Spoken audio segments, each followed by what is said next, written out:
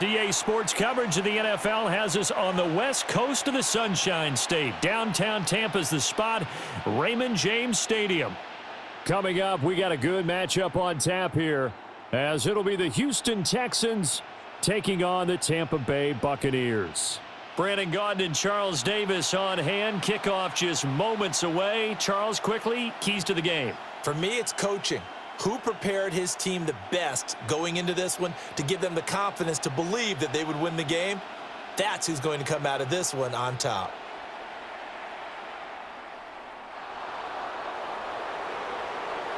And he returns this to the 22.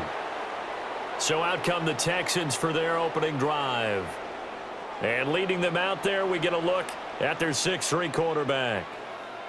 I tell you what, when he is on schedule for that week, secondaries take notice because you've got to stay alert back there on every snap.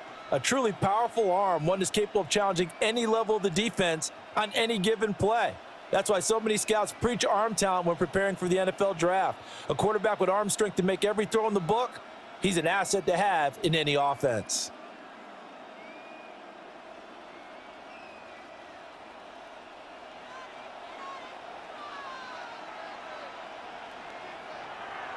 On the ground, this is Joe Mixon. And somehow he's going to get a yard out of this as he fought through that first contact. It's second down. They suspected it was a power play up the middle coming at them, and boy, were they right. That defense got downhill in a hurry and limited them to just a couple on first down. Play action. Stroud now. And down he goes. A Buccaneer sack. That's Kalijah Cansey in to get him down. But just 2 plays in, and Charles already their first sack defensively. Yeah, how about that? That didn't take long, did it? And now they look at third down, and that's another time to try and go and get the quarterback too.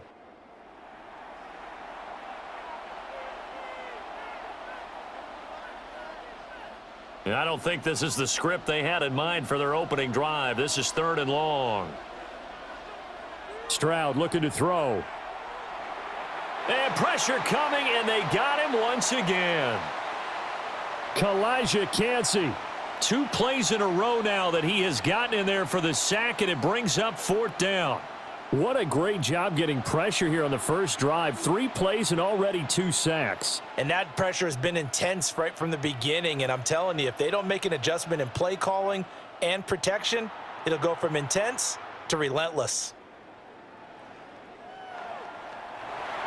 It's a 45-yard punt, but a decent return there of 9 yards. And the Buccaneer offense will be set up well as they take over. So now you've got their offense coming out for the first time with great initial field position. They'll be led out by the #1 overall pick in the 2018 draft, the Oklahoma Sooner, Baker Mayfield. And he's a guy who plays with a lot of emotion. He's learned how to channel it really positively because when he throws the football downfield and makes a big play, he'll be the first guy downfield to celebrate with you. But also when his team needs that confidence, when they need that jolt, they turn to him, and he's ready to provide it. And he takes this just a few yards shy of the red zone before going out. The catch and run, good for 24 yards. For many teams, the evaluation of tight ends has really changed. We used to wonder about how they would block first and foremost. Now we want to know how these guys can run because we envision them in offenses, catch the ball, how much yardage can they gain after that? And that on display there for a good pickup.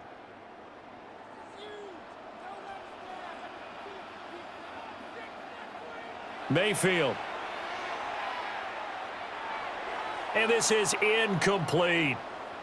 From the snap, he certainly looked like he knew where he wanted to go with the ball, but surprise, that guy was covered. So that took his attention elsewhere to no avail.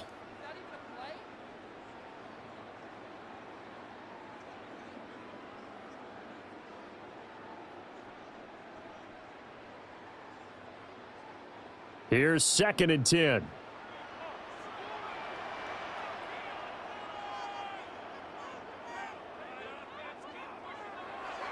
They run for the first time here with Rachaad White. And he's able to work free for about 6 down to the 18. A quick burst there, and he nicely bit off a pretty decent gain.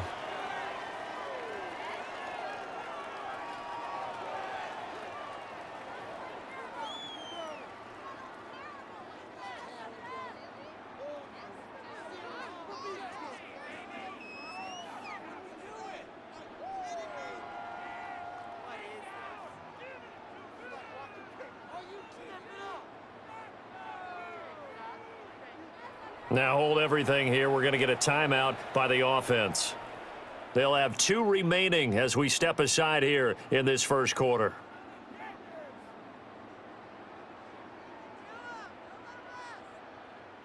Here is 3rd down and 4.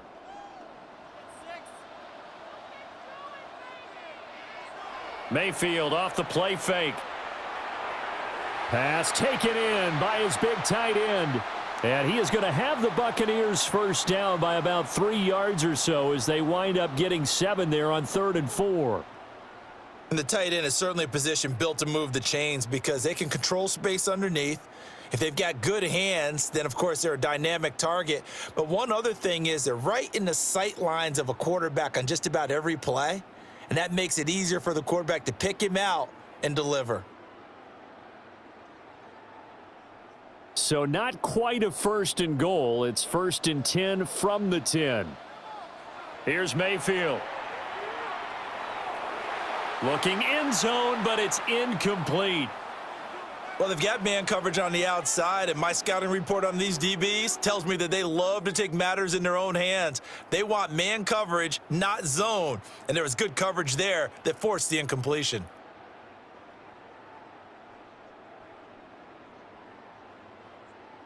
Second and 10.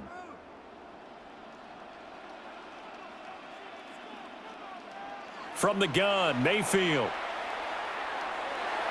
And Evans hauls it in. Touchdown, Bucks. 10 yards on the touchdown pass. And the Bucks will claim the early lead as they're on the board first here tonight.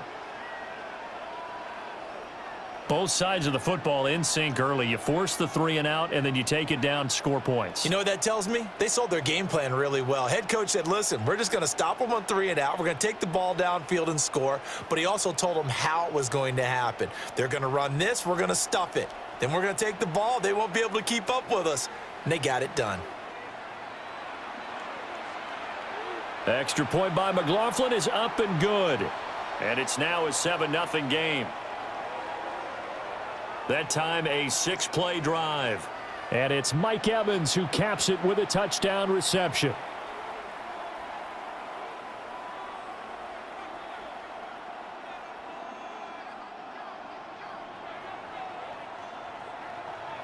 Following the touchdown, here's McLaughlin to kick off.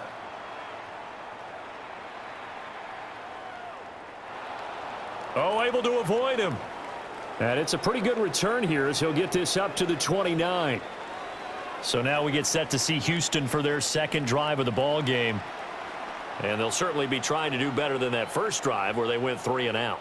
And sometimes the first drive is just simply to settle nerves. You know what it's like at the start of a game with the emotion. Guys a little bit jumpy. But you do. Oh, you understand the same way. It's just like us calling one, right? Making sure we ease into the game, let it come to us. Well, you went 3 and out. And now they have that opportunity. No, you didn't go 3 and out. I went 3 and out on that first drive. I'll try to do better here. And he has a big gain inside the 40 before being dropped. That'll go as a pickup of 32 on the catch and run.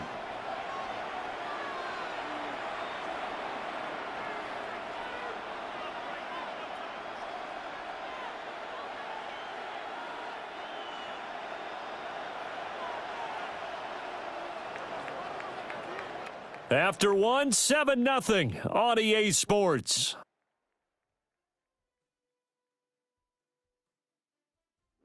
Texans football to start quarter 2 as they've got it with a 1st and 10.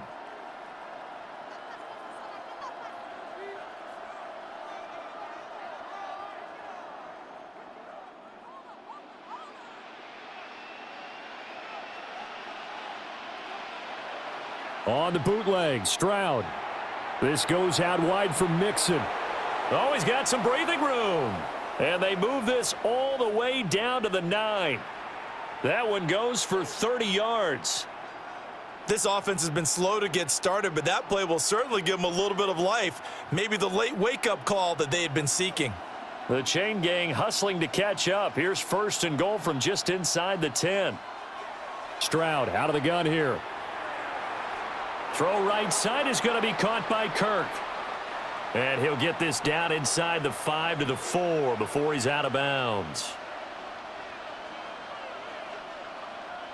2nd and goal from inside the 5.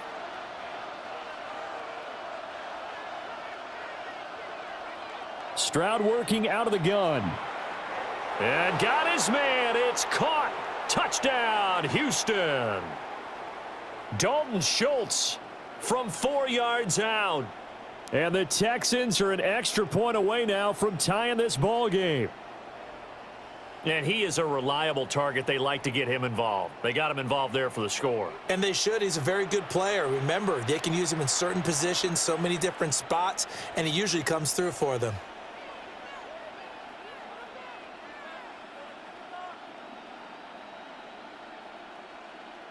Kaimi Fairbairn on for the extra point.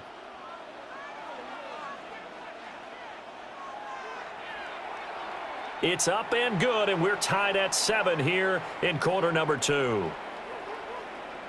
So that drive, 4 plays. And it was the tight end Dalton Schultz on the touchdown reception to cap the drive. So all even at 7 now as they kick it away.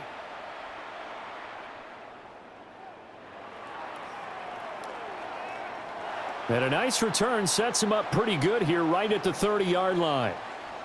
Tampa Bay, they're getting ready to set up shop here for their 2nd drive. This drive here beginning probably with a pair of motivated groups. Remember, the offense scored a touchdown on their last time out, looking to repeat that in Charles's defense. They were very frustrated after giving up 6 the last time on the field. And frankly, it's just a battle of wills in a lot of ways because you know they're both motivated. They both game planned for this drive, and they both have specific outcomes in mind. To me, it just comes down to who can execute better and which side can step up and assert its will over the other. They start to drive with White. And shedding the tackle, and now some room. And they get him down, but not before he takes it across the 40-yard line. Give him 13 yards on the opening play of the drive and also give him a first down. We use the word relentless a lot with guys who are aggressive on the field. In this case, it really fits, doesn't it? How about his ability to break tackles and his feet never stop moving?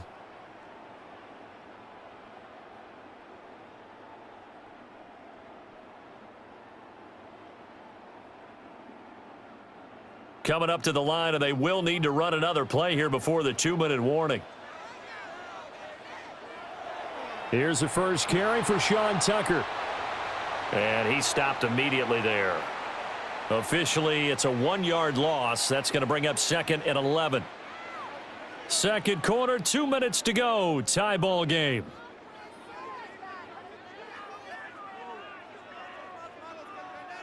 Second and 11. Mayfield now. That's complete to his receiver, Godwin. So the completion good for 7 there. And that'll bring us to a 3rd and 4. In search of 4 yards here to pick up the first down. Mayfield now from the 50. That's caught inside the 20. And he's out of bounds. Almost gets to the 10. A big gain of 39 on 3rd. I know we love our jobs, and pretty much any play we see, we're pretty, excited about. But big plays, let's face it, that's what we absolutely live for. How about that one? That was great. And what our camera missed was the fist pump from the sideline after that catch. They're fired out. That's a big gain.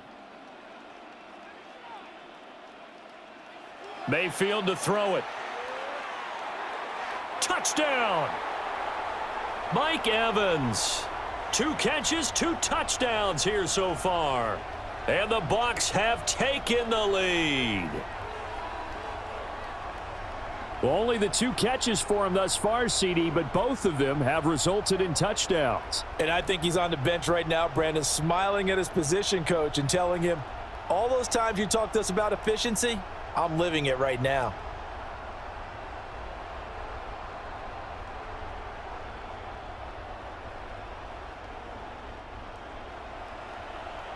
McLaughlin for the extra point.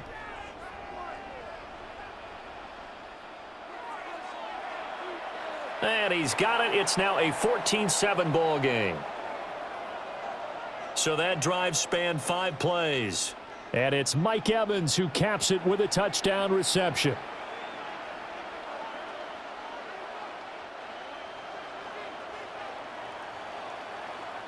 Following the touchdown, here's McLaughlin to kick off.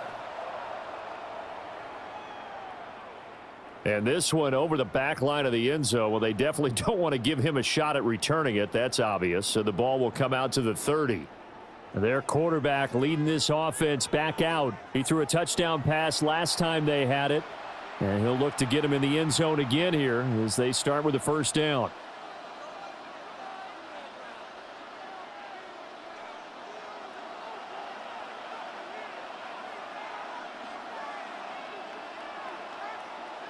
Throwing now is Stroud. He'll let this go deep for Collins. It's incomplete. Took a shot, couldn't connect. Well, I guess we just discovered that someone is certainly not going to sit back and just take it in this game, huh? No, they were trying to get that touchdown back in one shot. One shot, trying to help out his defense and let the other team know they were coming after him.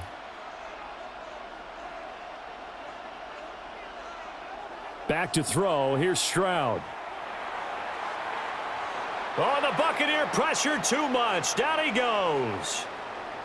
The Bucks going to go ahead and use the second of their timeouts as they'll head to the sideline and talk over what to do next.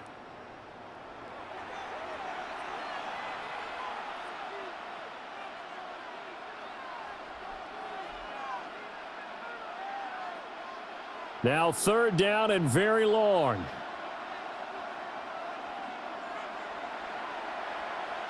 Here's Stroud. He'll get this into the hands of Nico Collins. Now the Texans will burn the first of their timeouts as they'll get a chance to talk it over after picking up the first down.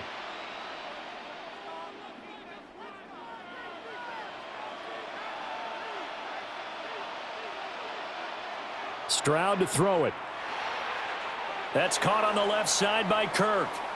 And he'll go out of bounds after taking it a little further down inside the 40.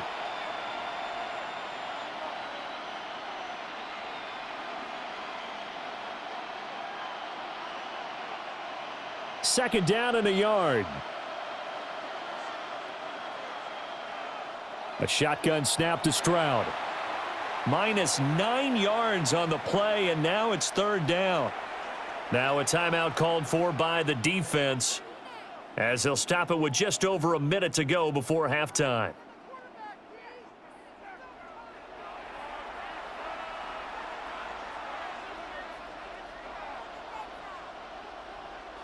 And they'll need to get to the 35 if they want to keep this drive going on third down. Now Stroud. A short one going to be taken in here by Schultz. And he is going to have a Texans first down as they're able to get the third down conversion. We often hear the phrase sure-handed tight ends, and he certainly fits into that category. Plus, he's got a quarterback who knows to look his way when they need a big pickup. And on this play, he finds him for the first down. And completes it to Kirk over the middle. Now the Texans will use one of their 2 remaining timeouts as the clock will stop with 35 seconds to go in quarter number 2.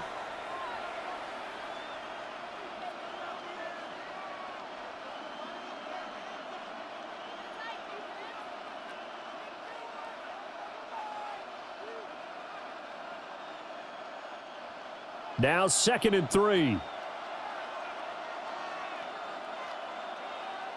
Stroud.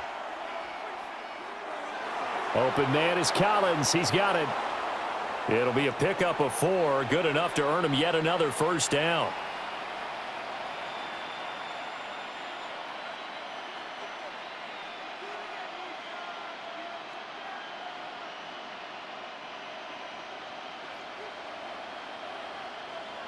Final play of the half. Stroud. And we're going to get a timeout with 2 seconds remaining in the second quarter.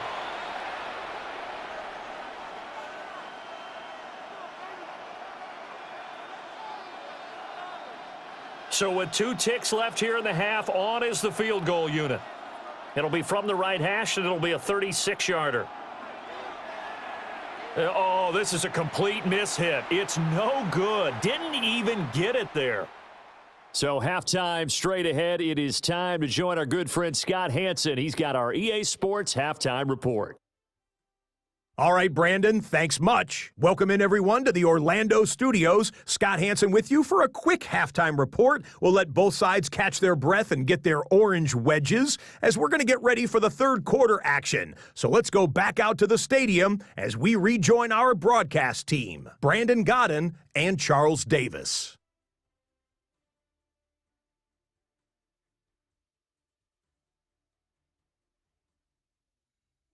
Okay, Scott, thanks a bunch. And we'll see which team's adjustments are going to pay dividends here as we are just about ready for the start of the second half. The Bucks with the lead, and they'll get the football first as the second half is underway. And they'll get him down inside the 30 at the 27. Out come the Buccaneers. They'll have it first to start in the third quarter. So for this offense, Charles, remember, drive 1 made it to the end zone. Drive 2 resulted in a touchdown as well. Now they'll try to make it 3 for 3. Yeah, and, you know, they told us all week that this was the plan and this is what they wanted to execute, but did they really believe it would happen this well, this efficiently? I know they'll take it, and afterwards they'll say, there was never a doubt in our minds we were going to be successful in this one. All right, rifles one, and that's going to be intercepted. And they will score a pick 6 for the Texans TD. You and I have talked about adjustments so many times during games. Remember, it's really series to series, but coming out after the half, that's a big opportunity, a big time to come out and make one of those plays that can change a game. Yeah, first play of the third quarter. So offensively you think of adjustments, but right defensively, maybe you're playing a hunch. You have an adjustment to make. Yeah, I think sometimes they have that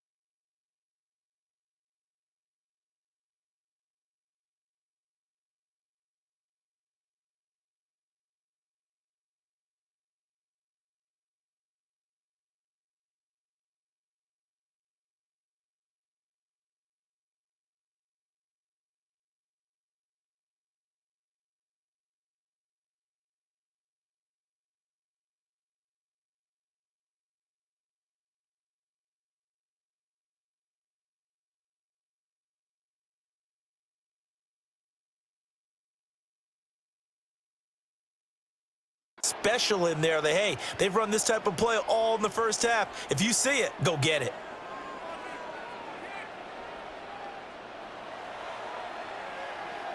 Fairbairn good with the extra point, and we are tied at 14. So the defense creating some points, not only getting the interception, but then returning it to the end zone for the pick six. And a good return as he'll be stopped just shy of the 30-yard line. Back now comes Tampa Bay. Now remember, they were just out here a moment ago through the pick six, so we'll see if they can take better care of the football this go-around. And sometimes, partner, I think it's almost better that you just throw the pick six and you come right back out on the field. You're not over on the sidelines dwelling for it for very long. You're not hearing everyone say, oh, hey, you'll get them next time. Hey, don't worry about it. All that stuff just goes right out the window. You're right back out on the field with a chance to atone. Now Mayfield and the Bucks come up on 1st and 10. Just shy of the 30. After the pick six, they go right back to the air. And a quick throw here, that's complete. From the 34-yard line, here's a 2nd and 5.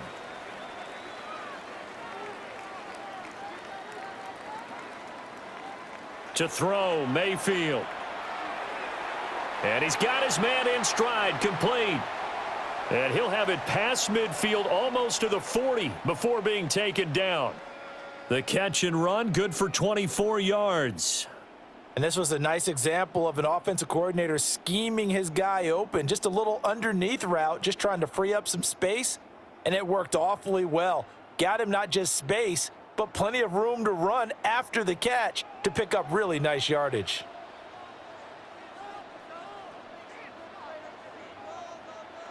Throwing, Mayfield. He'll find his rookie wideout from Ohio State here. And that's good for a gain of 6, and that'll make it 2nd down.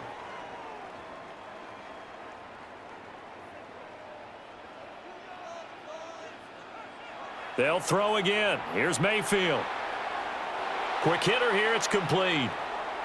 68 yards receiving now for him in the game. Had a 1st down on that last catch as well. I got a kick out of that one, partner. You and I talk often about trying to hide receivers in certain situations, but a guy of his size, can't really hide him. But the tight end drag route, definitely an effective way to sneak him across the formation for an easy completion and a 1st down. It'll be a gain of 5, and it'll be 2nd down. And let's face it, you can put any Halloween costume on him. You're not going to be able to disguise him because for a tight end of his size, difficult to sneak him anywhere, but that's what they tried to do. Lined up on his right, tried to work his way back to his left, but just a minimal gain as the defense was able to react quickly.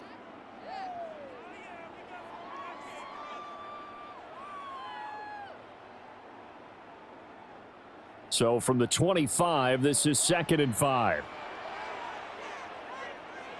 Mayfield looks to throw. It's a short one here, complete to his tight end. They'll get him to the ground at the 20 following a pickup of 4. I know sometimes we can get fooled when we watch him make catches, as we just saw him do there, because he really looks like a wide receiver the way he goes about his business. Yeah, 230, 240 range. Yeah, not super huge. Maybe not counted on to be that inline point-of-attack blocker that we used to have in the good old days, but you can flex him out. You can run wide receiver routes with him. You can make him a primary target, and that's how he'll shred a defense. It's an 11-yard pickup. Thought they'd run it on 3rd and 1. Not the case.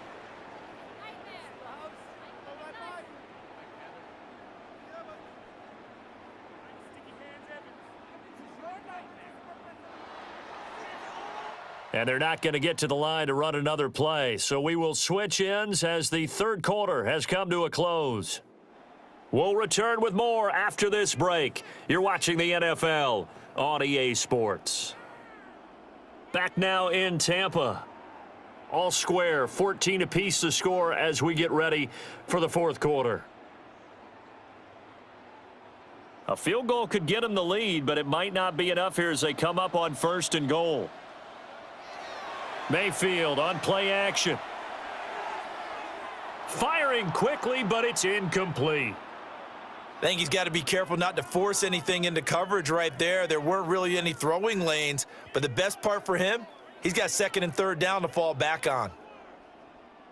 Nothing on first down, so the ball remains at the 8-yard line, 2nd and goal. And again, it's Mayfield. And Evans hauls it in. Touchdown, Bucks. 8 yards on the touchdown pass. And the Buccaneers have broken this deadlock and have taken the lead here in the 4th. And that third counter there gives them the lead, and it's obvious they've needed everything that he's given them today. The 3 touchdowns, that's impressive, but without him, they're not winning this game. Extra point by McLaughlin is up and good. And the lead is now 21-14.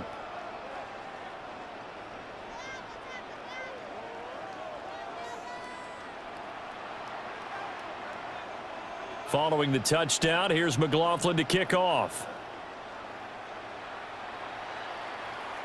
And this one definitely not in the landing zone. In fact, it's over the back line. So this is going to come out to the 35. Houston set to take over. And now after the touchdown a moment ago, they work from behind in a 7-point game in this 4th quarter. Plenty of time on the clock.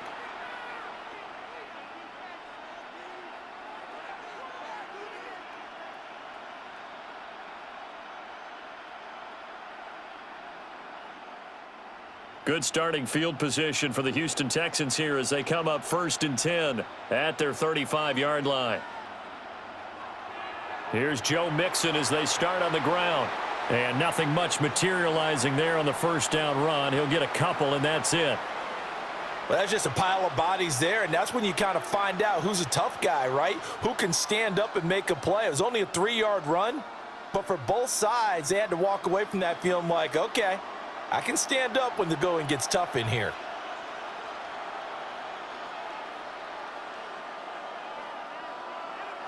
They'll fake the jet sweep, and now Stroud to throw off play action. To the sideline and incomplete. Tell you what, partner, after he ices down, he's going to need a nice long soak in a hot tub after this one. He's been under duress the entire game. Yeah, once again, hit as he throws. Fortunate that one wound up incomplete. One of the bigger plays in the game thus far, and the crowd getting into it as we come up on a big 3rd down. Stroud looking to throw. And incomplete here to bring up 4th down as the rookie couldn't haul it in. Well, how about the coverage we just saw him break out on 3rd down? Dime defense, blanketed the field with extra defensive backs and speed, unable to find an open hole to complete that pass. The Texans send the punter out as he'll punt it away for the 2nd time. First kick 47. This one looks good as well. Johnson to return it. 43-yard punt, but they get 9 back on the return. And the Bucks will get ready to go on offense. Mike Evans in the Tampa offense about to set up shop. This defense, they wouldn't mind not seeing him again for a while. 3 trips to the end zone. How about that? I think right now they would happily go to their general manager and say, is there any way you could get a trade for him? Bring him over to our team so we don't have to cover him anymore? Because he is really having a heck of a ball game, isn't he? Boy, he is. I don't know that mid-game trade's going to happen, but good thought. A big play there on the catch and run. And it'll give him a fresh set of downs. And it's a real luxury when you have a guy who can turn a short throw into a solid gain at any moment. Once he caught that ball, he ID'd where the open grass was and got there in a hurry to pick up a new set of downs for his offense. Now the Texans will burn the first of their timeouts. And as the two teams talk it over on their respective sidelines, we take a break.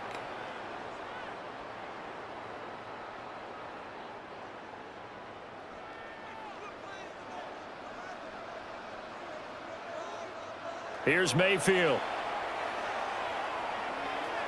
To the left side, he gets this one to Ibuka. Now the Texans will use one of their 2 remaining timeouts.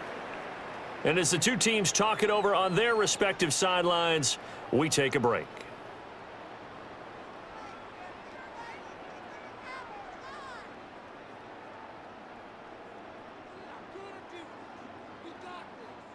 An ideal spot here to get a first down and try to run some more clock, and this is 2nd and less than a yard. Mayfield with it once more. And in for the Buccaneers touchdown. Bucky Irving from 13 yards out. And the Buccaneers have opened up a 2-touchdown lead here in this fourth quarter. Well, we know he has decent hands out of the backfield. That's the first time, Charles, they've targeted him in the passing game, and it pays dividends. And I love the design, too, because they kept him in the backfield, made the defense think run first before they swung him out of there. And you're right, with his hands, they might want to throw it to him just a little bit more.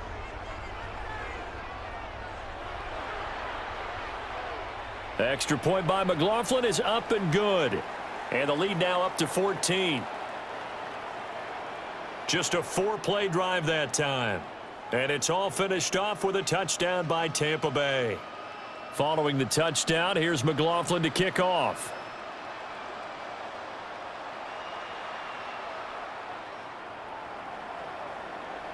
And his guys will get the football right at the 20-yard line. And now out comes Houston. And Charles, a very uninspired effort. The last time we saw them out there was a quick 3-and-out, and they punted the football. Yeah, and you never want to get stopped so soundly during a series, but what would be even worse now is letting it happen again right here. They've got to get going. Looking to put a drive together. And Stroud now to throw. That'll be pulled in downfield by Collins. And he'll take this one in for a Texans touchdown. Nico Collins, an 80-yard touchdown. And the Texans have made it a one-score game again here in the fourth. One play, 80 yards. Pretty easy drive to recap. It certainly is, but not so easy to execute. Starting on your own 20, you want something to kickstart your drive and get it off to a nice start. They went for the whole thing and got it. That's a great way to send a message to the opposing team. Extra point by Fairbairn, up and good. And now things get a bit more interesting here in this fourth quarter.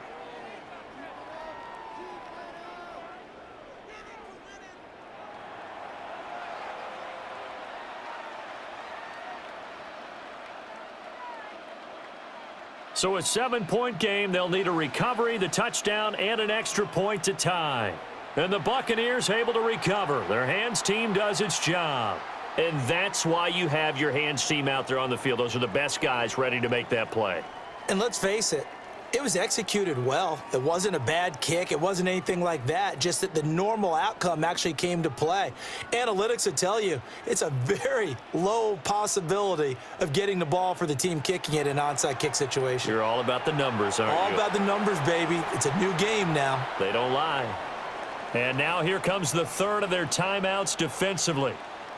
So they'll be left with only the 2-minute warning to stop it from here on out.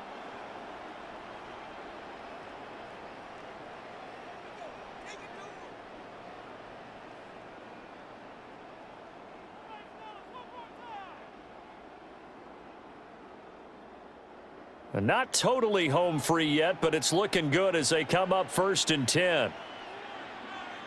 Now Mayfield. Toward the sideline, and look at that catch. Dragging the toes, and that's going to be a first down. Well done. And these guys certainly are not hiding what their intention is. They're absolutely showing it. They're definitely not going to sit on this lead here in the fourth quarter. So 1st and goal, 6 points here would go a long way toward wrapping this one up. Mayfield now. And his throw's going to be incomplete. I see the surprise in your face there, partner. That is a rare incompletion from him. He's been on point this entire game. He has percentage completion-wise way up, not that time.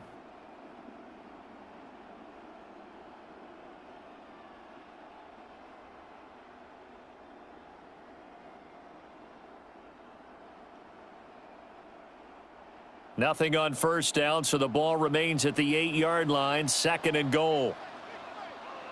Going to the air again with Mayfield. And he hauls it in for the Buccaneer touchdown. Emeka Egbuka from 8 yards out. And the Bucks go up by 2 touchdowns. Now, that's certainly an important touchdown there. It makes this a 2-score game. But as we've seen, no lead is safe in this one with the way these two offenses have lit up the scoreboard.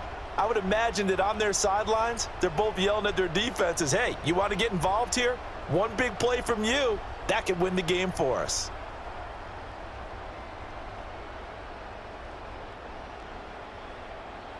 McLaughlin now to add the PAT.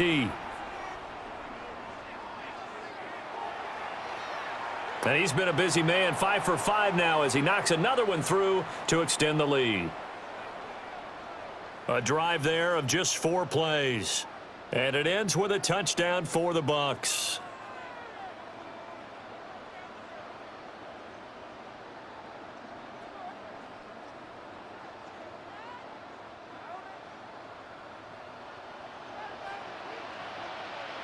Following the touchdown, here's McLaughlin to kick off.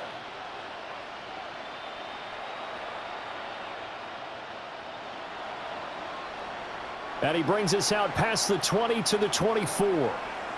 So Stroud and the Texans down by 2 touchdowns, 2:05 to go.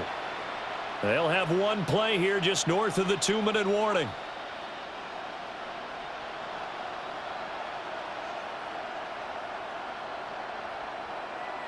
Throwing to start the drive, Stroud. And that is going to be incomplete as he led him a bit too much. One thing I have learned, receivers don't mind high throws so much to the sideline, but do that over the middle to them, and not only are the DBs going to throw a little verbal trash their way, when they get back to the huddle, they're going to have a few words to say to their QB, aren't they? Yeah, hung out to dry a little bit there on the high throw. Luckily fell incomplete. Down under 2 minutes to go in this football game. Well, this crowd doing their best to make a lot of racket. It's 3rd and 5. Now Stroud. Finding Schultz. And he has a big gain inside the 40 before being dropped. Well, there's still hope, but it's dwindling fast. No timeouts left. They need 2 scores still. 1st and 10 here. Now a timeout called for by the defense. And they'll be disappointed to have to burn one there after giving up the 1st down.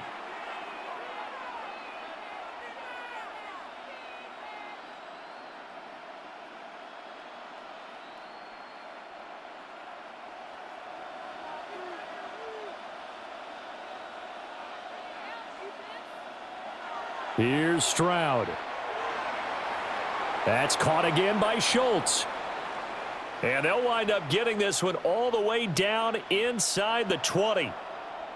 The Bucks going to go ahead and use the 2nd of their timeouts as they'll head to the sideline and talk over what to do next.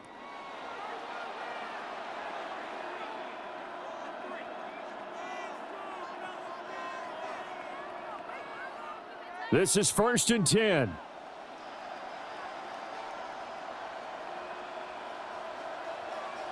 Stroud to throw it. Open man is Kirk, complete. Here comes 2nd down. Stroud. Now the pressure gets there and he goes down just inside the 20 at the 19.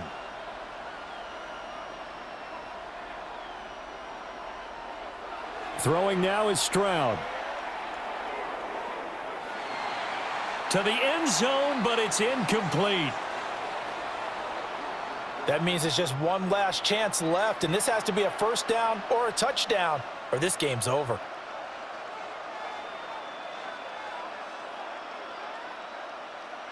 Gotta avoid the flags defensively. Here's 4th and long.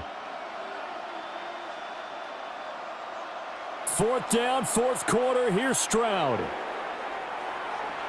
And this is caught now for a late touchdown. So hold everything here. This one's not over yet. Okay, game on. Don't go anywhere yet. You got a 1-score game now.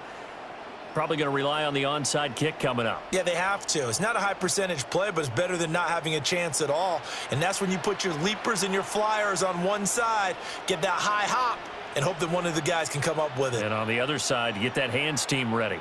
No doubt about it. Fairbairn good with the extra point. And now things get a bit more interesting here in this fourth quarter.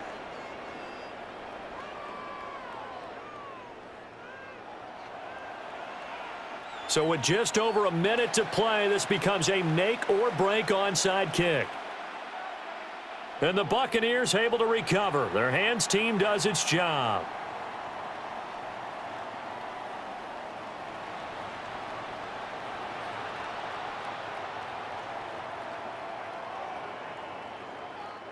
A big mistake in that spot. You got to let it go, Tim. They didn't give themselves a chance. They had an opportunity, touched it first. Now they're in a really bad spot. Victory formation now for the Buccaneers. Down to a knee they go. Listen, anytime you take a knee to end a game, that means you've won it. So it doesn't matter whether it's home or on the road, but there's something a little extra special about doing it in front of your home crowd, isn't there? And the home crowd applauding. They're happy with what they've seen. Chalk this one up in the left-hand column for a win. Yeah, that's right. Head to the locker room, throw the wristbands in the crowd for the kids, your gloves, your towels. Get to share it with the home team. Well, this was a very close ball game at halftime, Charles, but in the second half, that offense kind of kicked things into another gear, and they were able to pull away for the victory. And, Brandon, I think they're the type of team that just looked in the mirror and said, hey, ton of pressure on, but we're the type of team that can flat out handle it. They stood up with confidence, and made it happen for a victory. So that's a wrap for Charles Davis. I'm Brandon Gaudin. And this has been a presentation of the NFL on EA Sports. For more, check us out at easports.com. The Bucks are winners here as we say so long from Tampa.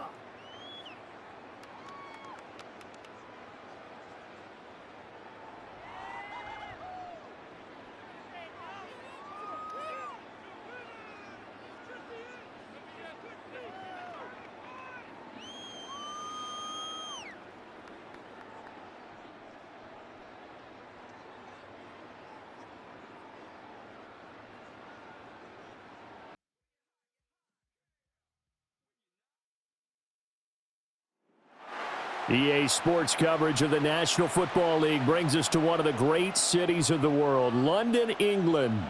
Coming up, another installment of the NFL International Series, and it should be a great one, as it'll be the Tennessee Titans taking on the Tampa Bay Buccaneers. Up in the booth with Charles Davis, I'm Brandon Gaudin, and kickoff straight ahead, CD. What's one thing that you're going to have your eye on? I think about what the great coaches of the past always said. The key to any ball game. Can you rush theirs and protect yours? Well, in this case, both of these teams get after the quarterbacks. I'm watching the pass rush.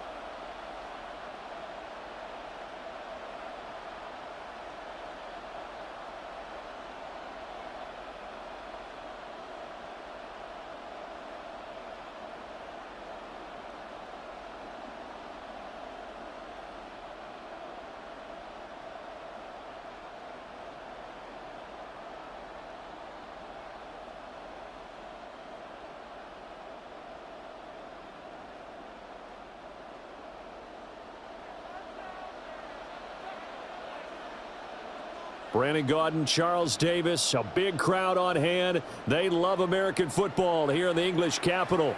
We're underway from Wembley.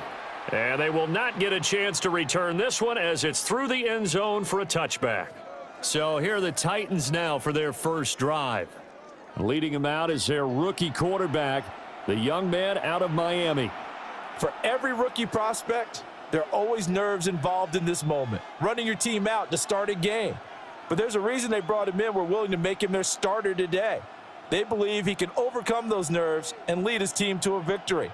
We saw him do it at the collegiate level and really make himself into a leader and someone you can envision doing the exact same thing here in the NFL. And he'll be stopped right at midfield. That's a start they can live with. 15 yards on their first play from scrimmage.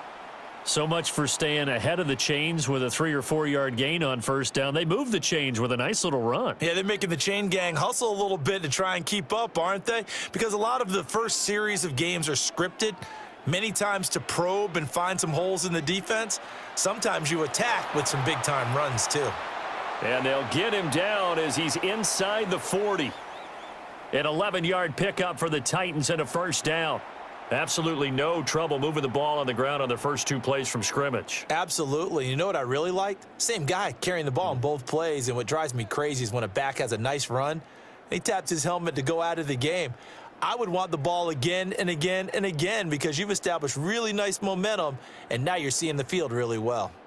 Back-to-back good plays have them on the move on first down.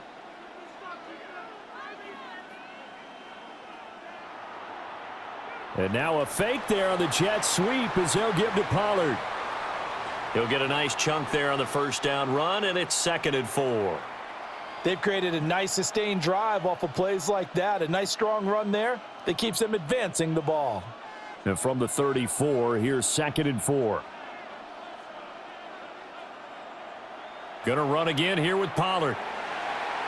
And he'll fight forward maybe to the line of scrimmage, but that's all. Just a gain of a yard there, and now it'll be 3rd down.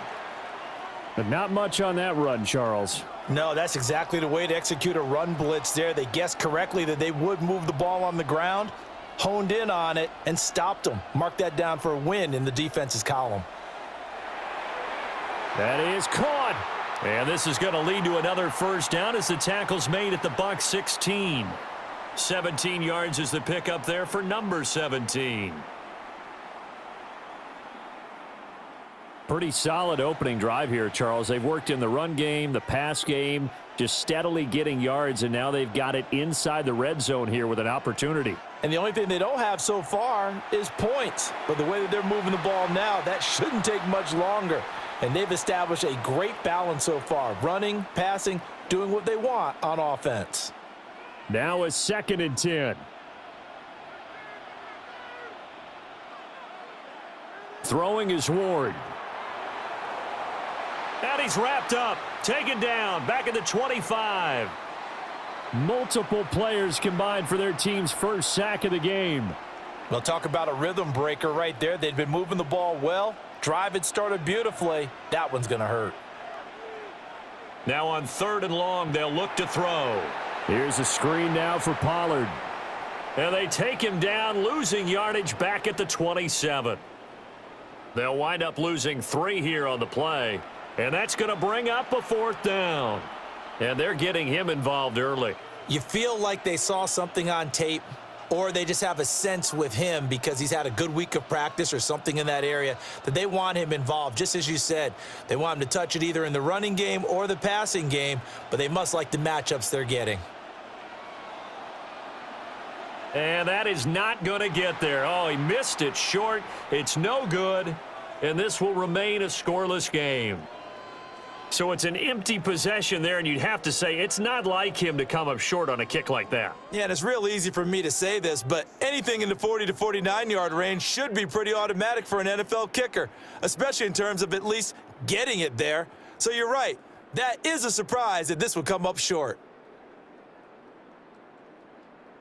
Now Mayfield and the Bucks come up on 1st and 10 at the 34. They'll come out throwing here to start the drive. Firing quickly here, and that's complete. And he slips up past the 45 before being tackled. That's good for a Buccaneer first, a pickup of 12 yards.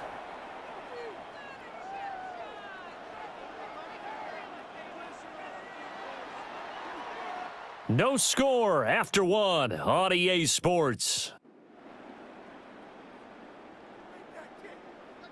Second quarter now, and it's Buccaneer football as they've got it with a 1st and 10.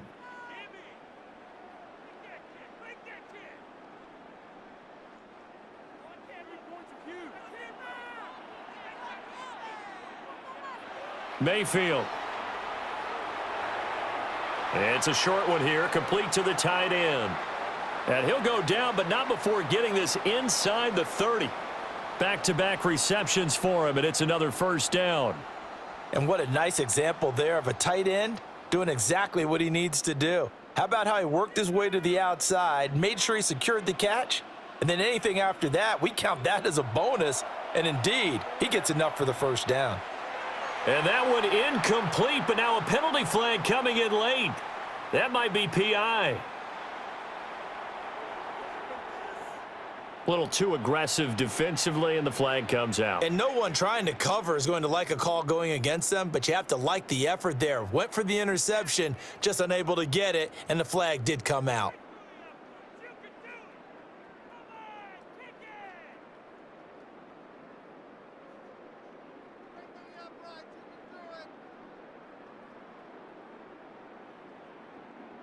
After the penalty, a fresh set of downs. It's 1st and 10.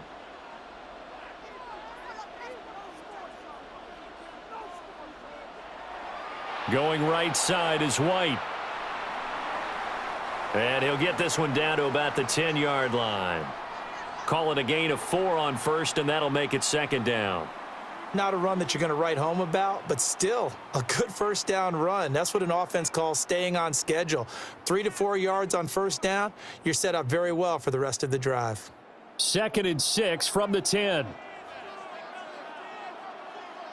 Mayfield to throw it. Touchdown! Emeka Egbuka From 10 yards out. And the Bucks post the first points of the ball game as they take the lead here in this 2nd quarter. Well, on that connection, it looked like they maybe had some pre-play communication. Maybe one of them noticed an area that was open in the defense to get the pass to. When you put the time in, sometimes you have that great silent communication that you just noticed right there, because the best quarterback-receiver combos in the NFL, they know how to make those adjustments at the line of scrimmage when they see something pre-play, and they got it done there.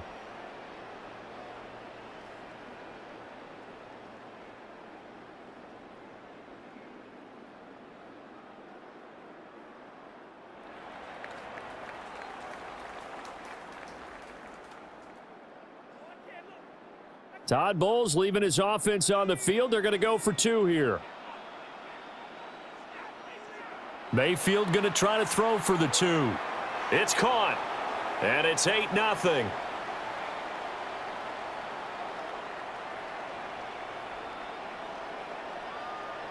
So they go with a pass there on the 2-point try and able to convert it, Charles. And a good job by the offense figuring out their 2-point play and using it well. It's interesting how people are using the strategy nowadays, though, isn't it? It really is, and I don't know how much that particular play factored in, but with the PAT moving back in 15-16, that kind of changed things, didn't it? It's really a part of everyone's strategy now. When I talk with coaches and when we sit with them, they always talk about they actually have 2-point periods in practice now, something they never really did before. And he's up past the 20 to the 22-yard line. The Titans coming back onto the field for their 2nd drive.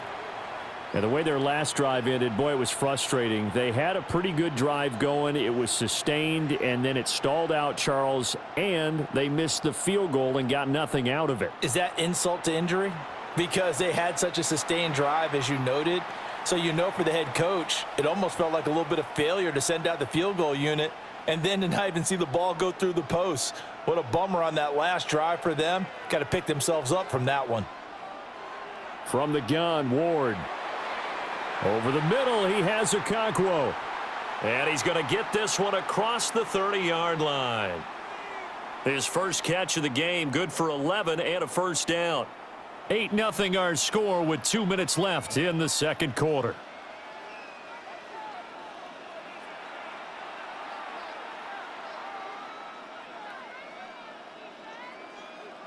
So they'll come up 1st and 10 now from the 33.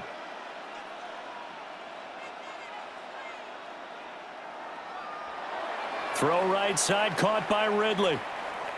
And he's going to be taken down right at the line. From the gun, here's Ward. That's dumped off to Pollard. That might feel like a little bit of a lost opportunity there for the offense, because the defense brought pressure that time. And sometimes against that, you can get it out to your running back, and it could turn into a big gain downfield. But what a nice job they did getting to him quickly and holding him to a short gain. Here's 3rd and 7. To throw, here's Ward. And down he goes, a Buccaneer sack. More than one defender there, and that's a loss of 5 on the sack. How about that? One of the so-called little guys putting the pressure on. That was a strong safety. When I was in college, we often called that a lightning blitz.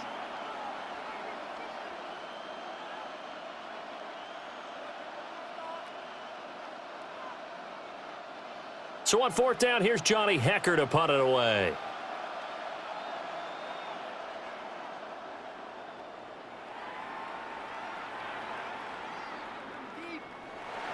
It'll be a 39-yard punt, no return. And out will come the offense as they take over. Well, the Bucks going to take over now late in this first half as they take over with exactly 1 minute to go.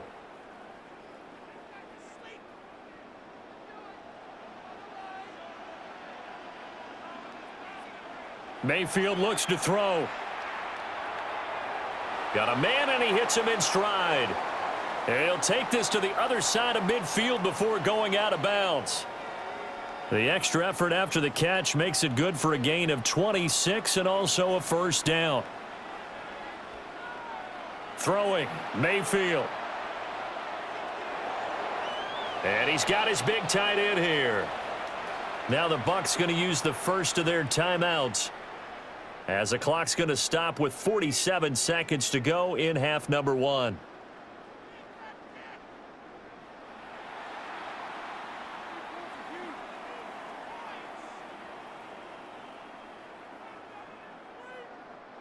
A good down to possibly take a shot, and in fact, they'll come up with an empty backfield on 2nd and inches.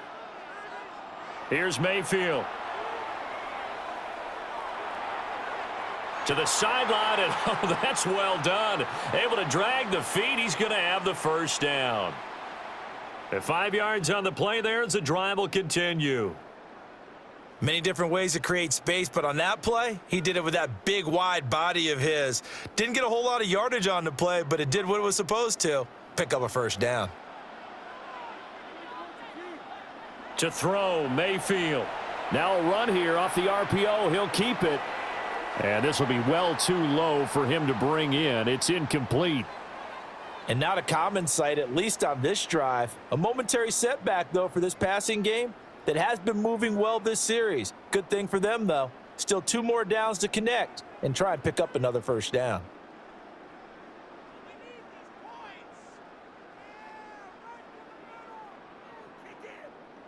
Line of scrimmage, the 31 as they line up 2nd and 10. They'll throw again. Here's Mayfield. And that is incomplete. A lot of force bearing down on him there. He could not hang on. It's 3rd down. Well, every point certainly counts at this stage of the game. But after driving so far, you absolutely know they want to finish it with 6 instead of 3.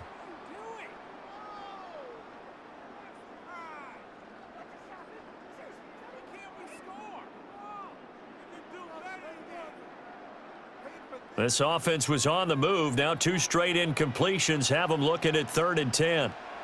Now Mayfield. Pass taken in by his big tight end.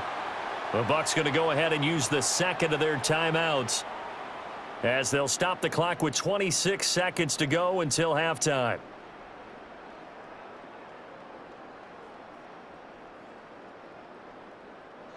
Line of scrimmage, the 15. It's 1st and 10. Mayfield now. And oh, it'll be intercepted. And the Titans are going to take possession here. It's a touchback, and they'll take over at the 20-yard line. Charles, one thing that he referenced to us yesterday was his confidence fitting the ball into any window, but obviously that window was a little too tight, and it was closing in a hurry. And he was talking to us about having anticipation in making those types of throws. Down near the goal line, I don't think you can anticipate it as much as you need to see it open. You've got to be precise with your throws down here in the red zone. That one goes into double coverage, and he gets picked off.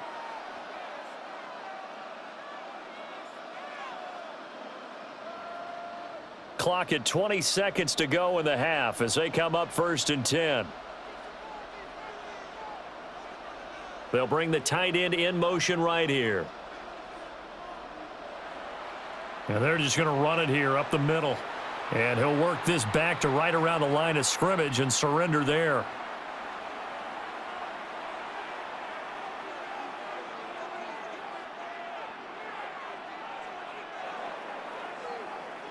So halftime straight ahead, and that means we go to Scott Hanson. It is our EA Sports halftime report. Scott, take it away.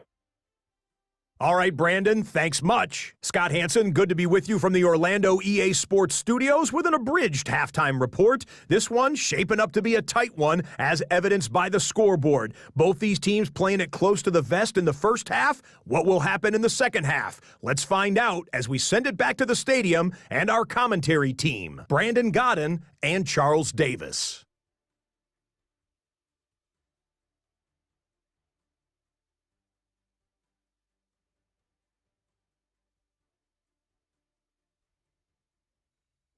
Okay, Scott, thank you. And this one's still anybody's game. We'll see who can come out with a hot hand in this second half as we are about to get underway.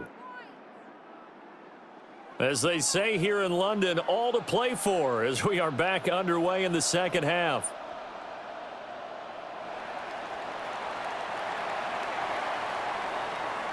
And a good effort on the return there. Gets him across the 30, up to the 33.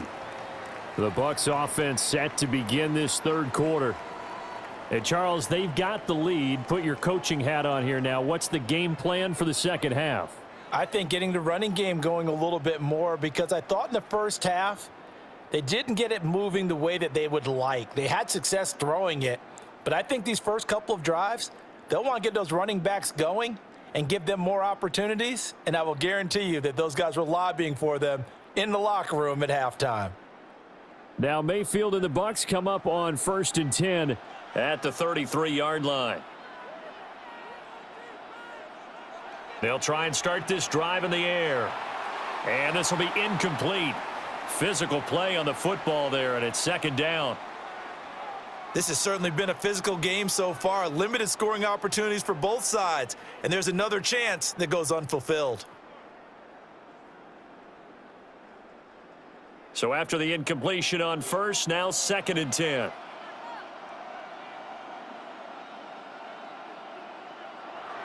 They'll set up a throw. It's a short one here, complete to his tight end. And they bring him to the ground just shy of midfield. The catch and run there, good for 16 and a first.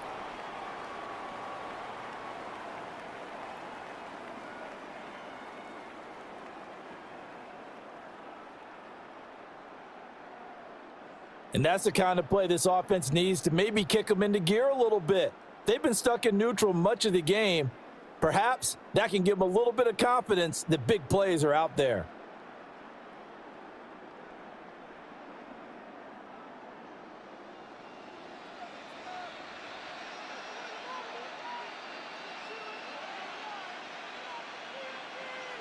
Play clock down to 5, and they're going to burn a timeout. It's just their first, so 2 remaining as they burn one here in this third quarter.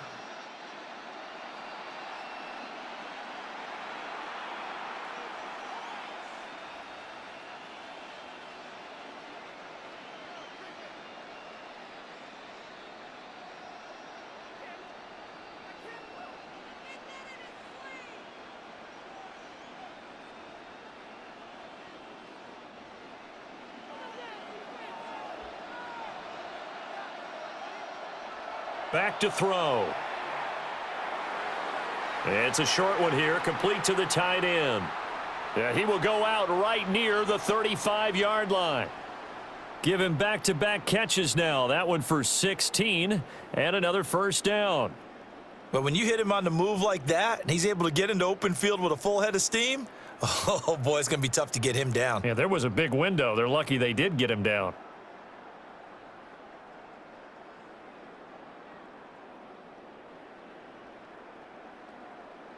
So operating from Tennessee territory now. Here's 1st and 10 at the 35-yard line. It's a short one here, complete to his tight end. And all the way inside the 15 before they drop him. That good for 21 yards on the catch and run. It's taken a while for this offense to get going. A little creaky at the start, but they're oiled up now. A nice throw there, and they're really putting together a good drive.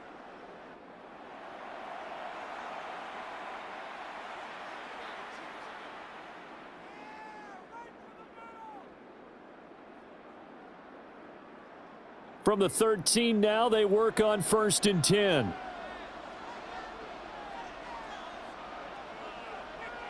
They'll stick with the passing game as he looks to throw. And he's got his man in stride, complete.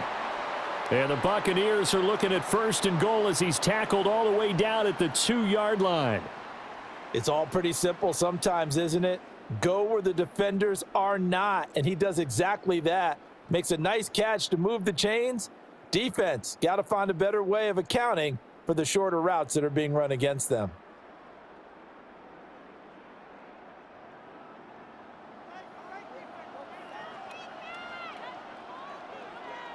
Mayfield with it once more. And it's intercepted at the goal line. And the Titans are going to take over once again with a football at their own 20-yard line. So it was a drive that had real promise here to begin the third quarter, but ultimately derailed by the INT. And that was the position you wanted to be in, coming out to start this third quarter, get a nice drive going, looking for the end zone. Possibly got a little bit too greedy right there. The Titans offense gears up for their first possession of the second half.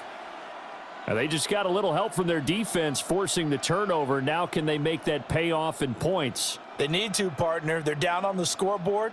Need to take advantage of those opportunities, and this is a good one right in front of them. Looking to put a drive together.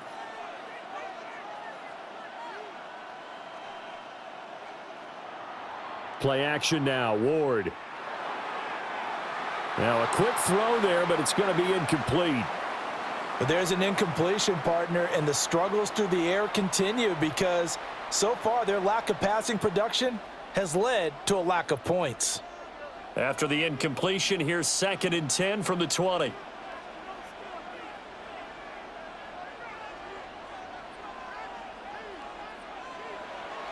Now a shotgun handoff to Pollard. And the second wave of tacklers is going to get him as they stop him behind the line.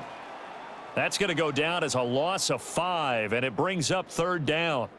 I know they'd love to take some heat off of that young quarterback, but so far, not much in the running game, and this won't help things either. A loss on that play. And the Bucks with an extra defender in the secondary now on 3rd down. Throwing now, Ward. In trouble here, and down he goes. Back at the 8-yard line. Yaya Diaby, he's the one who got in there. He gets the sack. A 3rd and long, you knew that he was going to throw it. He just couldn't find anybody to throw it to. Yeah, and it shouldn't have been a surprise, but that was perfect execution of their nickel defense. That 5th defensive back, the extra defender, he really tightened up things downfield in coverage, and they were able to get to him in the pocket. Johnson on the return. A 41-yard punt, 9 on the return. And this offense, they're going to have excellent field position. They take over with a 1st and 10 on the short side of the field.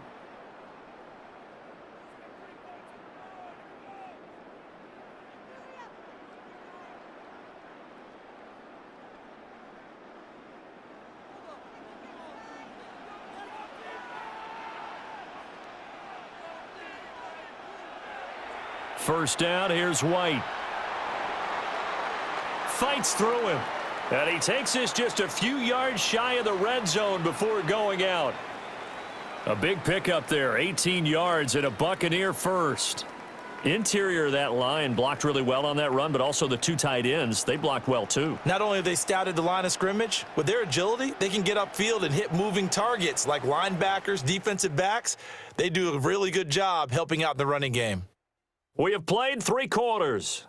You are watching the NFL on EA Sports.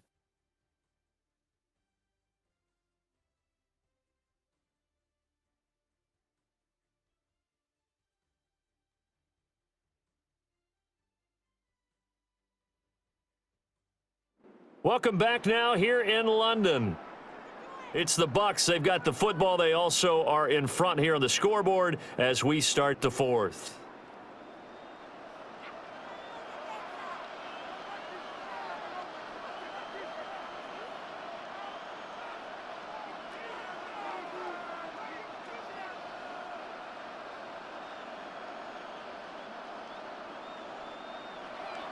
They go right back to White here on first down. And out of bounds all the way down at the 3. 41 yards rushing for him now on just his first 3 carries. So first and goal, 6 points here would go a long way toward wrapping this one up. White going to be stopped before he can get moving forward as he'll lose a couple back to the 5-yard line.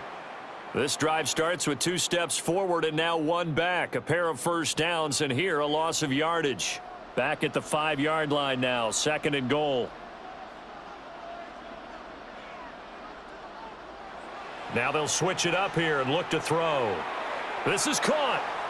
Only able to pick up 2, and that leads us to third and goal. Oh, it's time to give a little credit there to the defense. They played that very well because it was a drag route, and he ran it a little shallower than normal as he worked straight across the field. He was hoping he'd get lost behind the defensive line, but once he made the catch, nowhere to turn upfield. And look at this. They get the turnover they needed. It's intercepted. And the Titans are right back in this football game. A seismic shift in momentum here in the fourth quarter. That's the break that the defense needed. And you know as well as I do, people are going to question the play call in that situation. Sometimes you have to question the execution, not necessarily the call. And in this case, those defenders found a way to give their team a chance.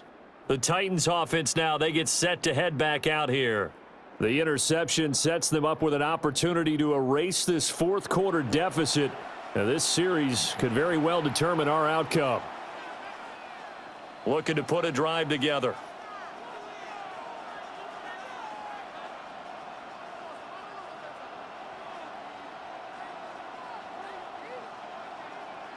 Here's Ward. And this one is going to be off the mark, too far out in front. He shook his head right when he released that throw. He knew it was going to be a little off target. Yeah, the excitement got him on that one. Wasn't able to control the fact the receiver was open, and it would have been an easy throw. Working out of the gun here, Ward. That's into the hands of Iomanner. And he'll be taken down, but not before he gets this football out shy of the 30 to the 29.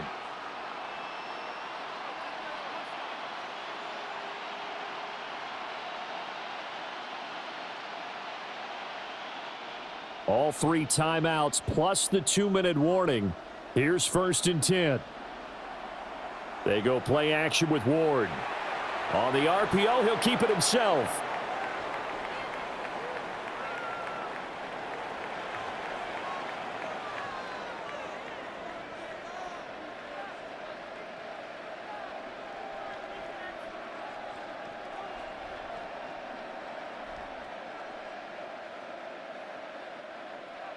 Fourth quarter, down to the final 2 minutes, and we've got a 1-score game.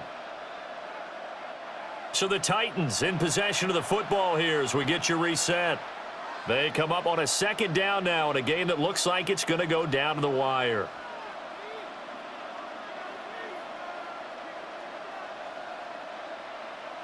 Second down, 8 yards to go.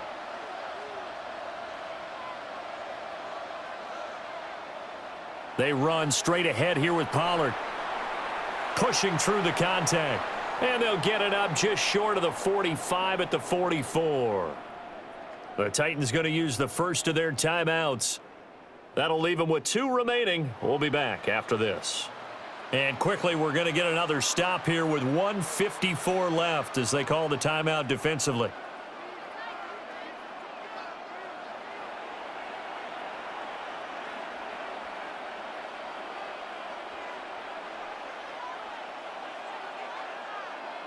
Plenty of time and 2 timeouts still at their disposal.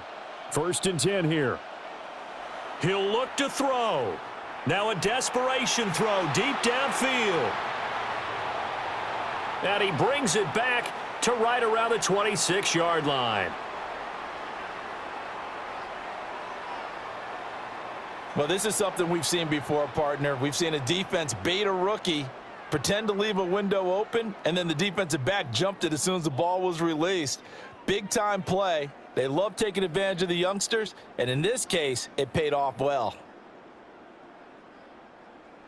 And Tampa Bay trots out there now. And this one now not quite over yet. Still 2 timeouts remaining defensively. And, boy, having that 3rd timeout would have really helped here. Yeah, another example of why coaches really stress saving your timeouts for when you absolutely have to have them. They go over this all the time. Here's one of those situations. And he's going to be out of bounds inside the 25-yard line.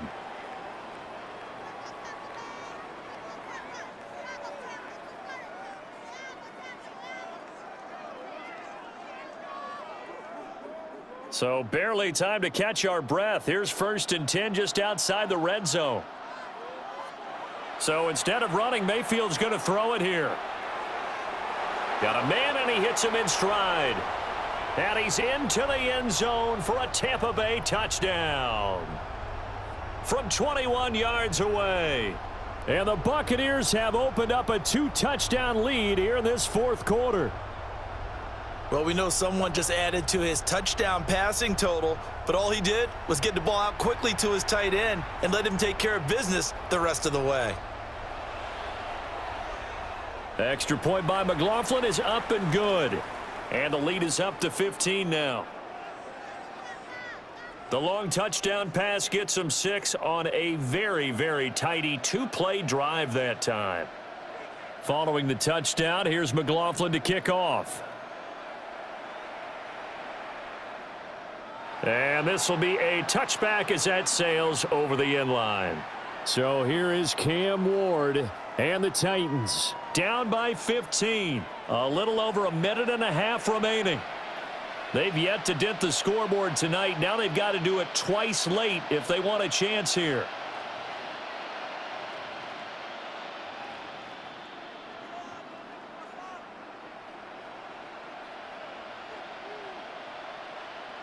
Trying to shake off the interception. He'll look to throw. Oh, the Buccaneer pressure too much. Down he goes.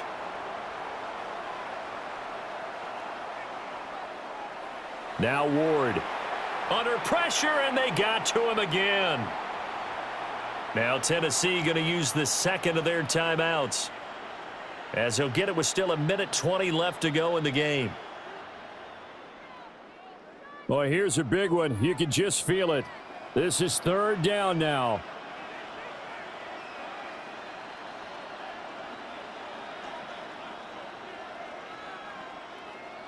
Ward.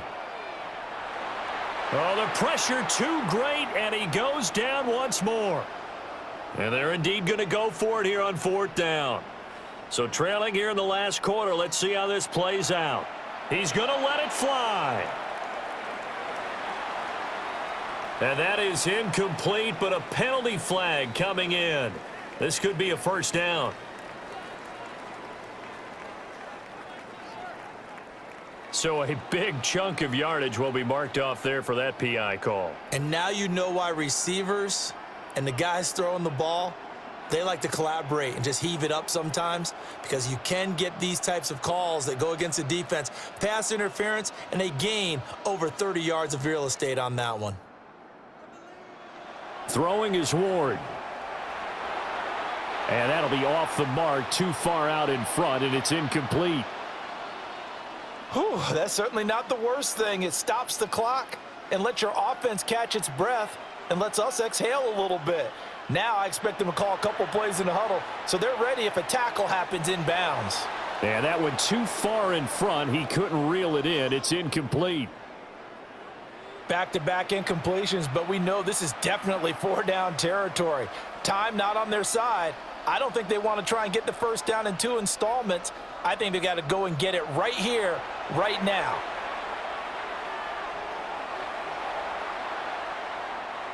No choice but to go. Here's 4th down now.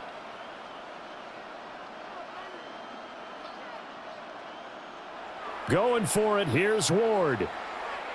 He's going to float this one deep right side. And it's intercepted at the goal line.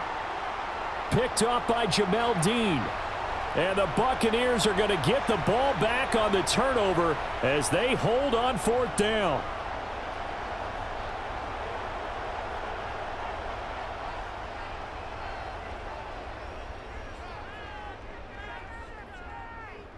Defensively that time, they were in zone coverage. As a rookie QB, what lesson can you learn there? Well, understand this. You saw zone in college, and the defensive backs reacted, but they don't react like they do on this level. So when they're in zone and they see the ball coming to them, they'll react at least a half a second faster. You've got to know where you want to go with the ball and be decisive with it. Otherwise, the end result can be something you don't like. Now the Titans will use their 3rd and final timeout as they get it with 26 seconds to go in the football game. And they will take a knee here.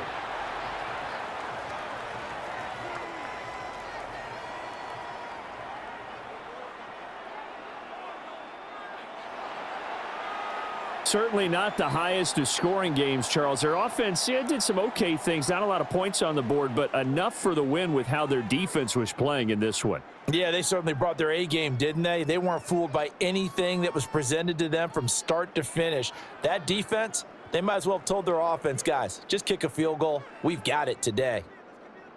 So that'll just about do it for Charles Davis. I'm Brandon Gaudin. You've been watching the NFL on EA Sports. For more, log on to easports.com.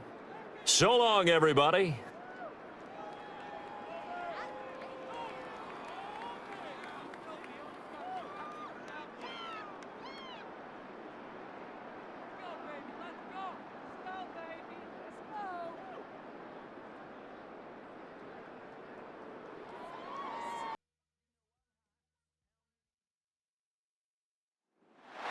EA Sports coverage of the National Football League brings us to one of the great cities of the world, London, England. Coming up, another installment of the NFL International Series, and it should be a great one, as it'll be the Minnesota Vikings taking on the Tampa Bay Buccaneers. Alongside my broadcast partner, Charles Davis, I'm Brandon Gaudin, and as we look at this matchup, every time there's something different to focus on. So I'll just ask you, what do you see here in this one? Well, Rembrandt, you've given me a pretty blank canvas to focus on, haven't you? Yeah. Where do you think I'm going to go with this? Oh, secondary? You know me well, right? In a game like this, it's always about the secondary. Can they handle the passing attack and make a few plays?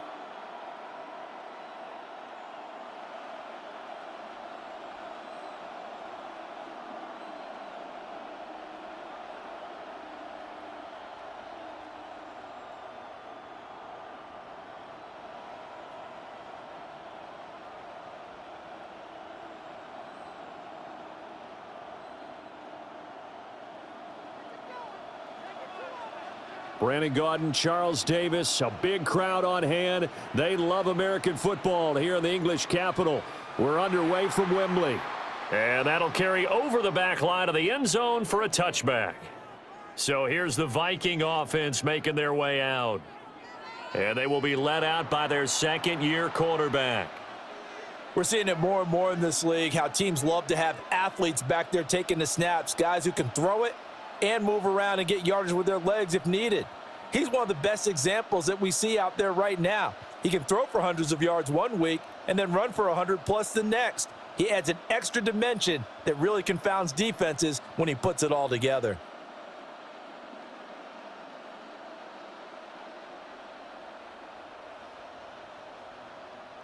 Ball up to the 35 now as they come up on 1st and 10. Now the man from UTEP, this is Aaron Jones. And he is going to be stopped cold behind the line of scrimmage. Call it officially a loss of 2 on the first play from scrimmage. 2nd down. That's a play to take note of there for the defense, I think, in the future. If you're going to try and block him, maybe you get a guard to help double team him and try and steer him out of the play. They should have done it on that snap. To the air with McCarthy. This one brought in by Jefferson.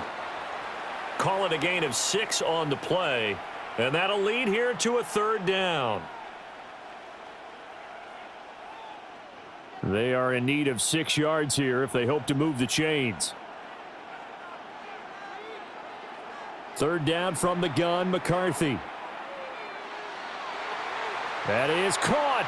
And they've got it well across midfield down to the 40 before it's all said and done. Great way to convert on third down there. 21 yards the play. So from Buccaneer territory now, it's 1st and 10 right at the 40. Running right, Jones. And he'll take it down to the 30-yard line. On any explosive run, you can almost feel the ground shaking, and that's from the offensive linemen creating space for their runners. I had an old coach tell me before, they always told his runners, run around the offensive line in pregame. Get used to the ground shaking so you don't trip and fall when it happens in a game. Here's Jones again on second down. And he'll be brought down at the 27-yard line. They'll get 3 as the drive continues. It's a first down.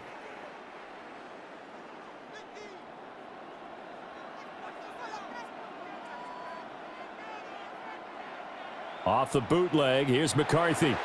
That one complete to Naylor. So that'll be no better than an incompletion. And it'll be second down.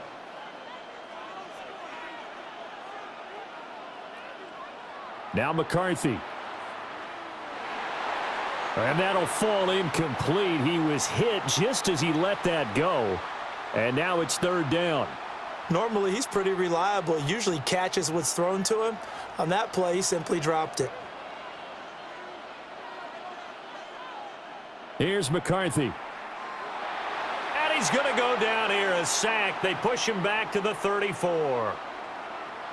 The corner blitz gets there as he goes down for a loss of 7. So not only do you not get the first down, but you've also made things a lot more difficult on your field goal kicker. Yeah, they're still in range, but you're exactly right because you know the kicker's over there saying, thanks a lot. You just made my job a little tougher because when he kicks it now, he'll kick it lower because he's got to get more distance. That means there's more jeopardy for the ball to get tipped or blocked. Everything looked good. Good snap, good hold. Sometimes, though, the ball just doesn't want to go where you want it, and this one winds up no good. Now Mayfield and the Bucks come up on 1st and 10 at the 41-yard line. They'll come out throwing here to start the drive. It's a short one here, complete to the tight end. And he'll be taken down, but not before he gets into enemy territory.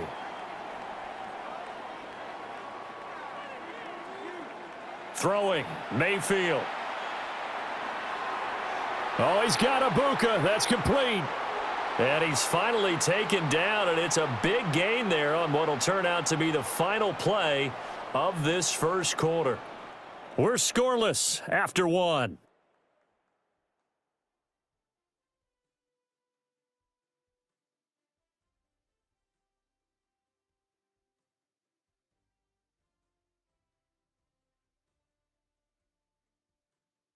Second quarter now, and it's Buccaneer football as they've got it with a 1st and 10.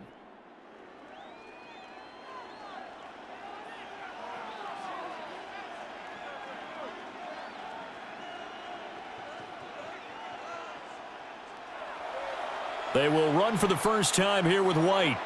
And there is nowhere for him to cut back as he's taken down in the backfield. 2 yards the loss, 2nd and 12. Mayfield. And it's caught. And he's into the end zone. Touchdown, Buccaneers. Mike Evans. A 12-yard touchdown grab. And the Bucks post the first points of the ball game as they take the lead here in this second quarter. Well, Charles, here in their opening series, they said they had certain plays scripted for certain players. That looked like a well-designed play to get one of their top targets involved. Yeah, let's face it, Brandon. A player of his talent is a problem for any opponent to defend, and we saw it right there. They tried to deny an open lane to him. He still outplayed the coverage and scored the early touchdown. Good luck trying to figure out how to defend him as this game moves on.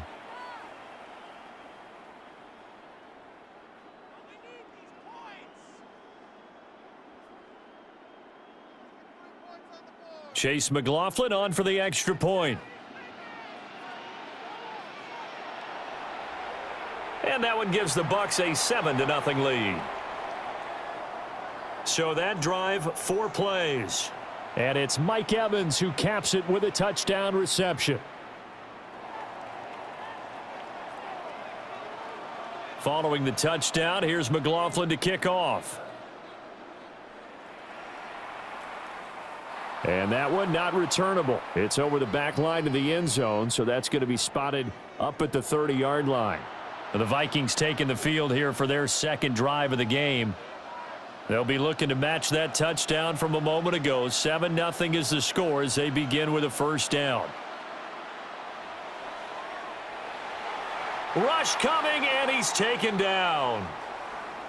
Kalijah Kancey coming right up the gut. Gets in there for a loss of 9. Throwing is McCarthy. Setting up the screen here, Aaron Jones. And this one goes nowhere. Losing yardage back at the 22. Facing some long odds here if they hope to convert, as they're well behind the original line of scrimmage. Now on 3rd and long, they'll look to throw. Oh, this will be incomplete. The rush gets home just as he was letting that go. That could have been worse. Instead, it's 4th down. And here's Ryan Wright now. As the drive goes backwards, so he's on to punt it away.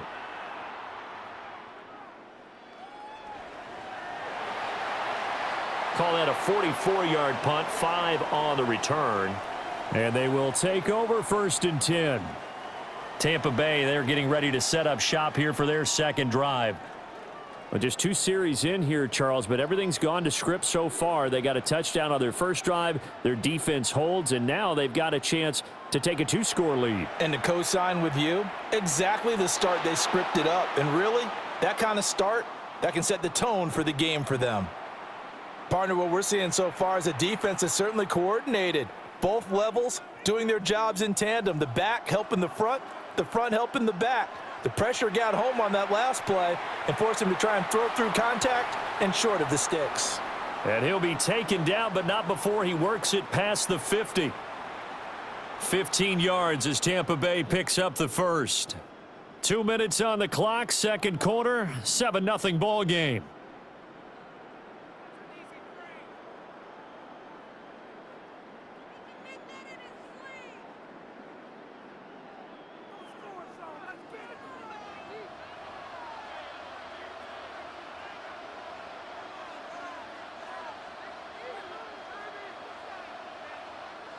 Here's Mayfield. Over the middle, complete. It's Evans. And he is tackled inside the 40, not quite to the 35. 10 more there and another first down. I think that's a big pickup for a first down, because when you run a drag route against zone, you're sometimes asking for trouble because you might run into a defender. Yeah, well, there they ran into a first down. Executed it to perfection. And brought down, but not before they're inside the 25. Another nice gain, 13 yards that time, and another first down. I like how they worked the tight end on a nice little under route there. And if you're going to give him that much space, he's not going to catch the football. He's going to run away from you a little bit, and that's exactly what he just did there, picking up extra yardage. Mayfield looks to throw. And a quick throw here, that's complete. And he is out of bounds, looks like right at the 15. So the completion results there in 9 yards. And they'll have a 2nd and 1 forthcoming.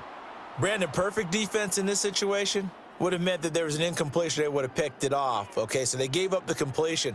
But I really enjoyed watching how the defense stayed in sync, stayed in great communication. And as he dragged across each zone, you see him pointing, communicating. There he is, and they passed him off to each defender. Ended up making a nice play, even though it was complete. And he's brought down just outside of the 10 at the 11. Now a 1st and 10 at the 11. Now Mayfield. Looking end zone, but it's incomplete.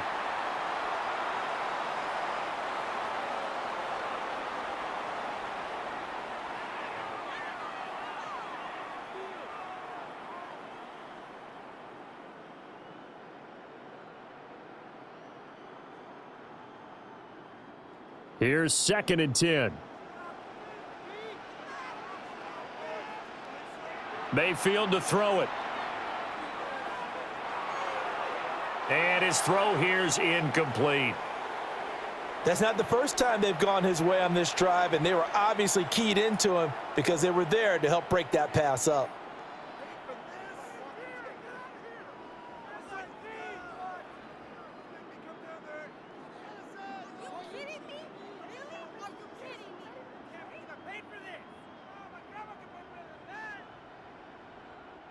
This offense was on the move. Now 2 straight incompletions have them looking at 3rd and 10.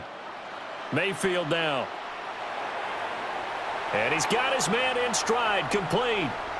And he's into the end zone for a Tampa Bay touchdown.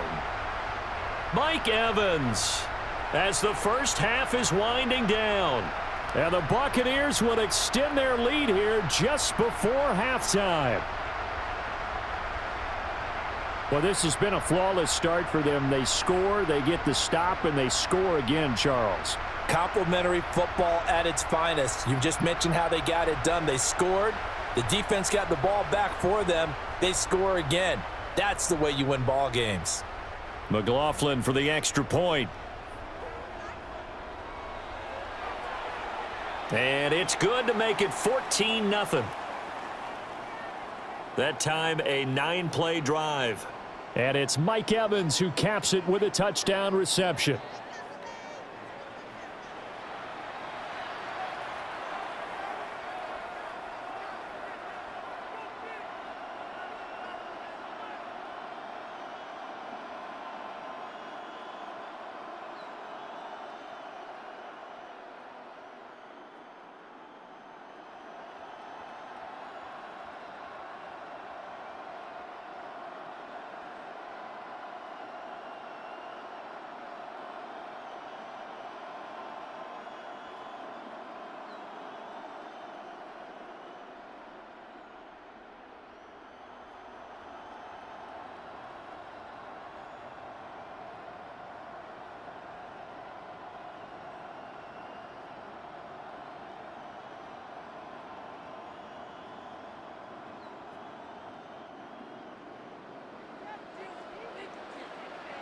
So not much time to speak of remaining in this first half as the kick's away. And that is over the back line of the end zone. It's a touchback, and they'll bring this out to the 30.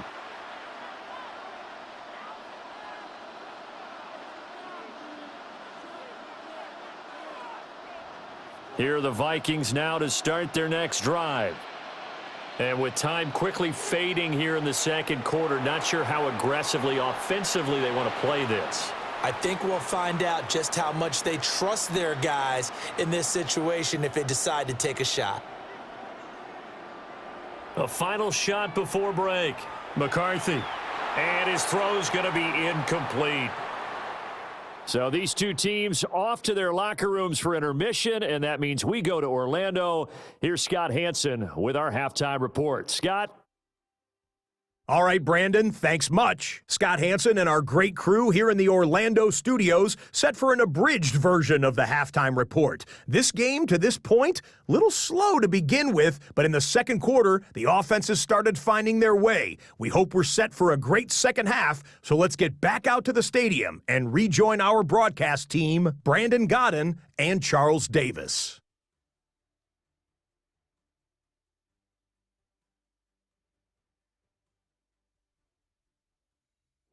All right, Scott, thanks very much. And we welcome all of you back here on EA Sports for quarter number 3. As they say here in London, all to play for as we are back underway in the second half.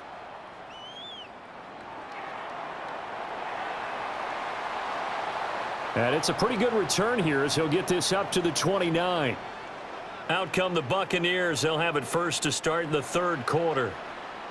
Now, right now, they're saying, hey, let's keep this going. 2 drives, 2 touchdowns. Yeah, can't ask for a better start than that, can you? I mean, this is the way you practice it. This is the way you rehearse it. But right now, the play calling, they're locked in really well.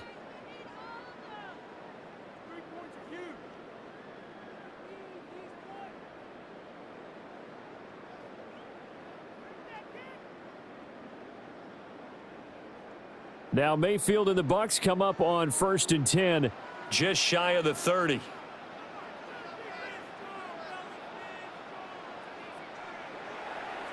They'll start this drive out on the ground. And he is met in his tracks behind the line of scrimmage. 2 yards the loss, 2nd and 12. And plays like that are exactly what this defense needs here early in the second half to give it a little spark. I think their halftime adjustments, what they talked about, maybe it was just a little inspirational speech. Who knows? But looks like they're ready to go.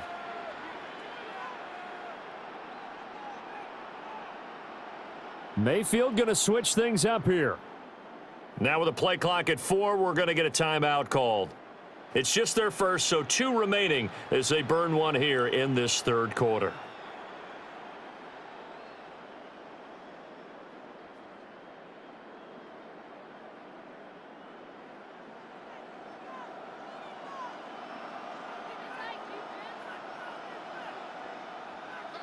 To throw, Mayfield. It's a short one here, complete to his tight end. And able to break one tackle, but then quickly brought down, but a nice little gain. Let's not quibble about the gain there on 2nd down. That was a positive play because that was a take-what-you-can-get situation. Got out to the tight end. Now it gives him a much better opportunity to convert on 3rd down.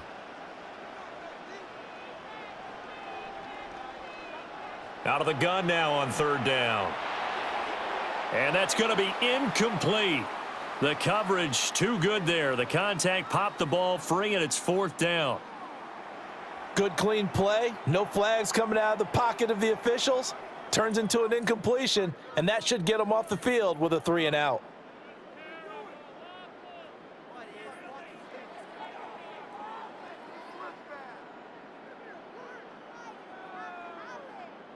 Now the offense is not leaving the field. They're going to stay out and go for it on 4th and 3.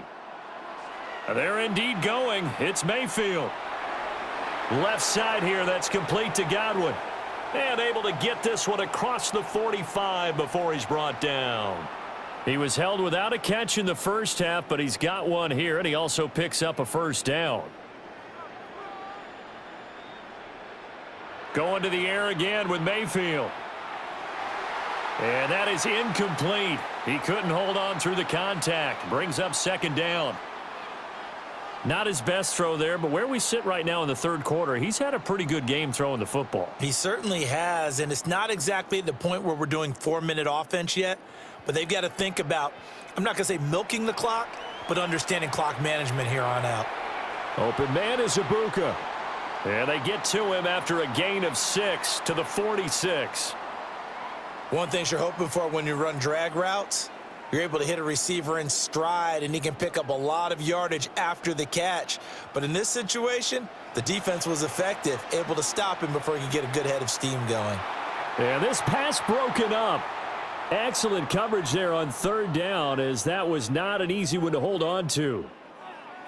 From a defensive perspective, they had exactly what you want anytime they want to throw the football. There was pressure on the quarterback. They were getting after him, and they tightened down on the receivers and forced the incompletion.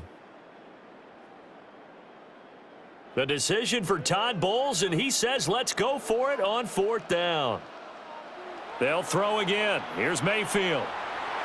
And it's incomplete. They cannot convert, and they turn it over.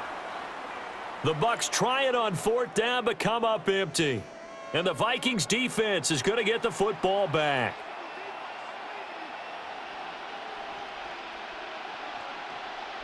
So good starting field position for them here as they come up 1st and 10 at their own 46. They'll go play action. Here's McCarthy. Throw left side, taken in by Jefferson. And he takes this one down almost all the way to the 30. Good work after the catch. Going to net him 23 and a 1st. Final minute now of the 3rd quarter. Addison will go in motion left. On play action, McCarthy. And he fends him off. The escapability in evidence there as that one good for 15 and a 1st.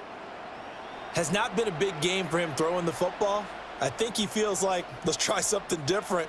Let's use the legs here and see if we can make some plays. And no passing touchdowns, yardage not where he would like it. Try something new. It worked there. Now a first down carry by Jones. And he's going to get a solid gain of 9 before being brought down. Second and right at a yard. And as they come to the line, they will not be able to get off another play as time has run out on this third quarter. We'll return with more after this. You're watching the NFL on EA Sports. Welcome back now here in London. It's the Vikings in possession of the football, but they need some points. They're trailing here to start the fourth.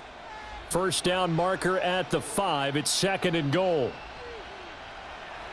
Up the middle, Jones. And he'll be brought down this time at the 5-yard line. The Bucks going to go ahead and use the second of their timeouts. That's going to leave them with just 1 remaining here in this fourth quarter. First and goal, and they got to be thinking a chance to get right back into this football game. Jefferson going to go in motion right. McCarthy off the play fake. To the end zone, but it's incomplete. Down this close to the goal line, first down. Surprised that wasn't a run? I am, and you know I'm old school. I want to run the ball on first down in this situation because second down, that gives me that option of running play action and maybe throwing it.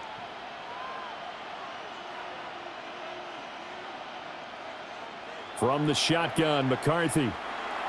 There's Hawkinson in the end zone. Touchdown, Vikings. 4 yards on the touchdown grab. And the Vikings are finally on the board here in the fourth quarter. Well, that's just how they drew it up, CD. His first read was there, got it to him quickly and into the end zone. Absolutely excellent execution by all involved. And the coordinator, got to give him credit, found the perfect play call. Quarterback let it fly as soon as the target came free. And his guy made a nice catch. Just how you draw it up in practice and then execute it in the game.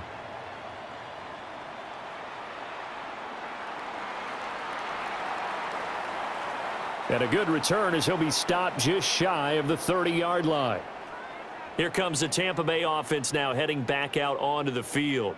They've been asleep for a little while on this side of the football, Charles, and the score is just a 1-score game now. Haven't had any points this half. What gives? Let's go old school here. All right, let's get back to the basics. Get back to running the football, high percentage throws. Find the guys that eat pressure and make plays for you and make sure they touch it. I think he's taking an awful chance with the football right there. You've got to lead, you've got to protect it, and he's taking chances putting it out there in a little bit of jeopardy. Especially in a spot like this, fourth quarter, as you said, trying to cling to that advantage. Yeah, that one probably should have been picked, huh? Second and 10. Back to throw here. Got a man, and he hits him in stride.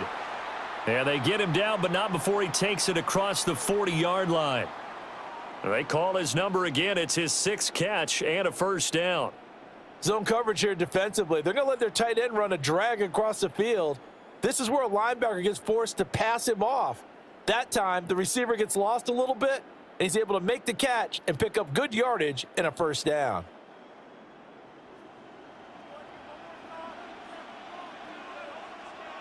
They'll look to throw now on first down. And look at this. They get the turnover they needed. It's intercepted. And he will take this one home. It's a touchdown. An excellent play there, CD, on the pick six. And I think were they a nickel? Did they have an extra DB out there? Yeah, Brandon, I think they were in standard nickel, not the Buffalo, as teams like to call it, meaning 3 safeties for big nickel. They just wanted to take away the quarterback's throwing lanes, and that's exactly what they did and came through with a big-time pick six. Don't forget the extra point. It's up and good. And an important one that is, as we are all tied now early in this fourth quarter.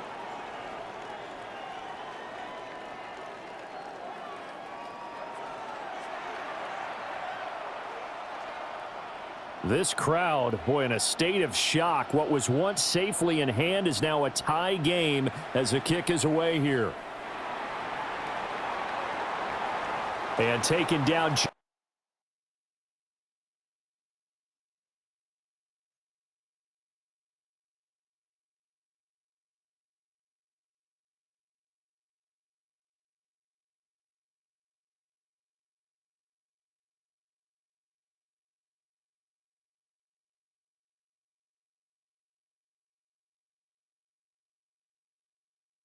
Just past the 20 at about the 21-yard line. And the Buccaneers getting ready to go as they take the field. They will look to flush the memory of that pick six as we now have a brand new tie ball game here in the fourth quarter, getting down to the good stuff. Now Mayfield and the Bucks come up on 1st and 10 at their own 21. He's back to throw here to start the drive. And he's going to hook up with his big tight end, complete.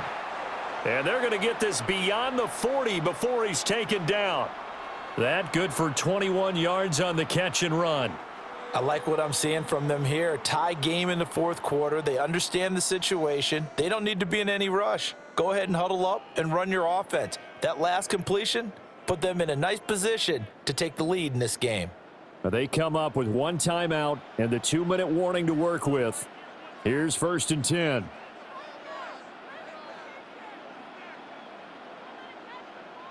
From the shotgun, he'll look to throw. This is caught by Evans. And he's going to get this down to the 35-yard line.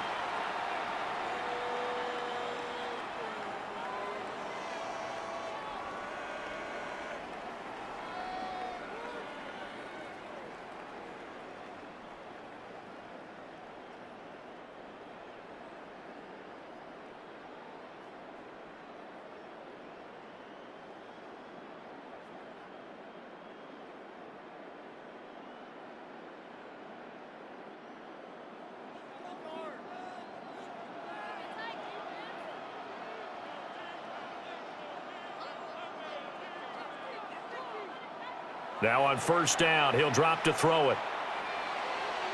And that one off the mark behind him, incomplete.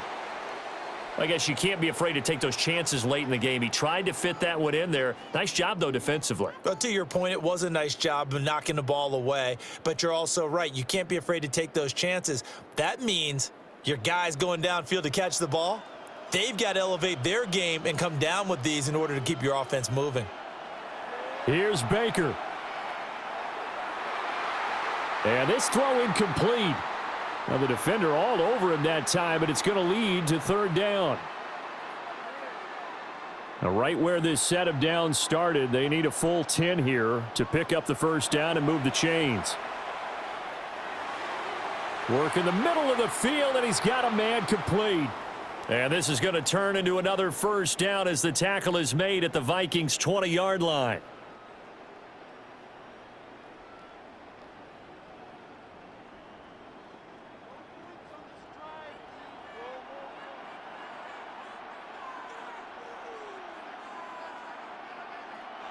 Mayfield to throw. And that's going to be incomplete. Too tough to hold on to that one. It's 2nd down.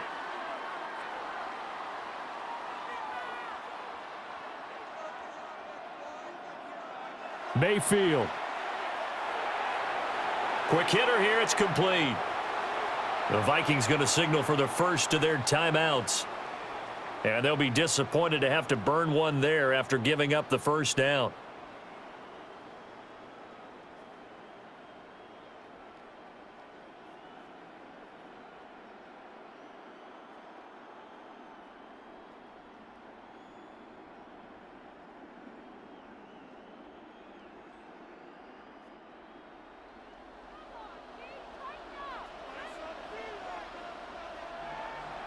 Tucker will score. Touchdown, Buccaneers.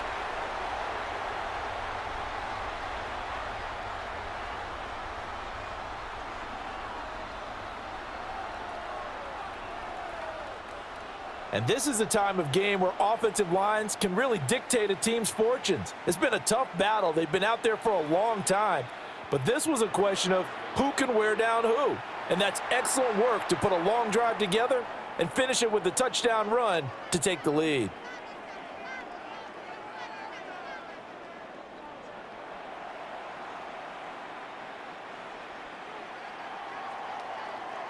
Following the touchdown, here's McLaughlin to kick off. And this one definitely not in the landing zone. In fact, it's over the back line of the end zone, so this ball will come out to the 30 now. So all eyes on this Vikings offense Down by 7. 1:12 to go. They need a touchdown to the PAT to tie it as they come up 1st and 10.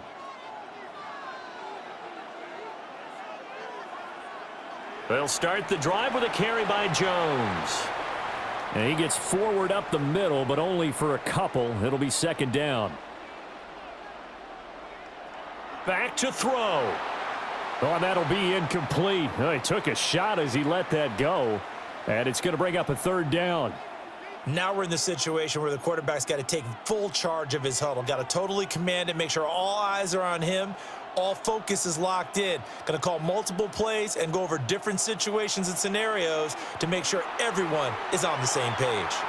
And he is going to get out of bounds with the 1st down, so that's going to double their pleasure for sure. They get the 1st and save a timeout.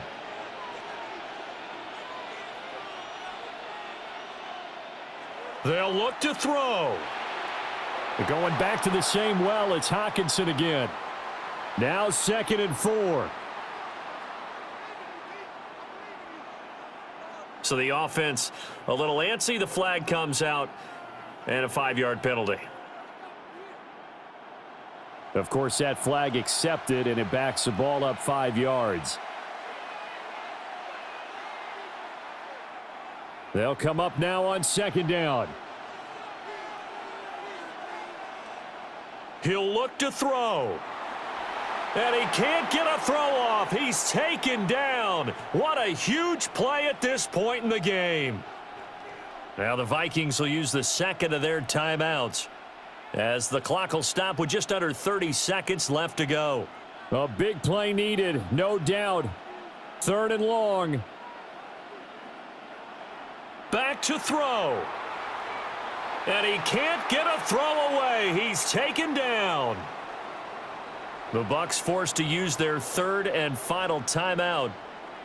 And as the two teams talk it over on their respective sidelines, we take a break.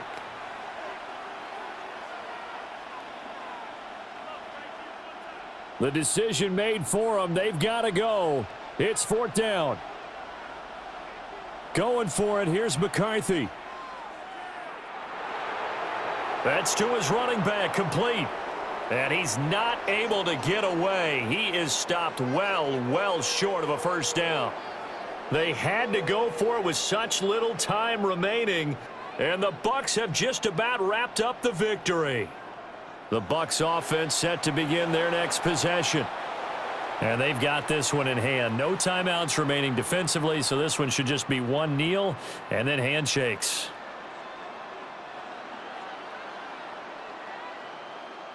And they take a knee.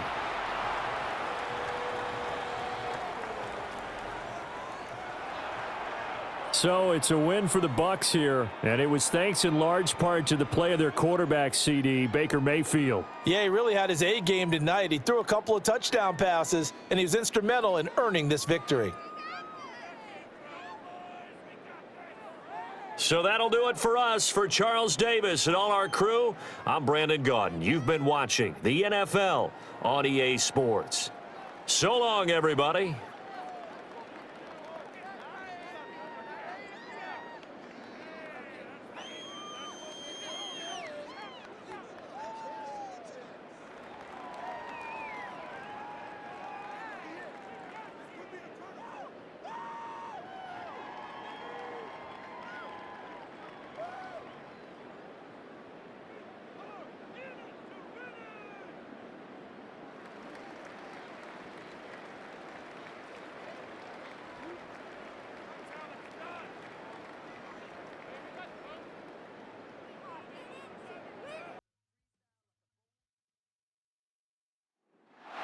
EA Sports coverage of the National Football League brings us to one of the great cities of the world, London, England.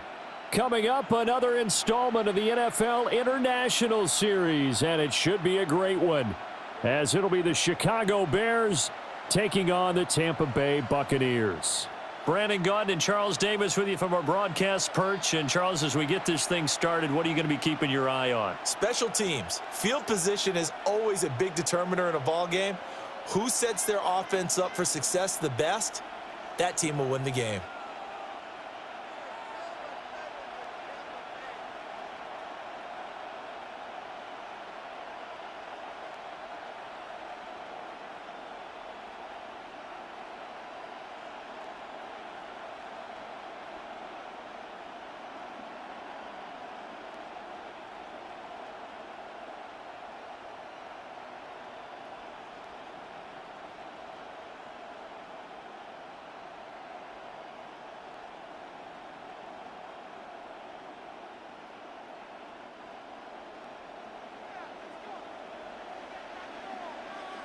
Brandon Gaudin, Charles Davis, a big crowd on hand. They love American football here in the English capital.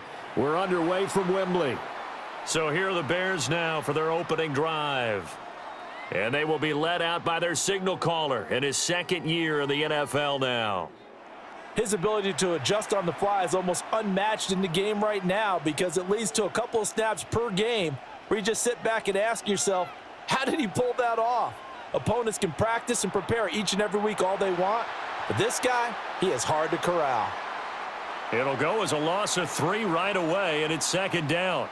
When coaches stress their defense being physical, they don't just mean the big guys.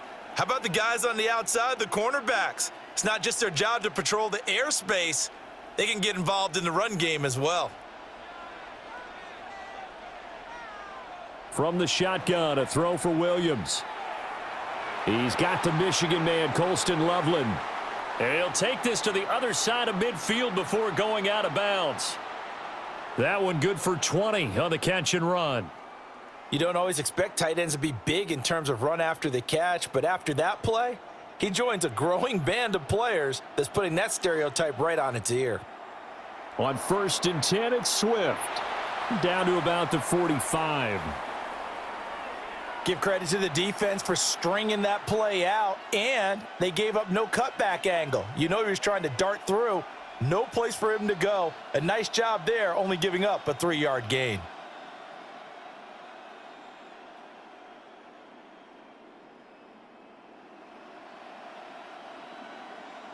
Here's 2nd and 7.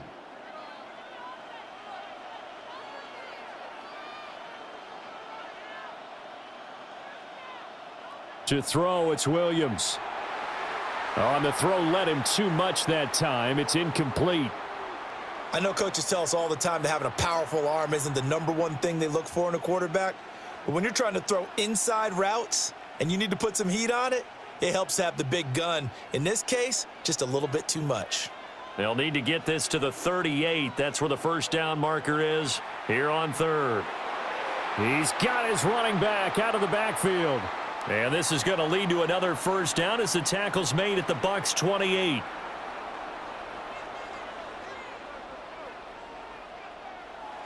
Off the play fake, it's Williams. A quick throw there is incomplete.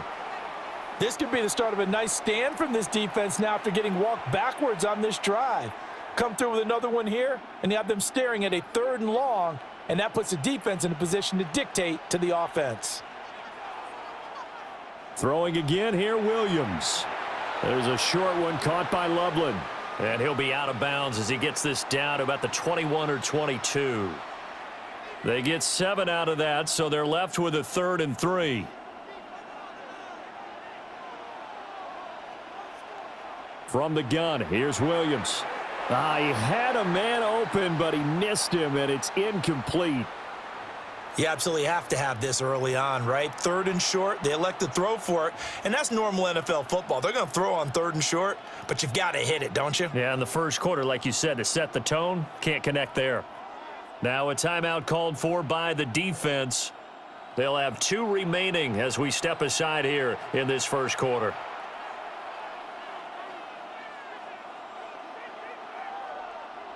And on their first drive, the offense staying out there.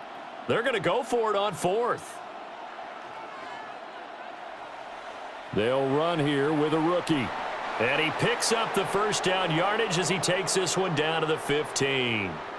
A solid pickup of 5 and a very solid 4th down conversion, and defensively pure frustration.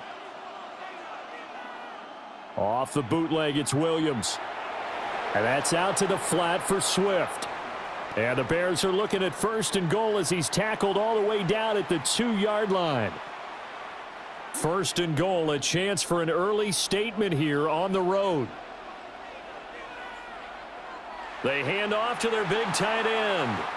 And he gets halfway there down to the 1-yard line. Now we're going to get a stoppage. Appears to be an injured Bear on the field. The medical staff is going to come out here and take a look, and we will take a short break. 2nd and goal from the 1.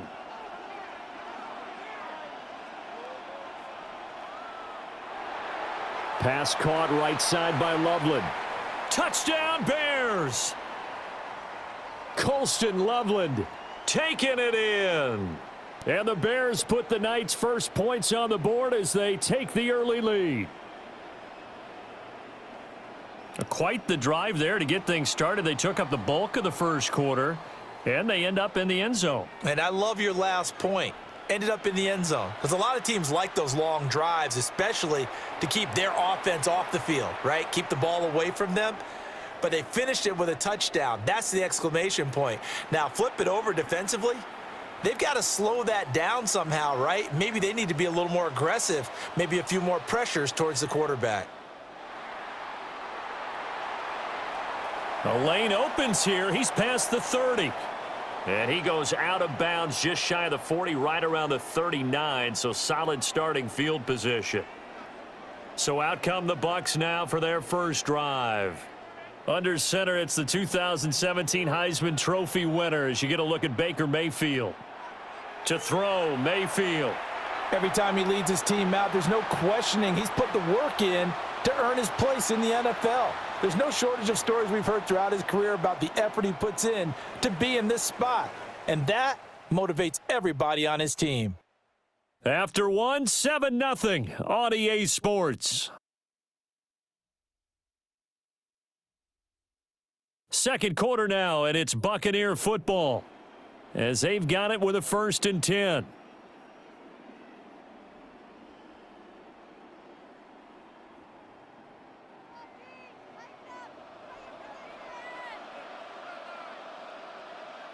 Mayfield looks to throw.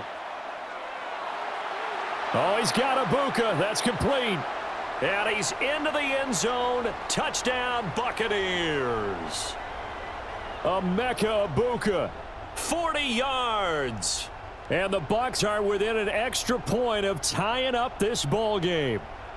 So the quarterback drops to throw, looks over, and boom, a guy that wide open, he has to be thinking, wait a minute, this is some kind of a dream. This is too easy. Yeah, a great dream. One you don't want to wake up from. But for the defense, almost feels like there was a bust in coverage.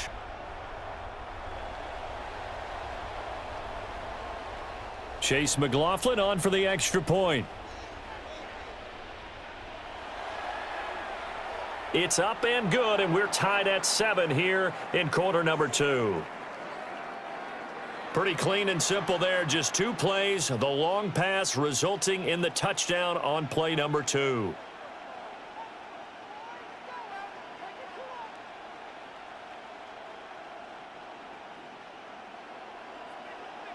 Each team's had it. Each team has scored. 7-7 here as the kick's away.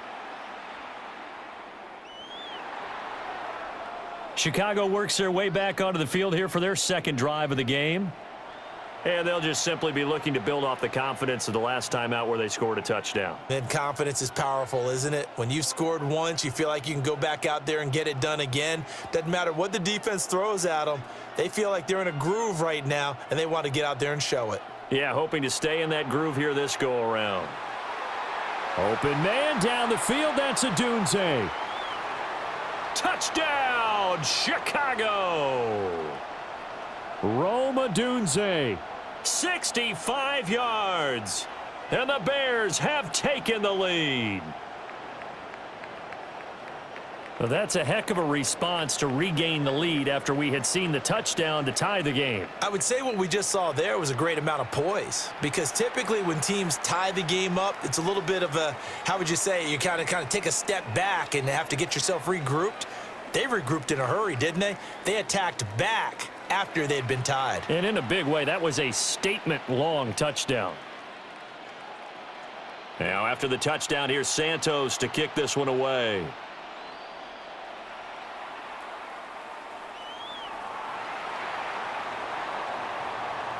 And all in all, a pretty solid return. Nearly got it to the 35. They'll mark him down officially at the 34.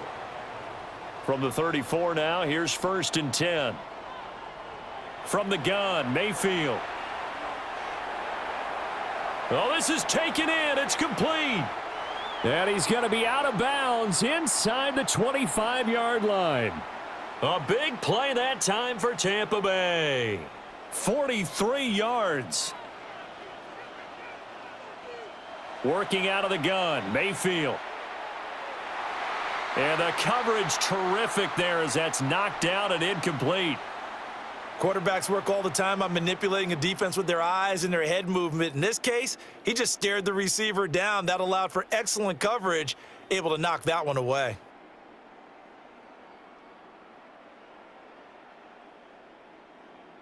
So now 2nd and 10 after the incompletion on 1st down. Mayfield. And, oh, it's incomplete.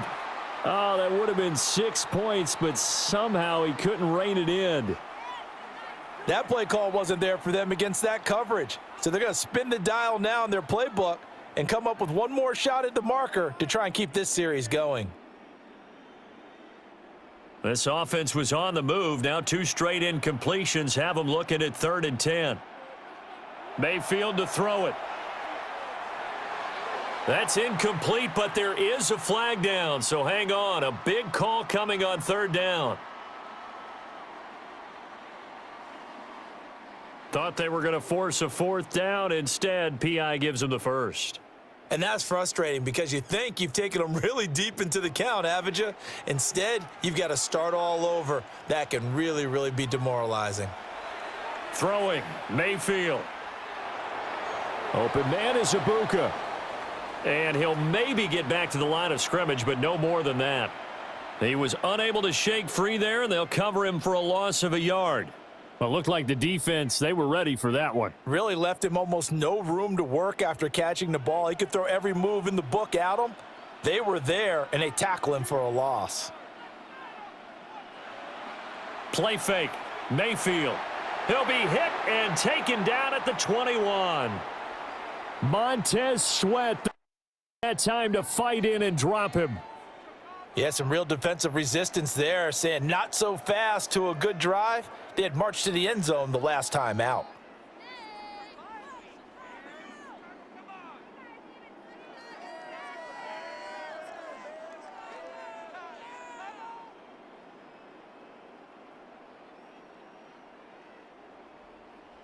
We've hit the 2-minute mark of the 2nd quarter, 14-7.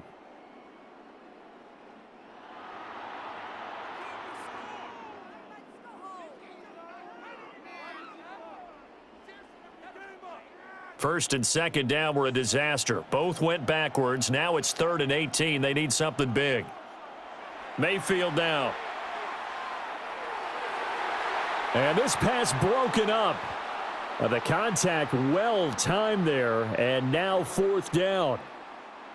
That's a good job there creating the contact to force the incompletion. And now since it's 4th down, that should set up a field goal situation. And a nice sigh of relief defensively to be able to hold them to 3. And his kick here is good. And they'll cut the lead back down to 4 now at 14-10. So they're able to end that drive with 3 points in this one-possession ball game. And ideally, you want to end every drive with points. Most quarterbacks would tell you, let's end it with a kick, right? A PAT, that's number 1. Field goal you'll take. Punts, you really don't want to do that. In this case, they'll take the field goal and get prepared for the rest of the game. After the made field goal, here's McLaughlin back out there to kick it away.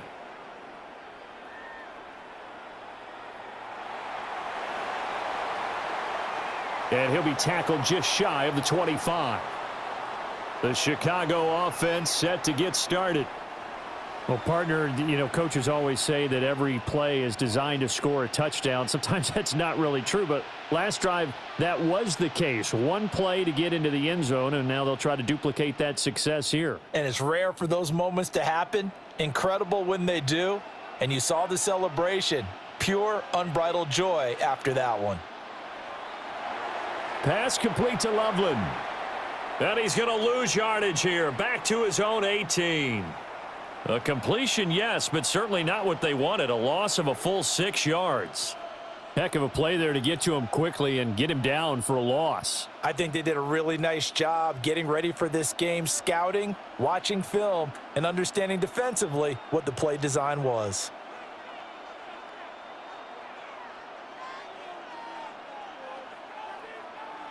To throw, Williams.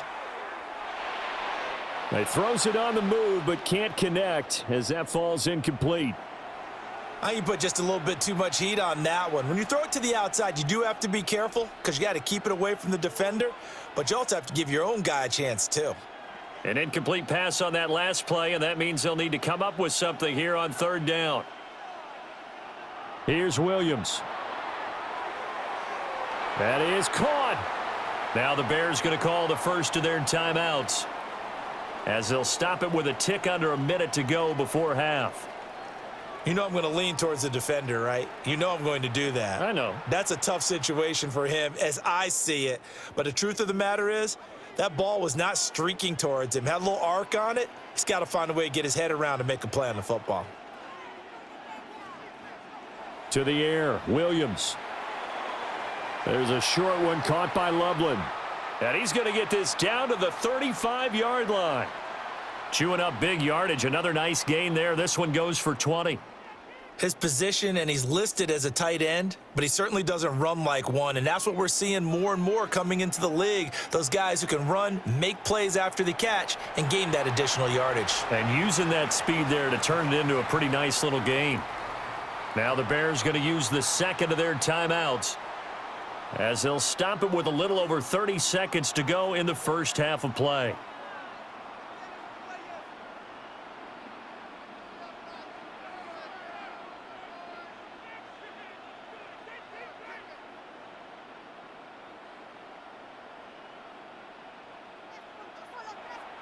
Play action. Now Williams. And that's going to be incomplete. The way he's been slinging it in the first half, you expect everything he throws to go for a touchdown, but I guess he's going to have to wait to try and pick up that third, isn't he? Yeah, I thought he had him for a second, but you're right, not to be.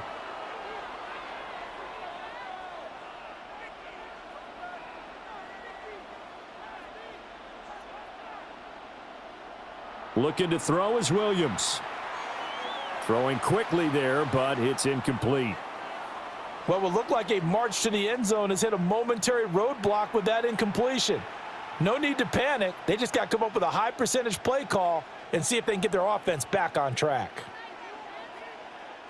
This offense was on the move. Now 2 straight incompletions have them looking at 3rd and 10. Working out of the gun, Williams. Now throw out wide, going to be incomplete. Smart move to throw that one away. You're in field goal range, so you definitely don't want to be loose with the ball. And that's great work by this defense to force a 4th down.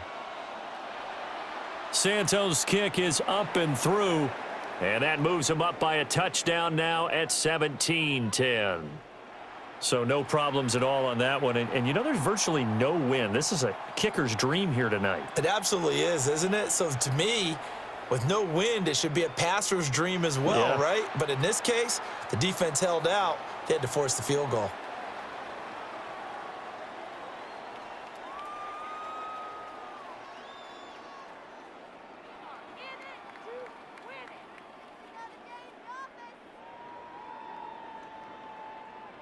The Tampa offense ready to get their drive started. And with time quickly fading here in the second quarter, not sure how aggressively, offensively they want to play this. I think we'll find out just how much they trust their guys in this situation if they decide to take a shot. Now a timeout taken. Perhaps a chance for one more quick play and then another timeout if they hurry. We'll see. 2nd and 7.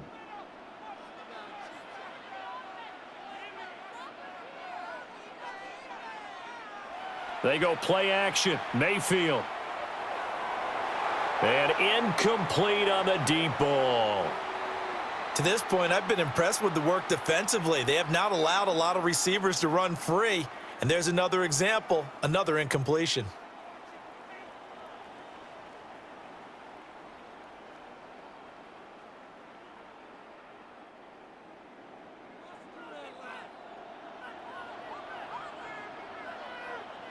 Final play of the half, Mayfield. Work in the middle of the field, and he's got a man complete. And he is going to have a Bucks first down as they're able to get the 3rd down conversion. All right, Brandon, thanks much. Welcome in, everyone, to the downtown Orlando studios. Scott Hansen and crew with you for a short and sweet halftime, as this game's had a little bit of everything to it. We'll find out which side can establish some tempo in the third quarter as we're ready to kick off the second half. Back out to our commentary team, Brandon Godden and Charles Davis.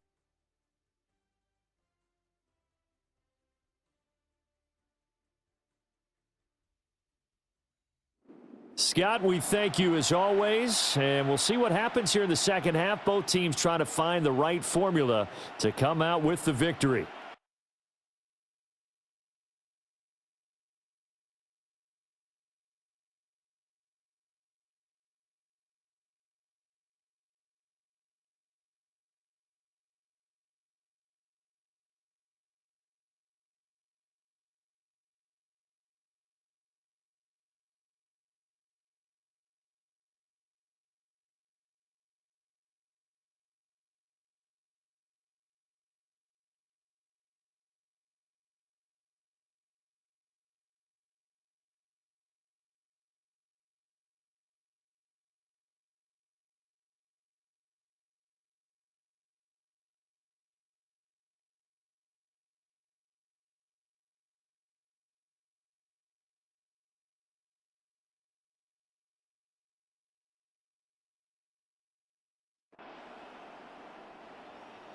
As they say here in London, all to play for as we are back underway in the second half.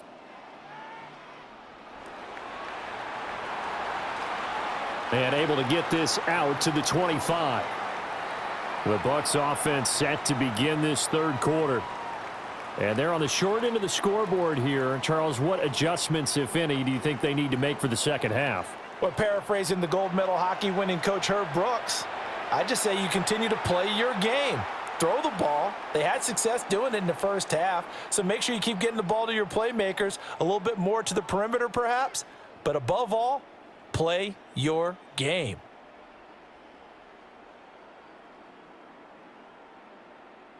So this helps to start a drive. After the penalty, it'll be 1st and 5. Here's Mayfield. And he comes back with one complete. Call it a gain of 7, and it gets him a new set of downs. That's a staple of this offense. Drag route to the tight end. Yeah, he's unable to use his size to break off much more yardage after the catch, but still an effective gain nonetheless.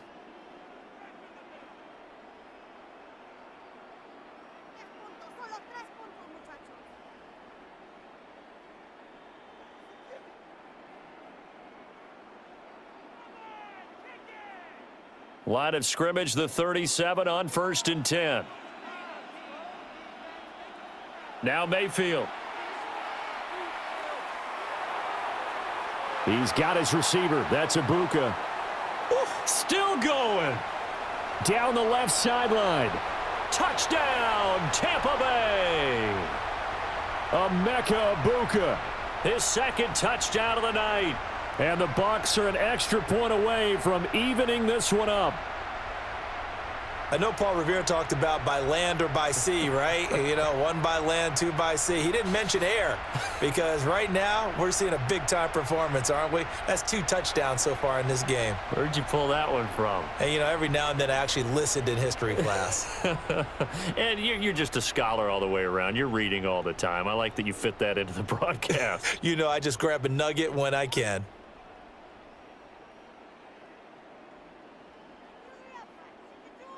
McLaughlin now to add the PAT.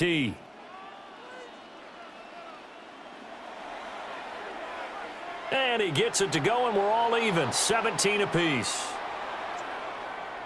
The long touchdown pass gets him 6 on a very, very tidy 2-play drive that time.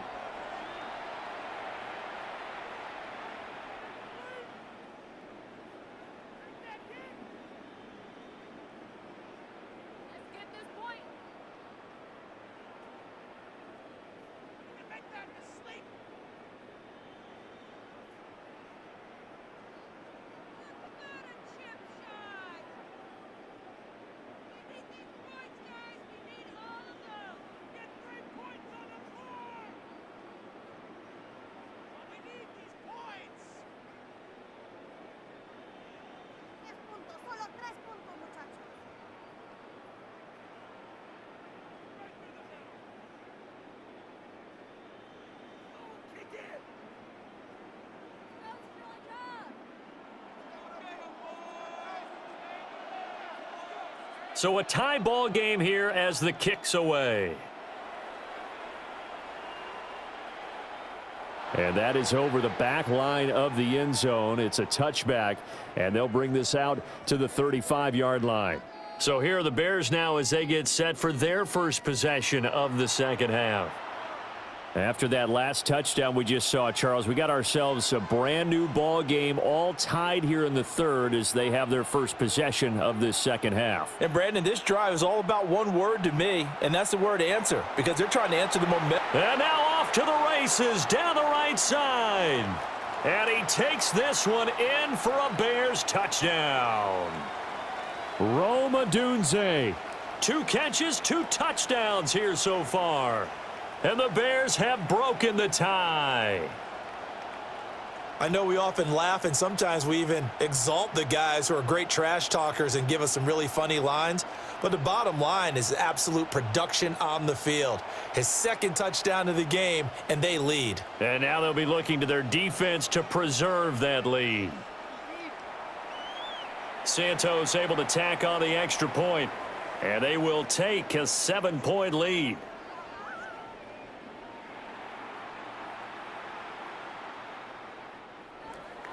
Now after the touchdown, here's Santos to kick this one away.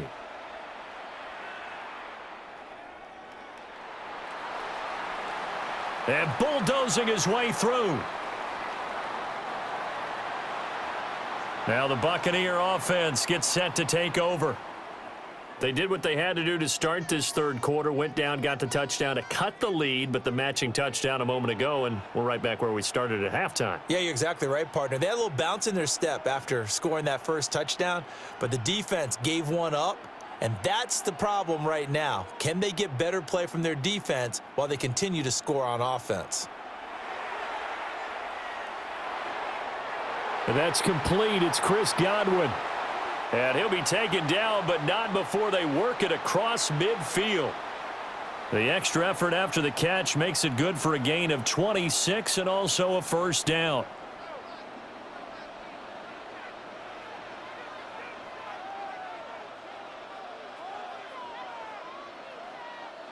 Back to throw. He's got a man. It's his tight end. That's complete. The Bucks passing game looking good on this drive. It's a first down. When this offense can get their tight ends involved, they can move the football. Here, a nice route, able to look it in, and picks up the first down.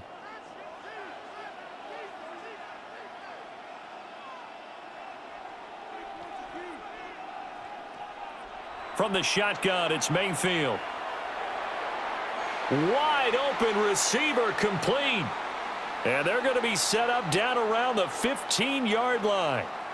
Chewing up big yardage. Another nice gain there. This one goes for 20. Another nice play there. They've gotten down into the red zone in no time at all. That's what this offense can do when they get on a roll. And now they're set up with a 1st and 10. They'll stick with the passing game as he looks to throw. And he's got his man in stride, complete. And he's into the end zone for a Tampa Bay touchdown. Emeka Egbuka. A 14-yard touchdown. And the Buccaneers have a chance to tie the ball game here in the final minute of the third. It's been quite the game for him individually. A trio of touchdown catches now. So pick a route, any route. Whatever you want him to run, he's going to do it and do it well and end up in the end zone. This has really been fun to watch.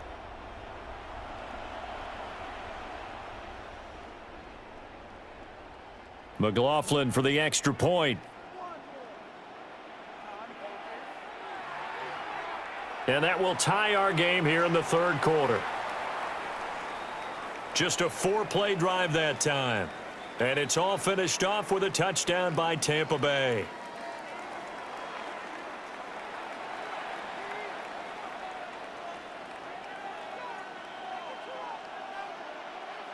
Nothing separating these two sides. 24 all our score as he sends this one away.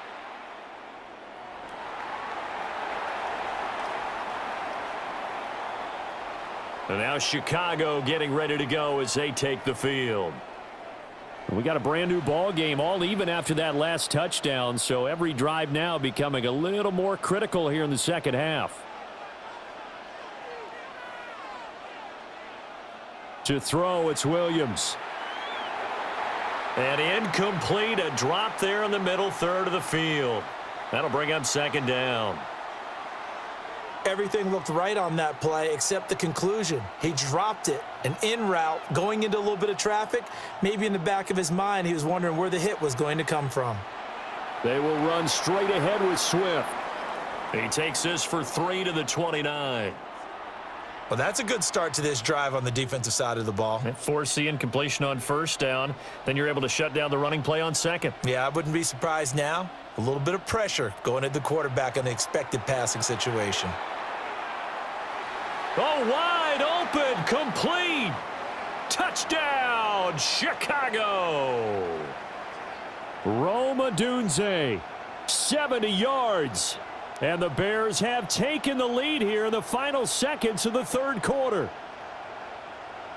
And correct me if I'm wrong, that was just a simple fly route, wasn't it? No, there's nothing to correct at all. You've got it down pat. And I just remember as a player, when I'd be in practice sessions and I'd hear 9 from the receivers, that meant fly route, go. Uh-oh, look out. That was the 9, and he just kept going all the way into the end zone for the touchdown.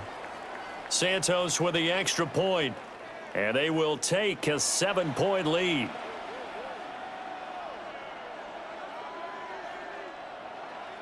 Now, after the touchdown, here's Santos to kick this one away.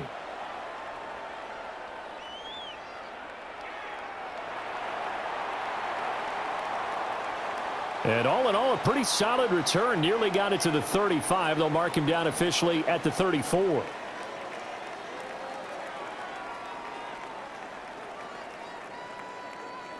Try to get one more in here before the quarter breaks. To throw, Mayfield.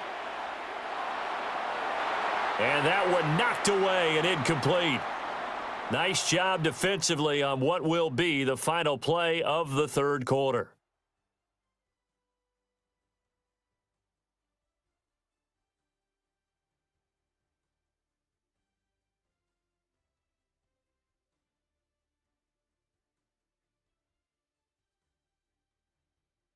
Welcome back now here in London.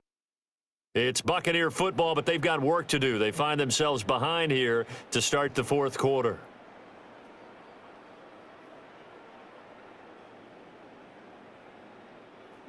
An incomplete pass on first down. That leads to a 2nd and 10. Mayfield looks to throw. And this time he's got the hook up. It's complete. 9 yards, not quite enough, and they'll be left now with 3rd and 1. When you execute a drag or a crossing route really well and give them a chance to let it develop a little bit, you can gain some significant yardage hitting your tight end on that one. And he is going to have the Buccaneers first down as they're able to convert by plenty there on 3rd and 1. Tell you what, he's been able to put the ball in some tight spots all game long. That throw, no different. Yeah, a lot of people would call it a gutsy type of a throw. I think he looks at it as, I can do it, so it's not that big of a deal to me, and I'm going to keep firing. And that, nearly picked off.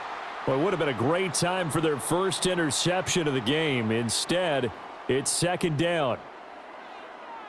Oh, this defense knows. Fourth quarter, they need to make a play. That one was ripe for the taking. Could have changed the complexion of the ball game, but it winds up incomplete.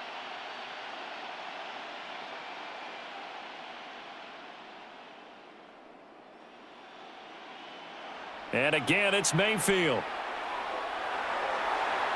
Looking for Godwin, and he's got him complete. And he's going to have another first down as the tackle's made here at the Bears' 38-yard line. It's a 10-yard pickup, and that's enough to move the chains.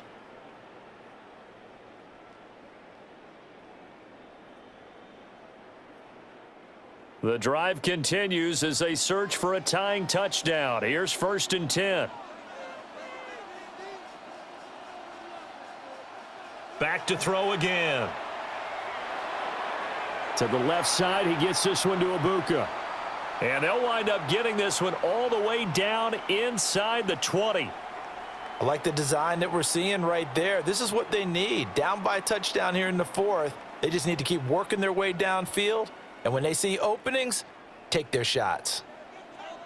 So it's Buccaneer football as we welcome you back. They come up on a 1st and 10, desperately needing a score. Could be their final drive.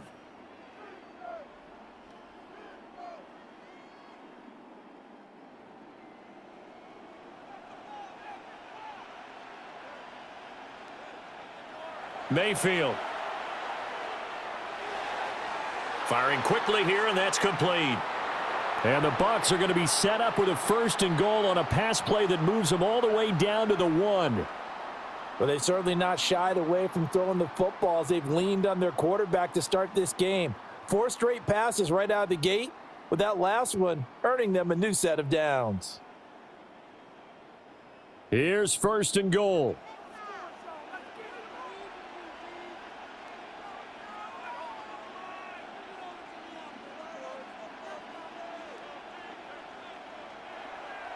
White is not going to get in here as they push him back to the 2-yard line. Partner, you've got about 20 coaches on your payroll, but there's 60,000 of them in the stands. I don't think any of them like that play. And the later we go, it's starting to sound like 100,000 in here.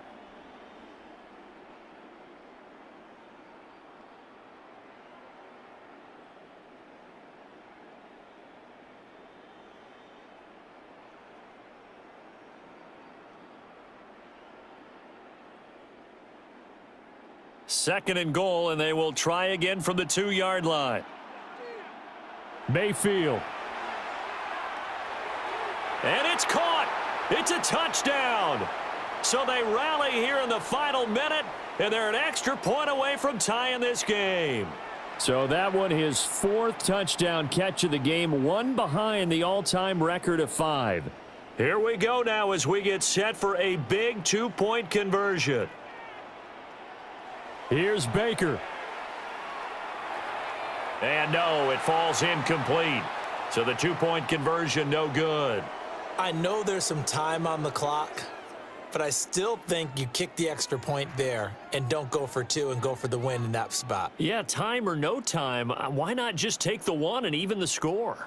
And then that way, no matter what, at least you know what you're dealing with now. It's a whole different strategy. You got to decide whether you're going to onside kick or just try and play defense and get the ball back. And this is going to be taken in by the Bears, and it appears they're going to win this game. The risk reward of the onside kick, when you don't get it, the risk comes out to play, and here they gave up great field position. And that's the key to everything, because you're trying your best to press advantages when you have them, and field position leads you to that type of play calling. And whether you want to blitz or whether you want to throw the ball deep, those types of things, now that they've given up that type of field position, the advantage is switched to their opponent. We've got to have 2 hands on the football here as they run on 1st down. And he can only manage to get a couple. 2nd and 8 coming up.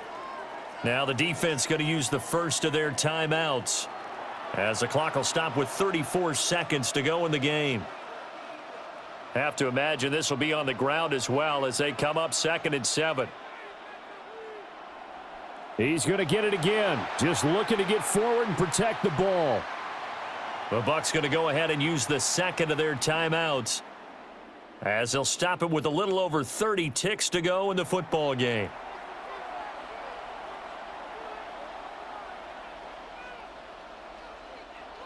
Here's 3rd and 9.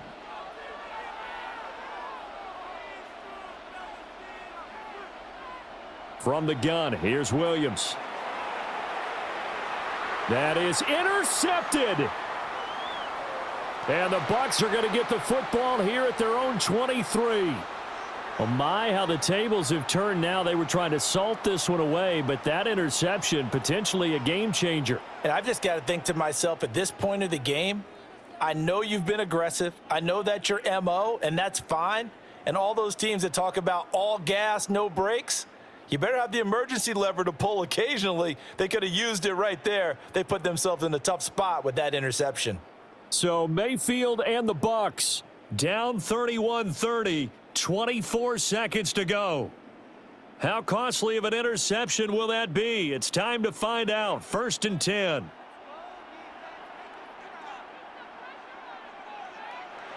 Mayfield to throw. Oh, he's got Ibuka. That's complete. Down the left sideline. And he's across for the touchdown, and it's likely the game winner here in the closing stages. And that touchdown, his 5th touchdown grab of the game, and that ties him with Jerry Rice from 1990, Kellen Winslow Sr. from 1981, and Bob Shaw back in 1950 for the most receiving touchdowns in a single NFL contest.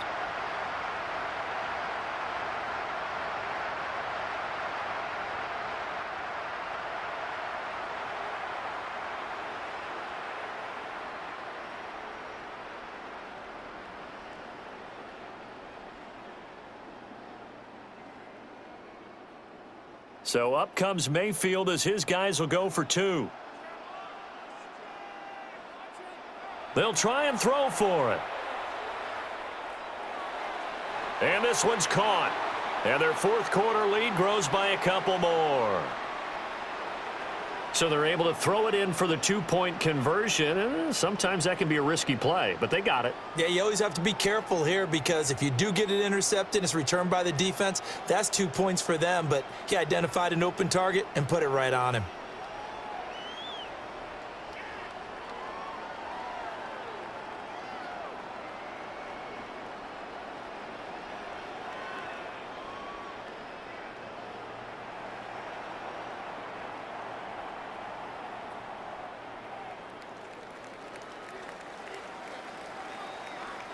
Following the touchdown, here's McLaughlin to kick off.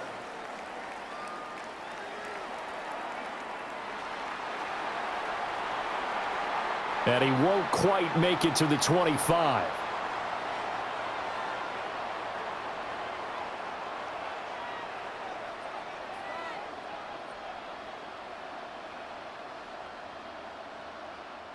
This is 1st and 10.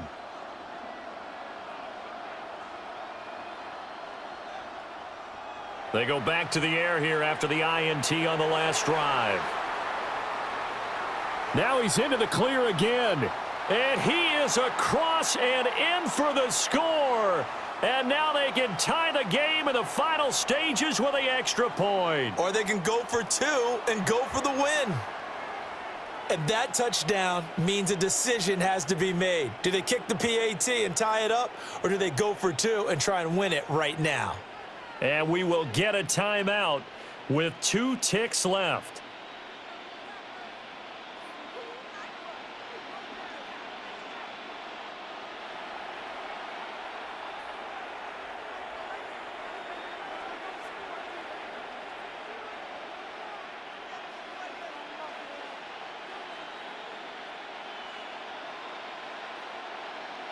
And now they're going to go for 2 and a possible win as this crowd rises to make things difficult. One final shot. They'll look to throw. And they don't get it. It's incomplete. They gambled for the win, and they trail by 1 here in the final moments. So with just a few ticks left, they need a miracle. And this is going to be recovered by the hands team. And that should just about put a capper on this one. That was an excellent come-from-behind victory, Charles, especially there in the 4th quarter. Both offense and defense were clicking.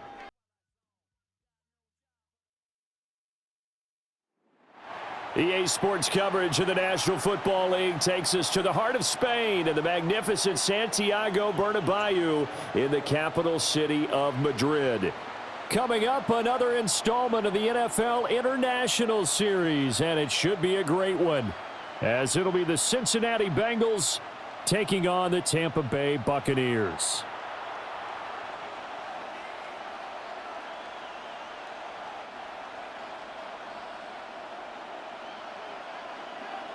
Here's the former Illini kicker Chase McLaughlin to get us started. And this one is underway here on EA Sports. And he'll get it up past the 20 to about the 22. Here come the Bengals, and CD, of course, it's Joe Burrow out of LSU at quarterback. And when you come into the league as the #1 guy selected, a lot of hype comes with it, and sometimes that weight can be unbearable. But this young man, he took that weight on and handled it as well as you can imagine, and I love his ability to make a second, third reaction play and create downfield.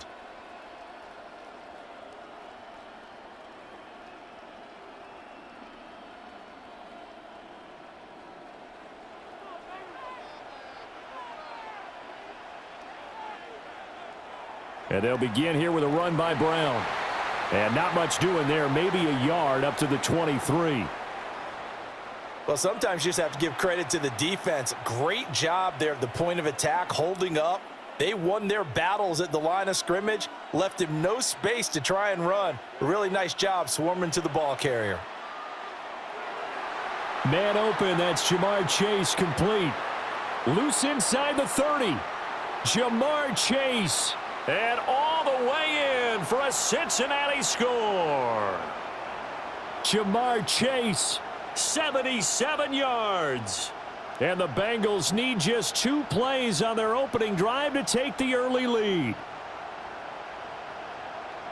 Well, if they didn't get the wake-up call before the game, they got it right now. 2 plays already in the end zone. I think of it in boxing terms because whether it's a big shot with your first one or a probing one, a little bit of a jab, the second one was the payoff. That was the big one that landed. 1-2, end zone.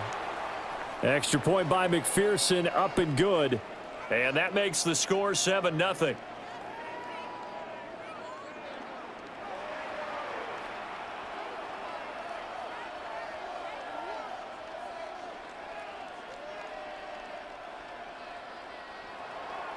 After the touchdown, McPherson on to kick this one away.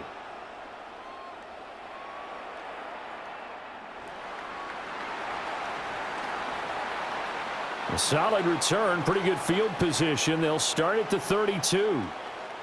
So out come the Bucks now for their first drive. They will be led out by the Heisman Trophy winner from 2018 from Oklahoma, Baker Mayfield. This is what this man was born for, the big spotlight on a national stage like this. Really, his entire career, he's demonstrated incredible poise no matter what type of situation his team was in. No situation is too big for him, and you can tell in the way that he takes the field. His self-belief is evident, and he gets the job done in his mind each and every time. First down yardage on the first play of the drive, 14 yards. We'll see what kind of mindset they have here offensively after giving up the touchdown on the opening drive.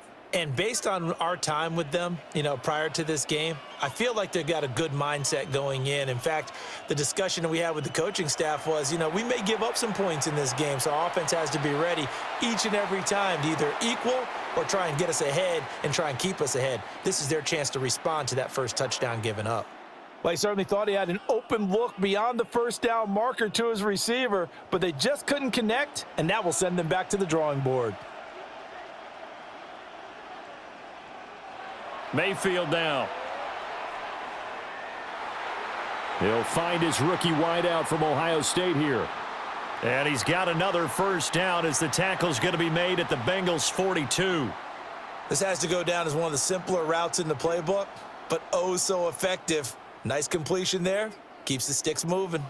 So they'll come up in Bengals territory now with a 1st and 10 at the 42-yard line. Baker changing the play at the line. They'll throw again. Here's Mayfield. And this one almost intercepted. Not a good throw there. Nearly an opening drive INT. Offense was moving it a little bit, had them back on their heels, but they earned a brief pause by forcing the incompletion. That gives them a quick chance to regroup and try and mount a stand before they're backed up even further. Now a 2nd and 10. Mayfield to throw it. It's a short one here, complete to the tight end. He's going to go out of bounds, but he takes this one down just shy of the 20. That one good for 20 on the catch and run. Coaches always harp on the quarterback reading the defense and getting it to the open man. That's good recognition there. And how about what he did after the catch? Yeah, hit your tight end, let him get some rack. Yeah, when he gets moving, not many guys want to come over and put a hit on him, do they? And a quick throw here, that's complete. And he gets it inside the 10 to the 9. 13 yards as they've got the connection working. His second catch in a row, first down. Just picking up yardage in bunches here these last few plays. They have moved right down the field, and just like that, they're going to be set up with a 1st and goal.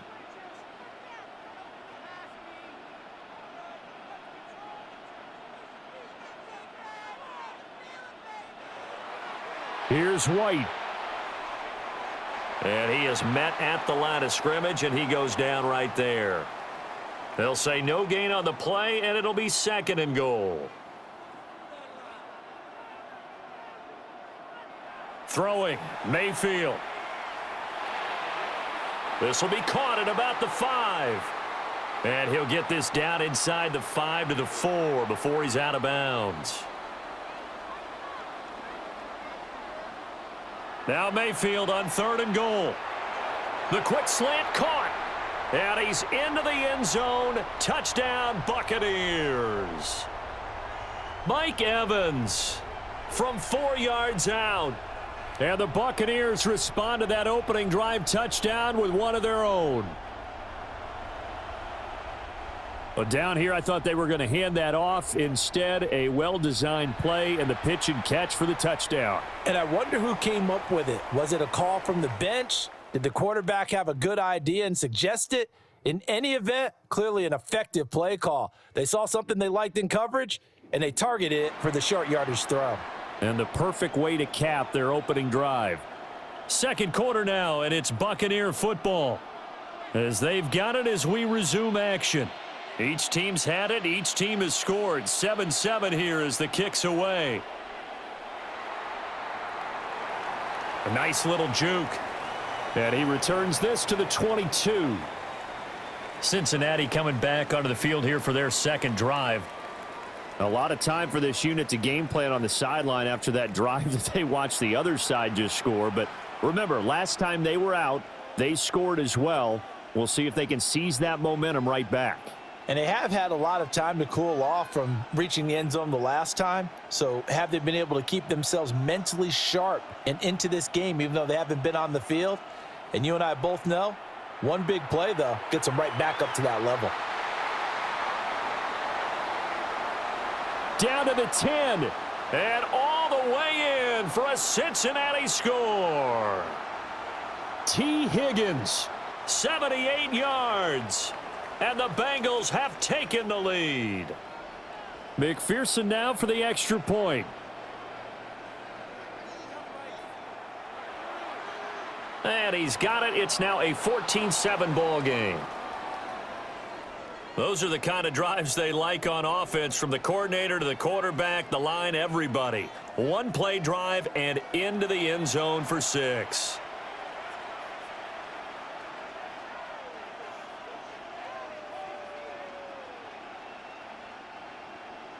After the touchdown, McPherson on to kick this one away.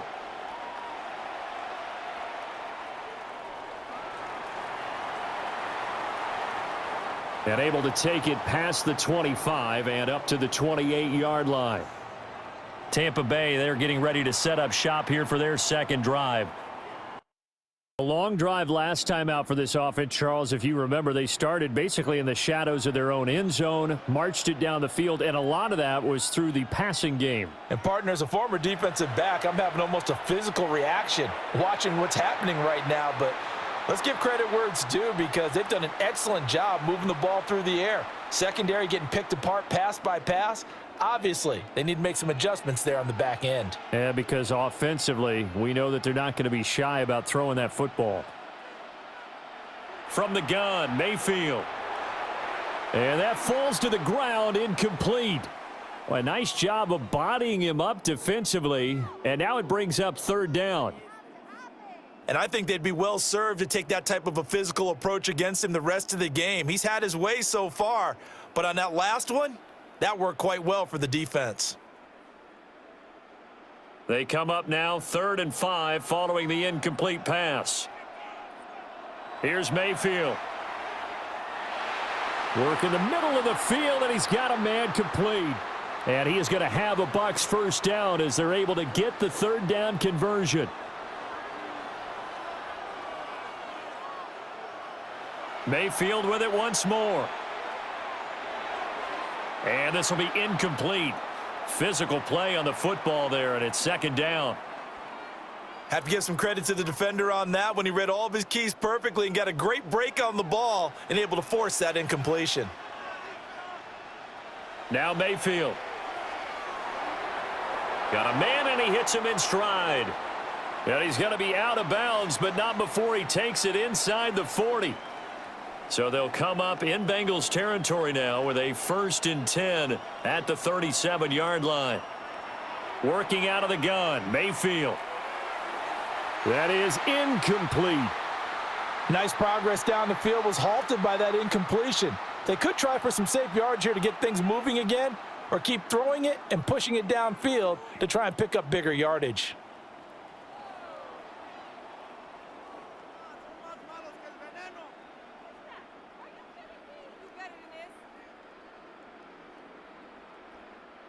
The game clock sitting at 2:02, so they'll get one play before the 2-minute warning. To throw on 2nd and 10, Mayfield. And he's got his man in stride, complete. Touchdown, Tampa Bay. Bucky Irving, 37 yards.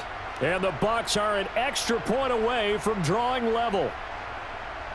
Getting your back involved, what's the importance there in the passing game? Well, oftentimes you can create mismatches because who's going to cover him, and you get him into space, which is where he likes to operate with the ball in his hands. Oftentimes makes people miss, gets that run after the catch, and off he goes. And into the end zone.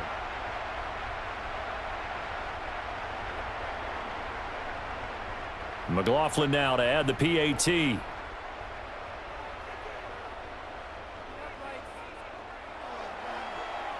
And we've got a good one brewing. We're all knotted up at 14. So this drive spans 7 plays. And it ends with a touchdown for the Bucks.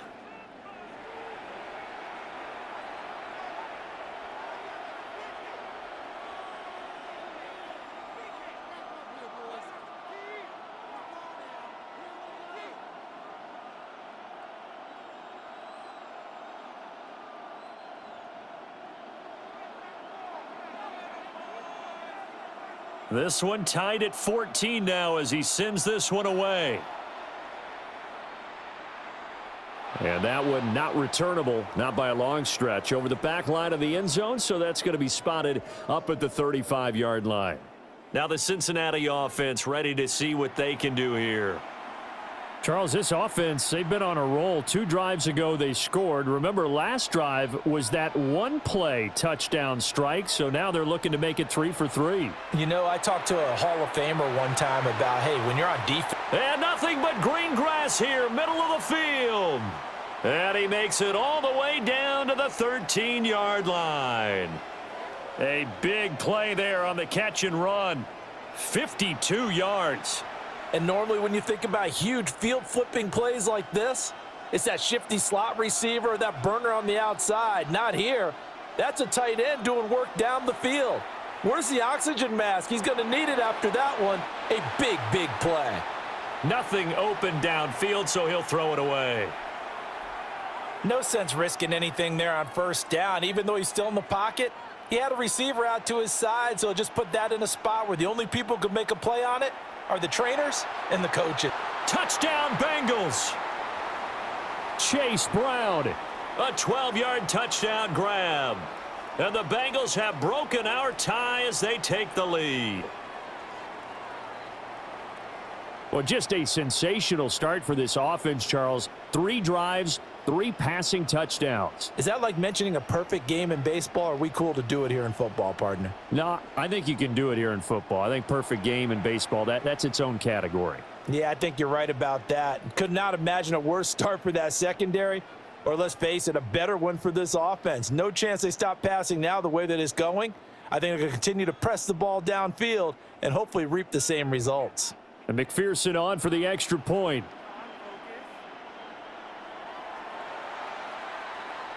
Oh, he missed the PAT. No good on the extra point, so a letdown there, and this will stay a 6-point ball game.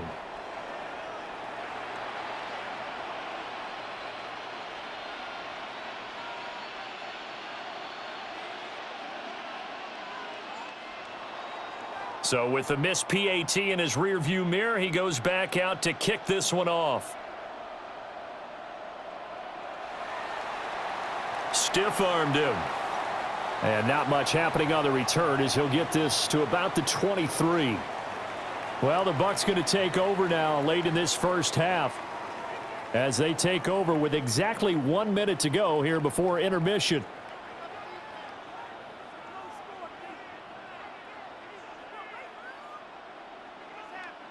They'll come out throwing here to start the drive.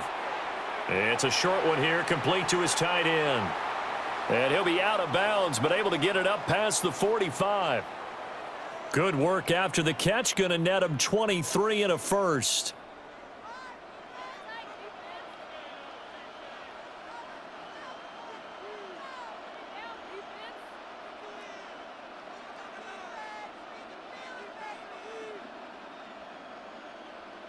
From the shotgun, it's Mayfield. And that is incomplete. Oh, the coverage a little too good there, and it's second down. Normally being a big-bodied receiver plays to their advantage downfield. Go up and make the catch, take the hit, and pick up yardage. But in this case, the hit was timed really well and popped it free from his grasp. To throw once more on 2nd and 10. Mayfield. And some room to roam now. And he is out of bounds inside the 35. 22 yards on the catch and run, a first down. So in the second quarter, he's already up over 100 yards receiving now. And isn't 100 the magic number for a really good game for a receiver? So he got a chance to really shatter that and have a profound effect on this game. They'll stick with the passing game as he looks to throw. And this is taken in at the 5. And he gets it all the way down inside the 10 and mark him at the 5. Now the Bucks going to use the first of their timeouts as the clock will stop with 37 seconds to play in this first half.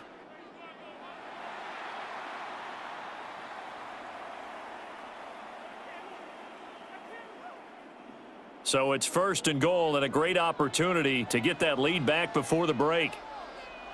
Going to the air again with Mayfield. A quick throw knocked away and incomplete. Coaches talk about it all the time. Players talk about it as well. Excellent job staying disciplined in coverage and making that stop. Inside the red zone, every stop like that could be preventing a possible touchdown. 2 of their 3 red zone trips so far they've come up empty on. They'll look to reverse that trend on 2nd and goal. Toward the pylon, caught. And he's into the end zone for a Tampa Bay touchdown. From 4 yards out. And the Bucks are an extra point away from moving out in front in the final minute of the half. These two teams in this first half, it's been fun. Back and forth, back and forth. Well, it's not fun for the defensive coordinators, but offensive coordinators are enjoying it. Yeah, they're having streaks here, aren't they? Being able to put scores together and really bunch them up, and we have a tight game here. You know, we often talk about having the right shoes for the right turf. Today it's track shoes, because that's what we've seen with these offenses. Yeah, it's been an absolute track meet so far, and fun to watch. The extra point by McLaughlin is up and good. And that will give them the lead here as we get on towards halftime.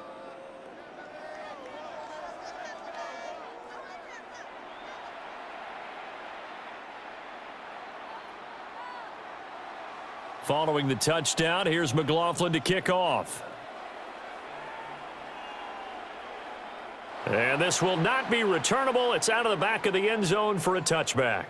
Now the Bengal offense going to see the ball one more time in this first half. And with time quickly fading here in the second quarter, not sure how aggressively, offensively they want to play this. I think we'll find out just how much they trust their guys in this situation if they decide to take a shot. A very good starting field position for the Bengals here as they come up 1st and 10 at their 35-yard line. And down he goes, a Buccaneer sack. Multiple players combined for their team's first sack of the game.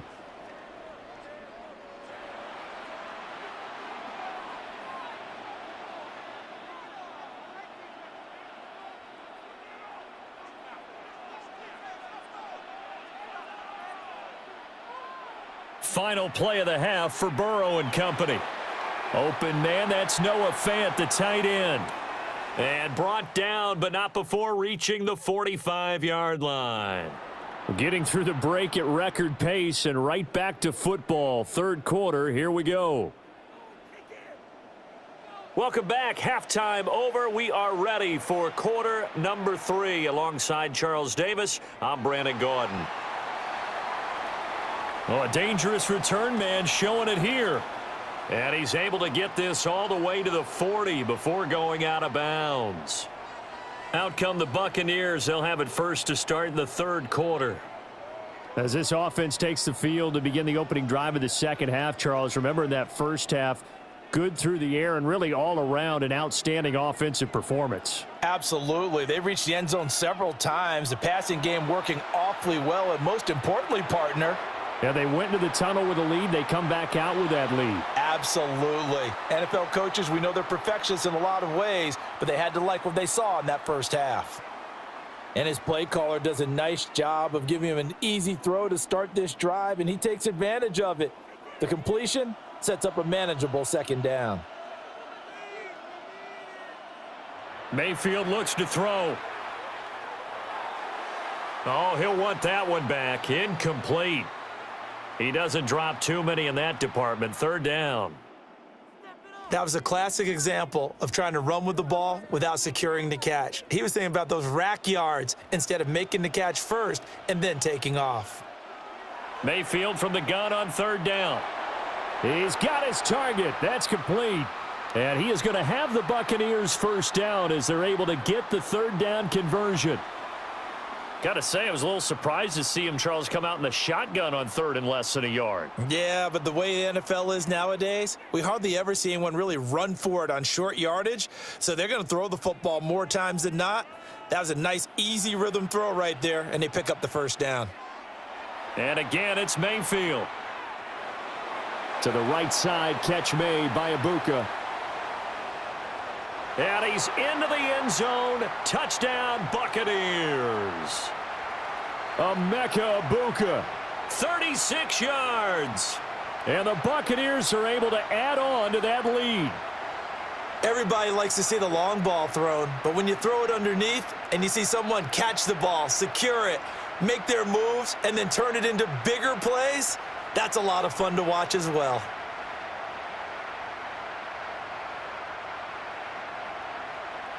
McLaughlin for the extra point. And with that, the lead is up to 8. A drive there of just 4 plays. And it's all finished off with a touchdown by Tampa Bay.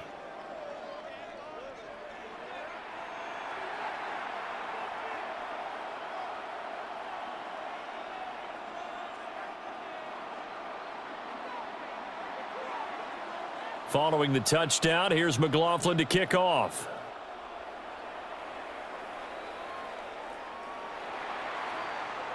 So here are the Bengals now as they get their first possession of this second half.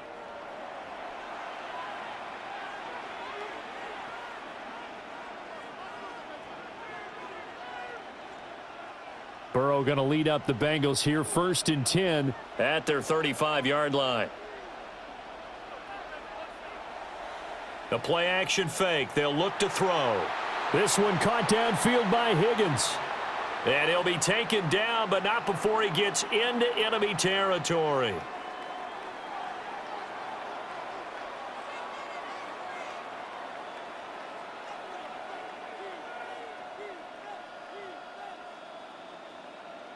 Now Burrow.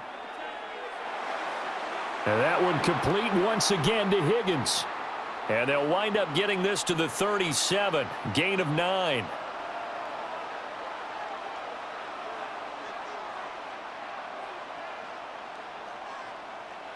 Here's Burrow setting up to throw it. And it's incomplete. Took a shot, couldn't connect. They only needed a few inches there on second, but forget the halfback dive. They were going for the big one. I thought it was a good time to take a shot. You figure with their running game, if they don't get it there, you come back and run for it and pick up the first down. Go ahead and be aggressive. Try and get one downfield for a big one. And he is going to have a Bengals first down as they're able to get the third down conversion. There may have been a little bit of an element of surprise there. 3rd and inches, and they go quarterback sneak. I still feel like this is a play that often is reserved for 4th down. Line of scrimmage, the 37 on 1st and 10. They'll give this up the middle to Brown. And really a nice job there to make something out of that run, sidestepping defenders for a pickup of 4. I have to think a major focus of the halftime meetings had to be figuring out how to create space for the running game to get operating. Well, what you pointed out to me at half seems accurate. That line has struggled to sustain blocks. Yeah, I would agree with that totally. They've got to focus on staying on their double teams at the first level, make sure that block's secured before they slide off and try and chip someone at the second level. So 3rd down now. They need the 27-yard line for a first. They're passing here. Joe Burrow. Open man is Yoshivas. And he is going to have a Bengals first down as they're able to get the 3rd down conversion.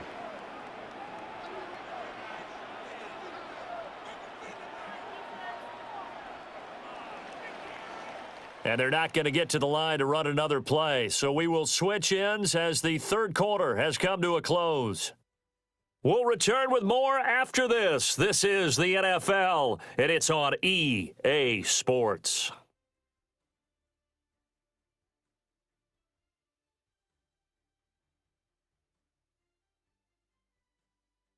Back now here on EA Sports.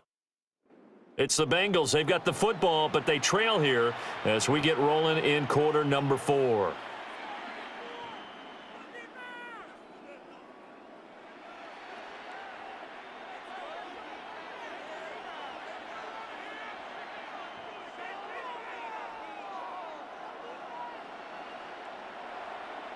They go play action with Burrow.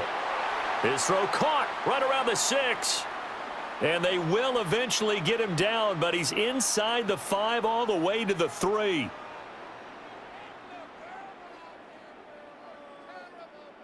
And that's a much-needed first down right there. Look, they're down by 8. So logic says they don't have to get a touchdown out of this drive. But the way things are going, I don't know if I'd put it in the hands of my defense here. You might not get the ball back at all. So if a 4th down situation comes up, I'm thinking hard about going for it right here and right now. 1st and goal, a touchdown and a 2-point conversion here are musts. Brown. And he is going to be stopped cold behind the line of scrimmage. A loss of 2 there, 2nd down. That's a really alert defense there because they saw the heavy look come in from the offense, countered it with extra linebackers who brought a little bit of speed and heft, and able to really make a big-time play for their defense. Back at the 5-yard line now, 2nd and goal. Now it's Burrow. It's complete to Brown, right side. And he is going to lose yardage here. It'll be a loss of 6 yards on the play. And that will lead to a 3rd and goal.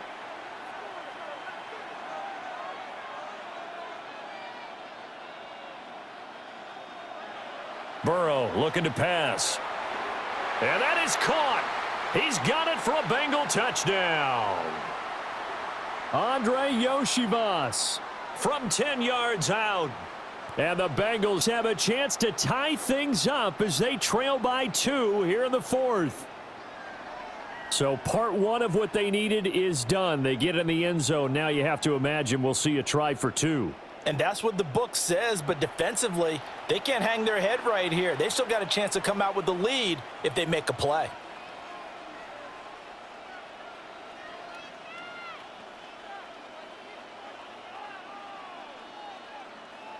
So a big play coming up for the Bengals as they'll indeed go for 2. And now defensively they're going to burn their first timeout. Remember, they get an extra time built in coming up here shortly at the 2-minute warning.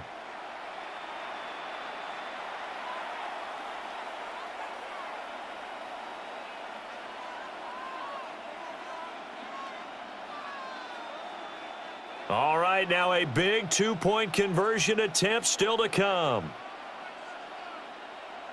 They'll try and run it in. And he will get into the end zone for 2.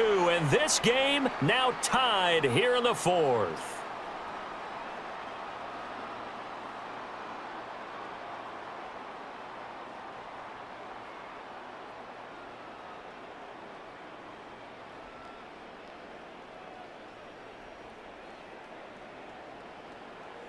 Still time to work with on the clock, but they wanted the tie now, and they got it. And I love their aggressiveness. Go ahead and get it done. Get the game tied. Now your team has the momentum, and you're staring across the field saying, let's see if you can match us. And they'll start this drive just across the 30. Pretty nice work on the return. The Bucks ready to take over once again. So both of these teams, Charles, coming off touchdowns now, but this offense, they just had to stand on the sideline, watch their opponent author a really impressive drive to reach the end zone. Yeah, and I think you're not telling yourself the truth if you don't think there's some one-upsmanship going on right now, because they just had their touchdown answered by a drive of double-digit plays that also found the end zone. Now they want to do something even more impressive to answer that one. And partner, in a tie game in the 4th quarter, you and I both know in the NFL, that's when you lean on your stars, and he came through with a nice catch right there.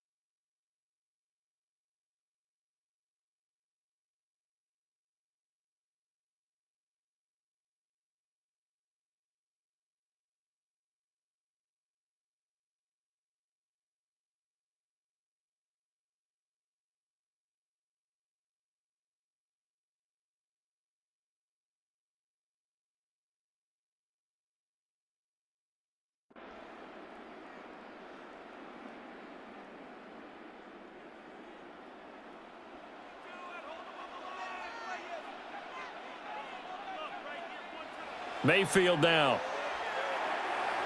It's a short one here, complete to the tight end.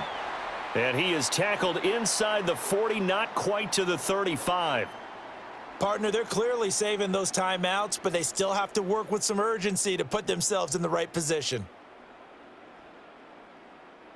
Here's 1st and 10.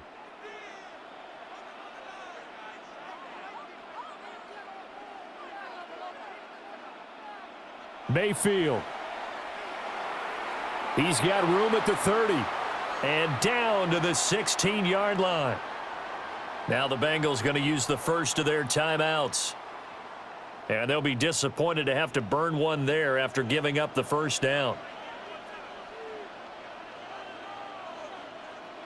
Here's Baker. Got a man, and he hits him in stride. And he's into the end zone for a Tampa Bay touchdown. A great play there. A beast in the red zone with his 2nd touchdown of the game.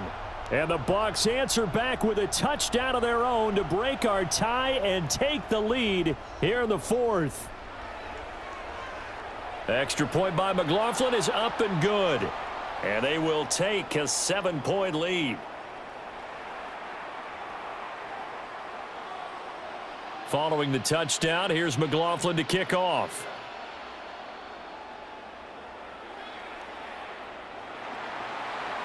A beautiful fake. And up to about the 26-yard line, just across the 25.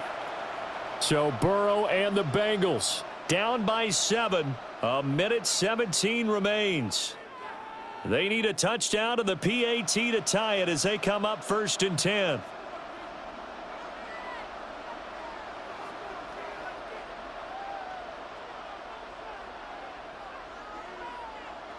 Here's Burrow.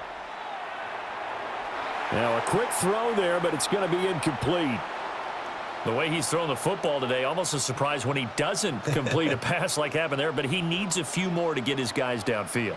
Well, the way he's thrown it leads him to believe that he's going to get those completions, and that means the guys going out for passes, they'll run even harder because they expect it as well. To throw, Burrow. And this throw incomplete. Now the defender all over him that time, but it's going to lead to 3rd down. So back-to-back incompletions, now 3rd and 10. And first things first, before you think about marching the ball down the field, you got to move the chains. You're exactly right. Got to get back into focus here. Get the first down. That's what's vital to them. Now Burrow. Able to find the open man. That's complete. The Bengals going to use the second of their timeouts as the clock will stop with 1:06 left to go in the game. Just the one timeout remaining as they try to navigate this 2-minute drill. 1st and 10. Burrow. That's caught over the middle by Fant. Past the 20. And yes, he's into the end zone. So they get the late score they needed. And now the extra point can tie this thing up in the final minute. Don't forget the extra point. It's up and good. And we are tied here in the 4th quarter. This one, all we could have asked for. All tied, final minute as the kick's away here. Oh, a good-looking return set up here. And good starting field position. He'll get this one all the way up to about the 35-yard line.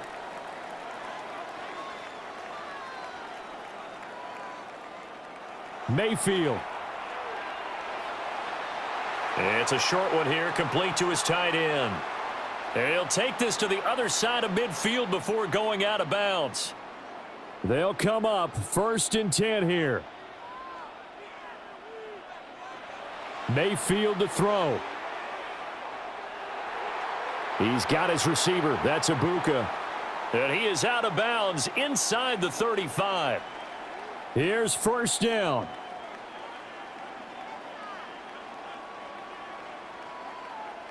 Now Mayfield. And he's got his man in stride, complete. And he'll go out of bounds inside the 15-yard line. Well, so far, little to no resistance by the defense on this drive alone. 3 passes, 3 completions, 3 first downs. They're taking it to him, and it's paying off. Mayfield to throw. Got a man, and he hits him in stride. And all the way to the 2-yard line there before crossing over out of bounds.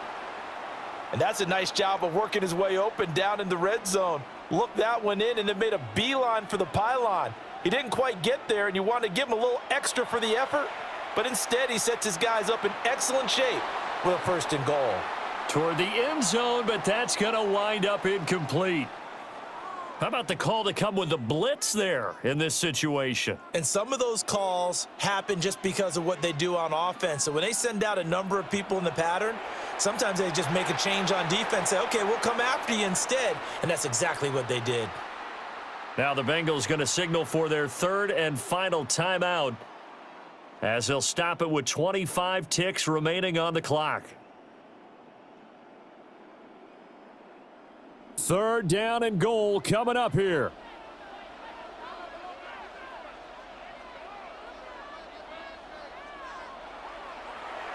And they'll run with Tucker. And that's a touchdown as they've broken our tie here in the final minute of the fourth.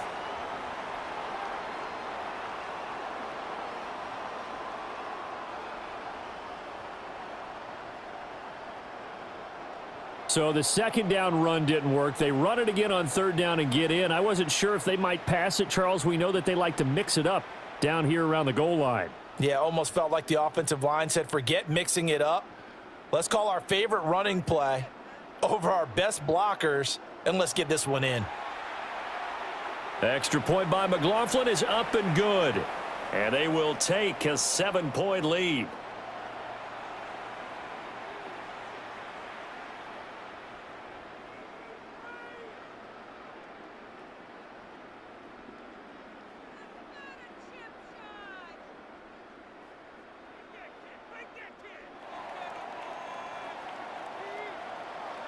Following the touchdown, here's McLaughlin to kick off. And this one over the back line of the end zone. Well, they definitely don't want to give him a shot at returning it. That's obvious. So the ball will come out to the 30. And now all the focus, it shifts to the Bengals. Trailing by a touchdown. 23 seconds to go. How will this thing pan out? We'll watch as they come up on first down.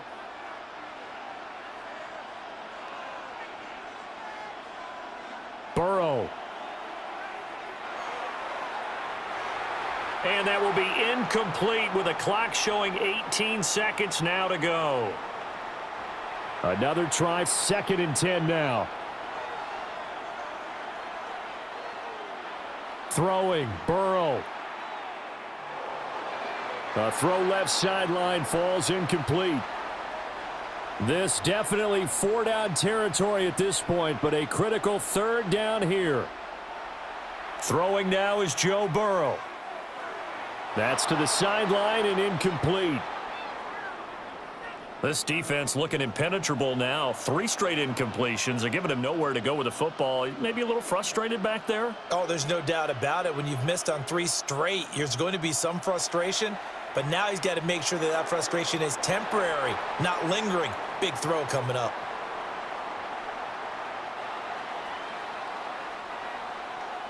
That was a long shot, but they did get one final chance to try to score and overcome this small deficit. No touchdown, though, Charles. And that brings this one to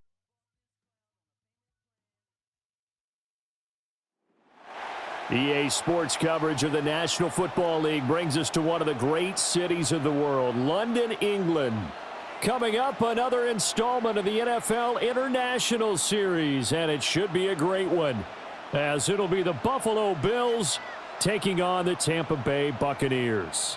With Charles Davis, as always, I'm Brandon Gaudin. Now, Charles, you and I, we've done a lot of games together. Always seems like we're rehashing the same storylines. Turnovers, of course, always a big story. Quarterback play, running backs, yada, yada, yada. But getting ready for this one word kept coming to mind, and that's preparation. Well, it's critical to be prepared.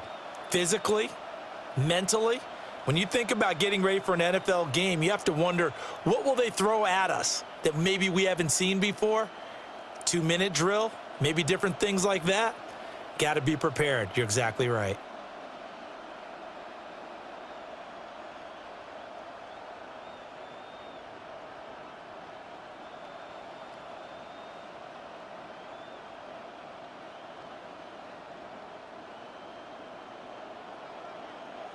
Brandon Gaudin, Charles Davis, a big crowd on hand. They love American football here in the English capital.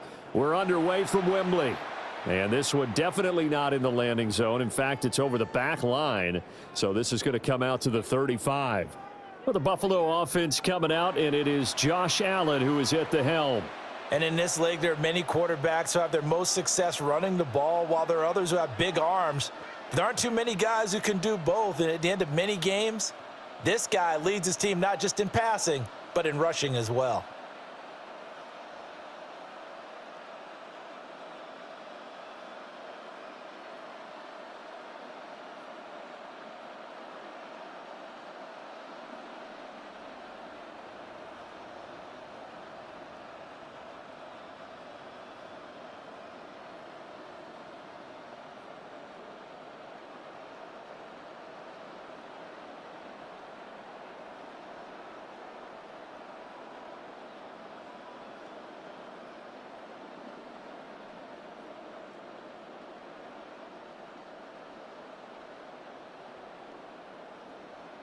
Ball up to the 35 now as they come up on 1st and 10.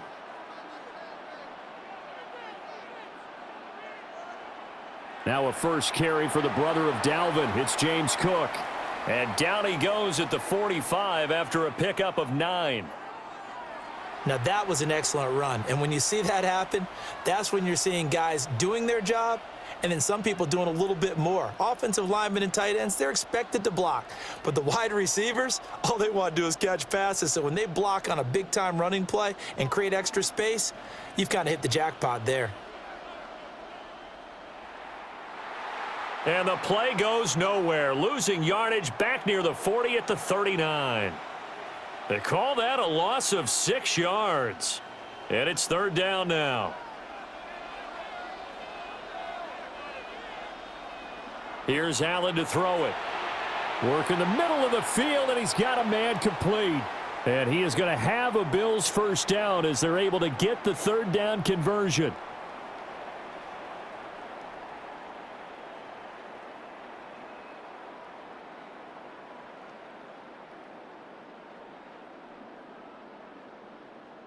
And that's well executed there on 3rd down. And I love the confidence that they had to let their tight end try and find some space in the middle of the field, right in their quarterback's line of vision. And QBs love to make that easy throw, and they hooked up there for a first down.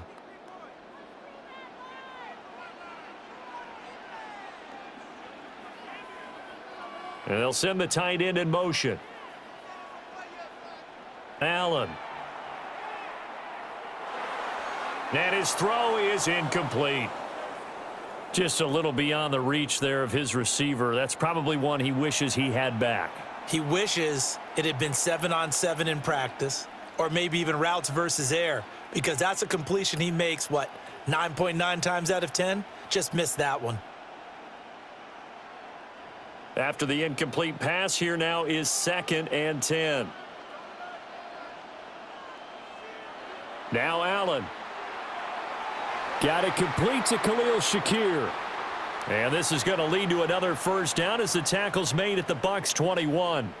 25 yards there on the catch and run. Of course, the catch was nice, but how about what happened after? Able to stay on his feet and gain all that additional yardage. So many of these slot guys, I think, have running back in their background.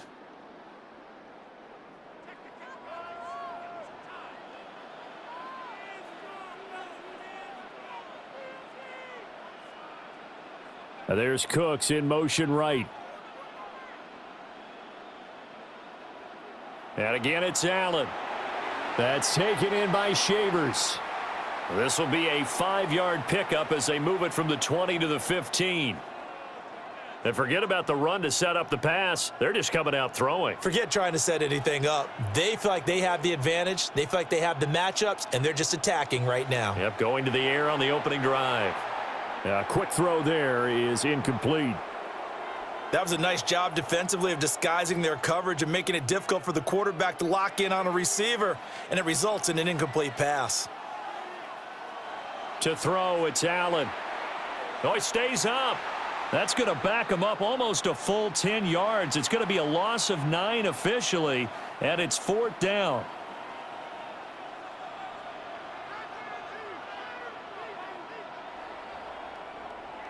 The kick by Bass is good. And the Bills' opening drive yields 3. In the end, the opening drive, Charles, does yield points. Maybe not the touchdown that they wanted, though. Yeah, but bottom line, they wanted to get something out of that drive, and they did that. 3 points, they won't turn that down at all.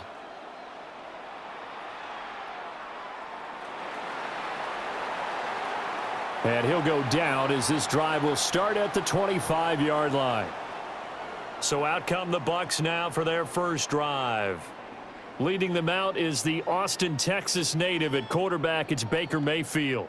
I tell you what, when he is on schedule for that week, secondaries take notice because you've got to stay alert back there on every snap. A truly powerful arm, one that's capable of challenging any level of the defense on any given play.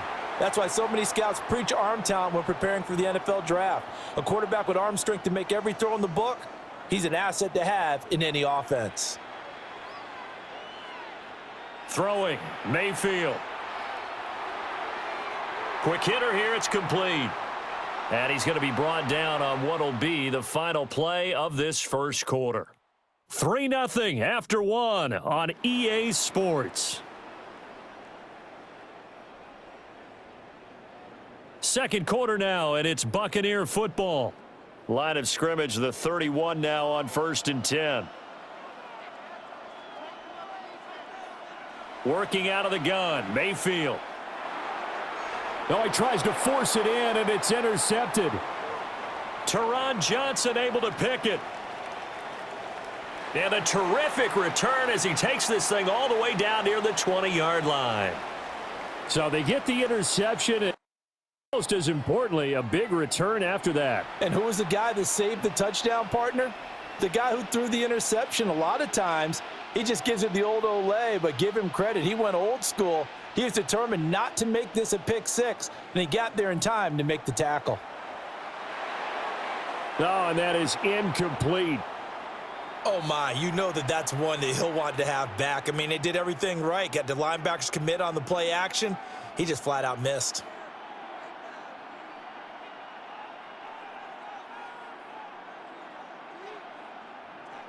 So after the incompletion, 2nd and 10 from the 22. Now Allen.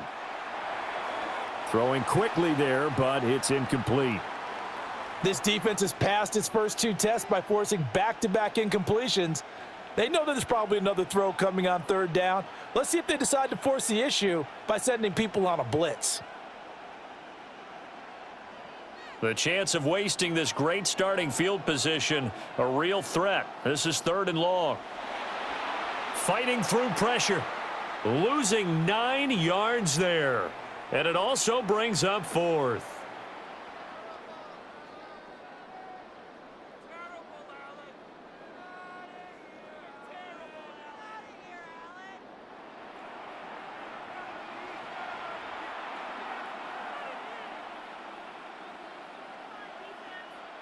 Tyler Bass out for the Bills field goal.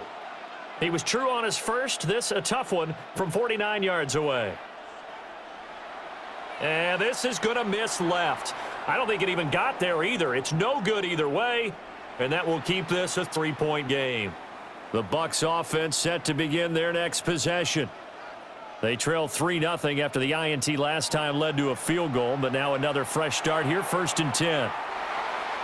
So the completion results there in 9 yards.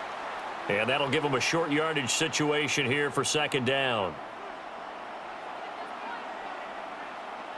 Mayfield. Firing quickly here, and that's complete. That one, a 1st down pickup of 8. When an offense reads blitz, doesn't matter where it's coming from, tight ends know that they become a big part of the passing game because they should be an easy outlet when all those extra bodies are trying to get to the quarterback. A hot route, so to speak. They go play action. Mayfield. And that's complete. It's Chris Godwin. They'll wind up getting 7 on the play. And it's 2nd down. Second quarter, 2 minutes remain. 3-0 our score.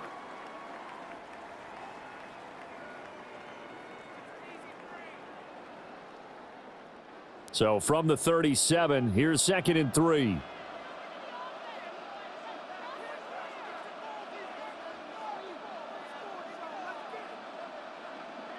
Mayfield looks to throw.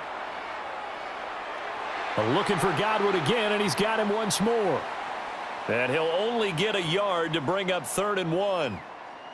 That's now 4 completions in a row. A good bounce back following the interception last drive. Certainly not letting it affect him, that's for sure. And we all know interceptions are going to happen. So the big trick, don't let it affect you going forward. Most of the good quarterbacks, they just tell the ball boy, get that one out of the rotation, give me a fresh ball, and let's go. He's got his offense moving again. He's got his target. That's complete. And he is going to have a Bucks 1st down as they're able to convert by plenty there on 3rd and 1. As an unbiased observer, I think it would have been interesting to see what they would have done if they hadn't gotten the 1st down there. But since they did, I guess the point is moot. Yeah, they were right there in that middle ground, field goal range, punt, go for it. But as you said, they picked it up. And down inside the 15, shy of the 10. Now the Bills are going to use the first of their timeouts as they'll stop it with just over a minute to go before halftime.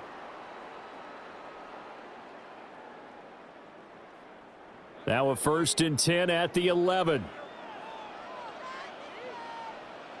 And again, it's Mayfield. And that one drops down, incomplete. Good coverage there, forced the ball free, and it's 2nd down. This defense not going to make it easy for you. They're a physical group, and we just saw it there on that play. They came in, made the contact, just as he's trying to haul it in. To throw, Mayfield. To the goal line, but it's incomplete. Feels like they're getting caught in between here because they didn't completions on 1st and 2nd down. Now you got to worry a little bit about the clock because you prefer not to give them another shot here in the first half. But if you don't pick up the 1st down, guess what? You're likely going to have to.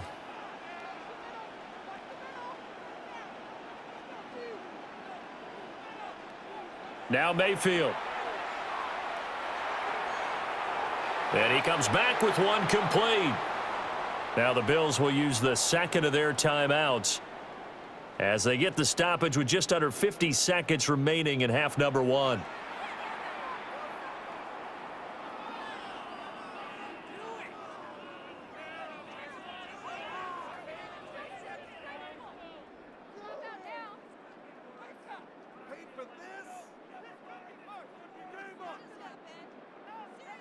Mayfield and the troops staying out and going for it on 4th.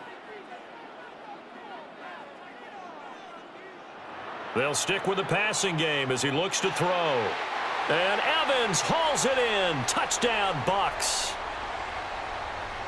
It's a 6-yard touchdown pass. And the Buccaneers take the chance on 4th and goal, and it pays off with 6. That could be an important swing right there. A touchdown in the final minute of the half to take the lead. And I like the point you just made there. Could be an important swing because now that they have the lead, if they can carry that into the locker room at the half, they'll feel really good about what they accomplished in the first 2 quarters. Chase McLaughlin on for the extra point. And this is up and good to make it 7-3. So that one a pretty time-consuming 10-play drive. And it's Mike Evans who caps it with a touchdown reception.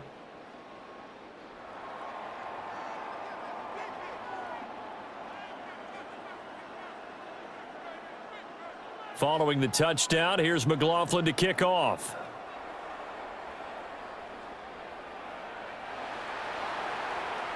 The Bills going to take over now late in this first half. And with them trailing, there is still enough time to try to string a few plays together, maybe get into field goal range.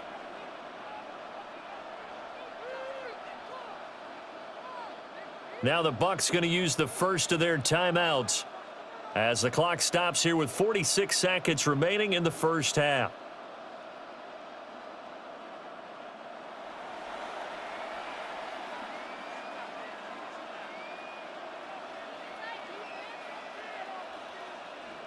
So good field position for the Bills as they come up 1st and 10 at their 35-yard line.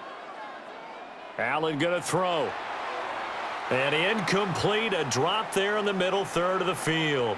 That'll bring up 2nd down.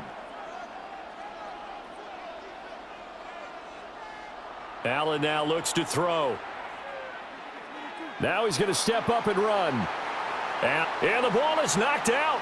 And it's picked up by the Buccaneers.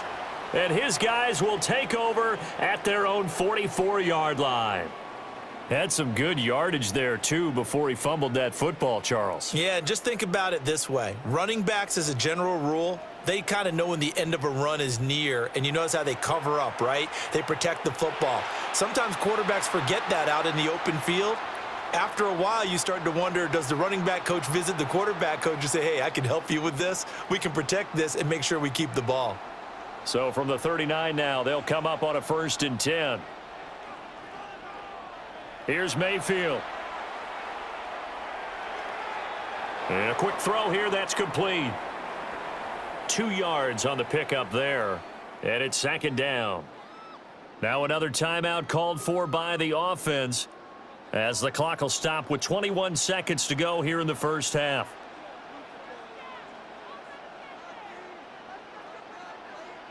Mayfield to throw it. Now a run here off the RPO. He'll keep it. Airing this one out for Evans. And he bats it away, and it falls down incomplete. They geared up and took the deep shot downfield, but it turned out it wasn't one-on-one coverage. Extra defenders in the area, and that one winds up incomplete. Mayfield now. And that's incomplete. Clock stops with 10 seconds left. Like what I see so far out of this defense, because they've been showing their best coverages on third down. So far, only allowed one conversion on a handful of attempts. One area of their game plan that they've executed to perfection.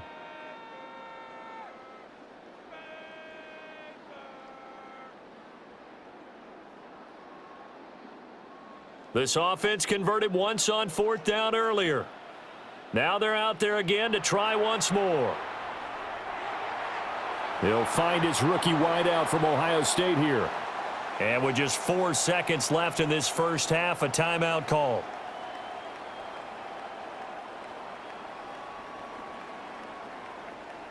So with 4 seconds to go in the half, here's the field goal unit onto the field. And his kick is good. And they push the lead up to a touchdown now at 10-3.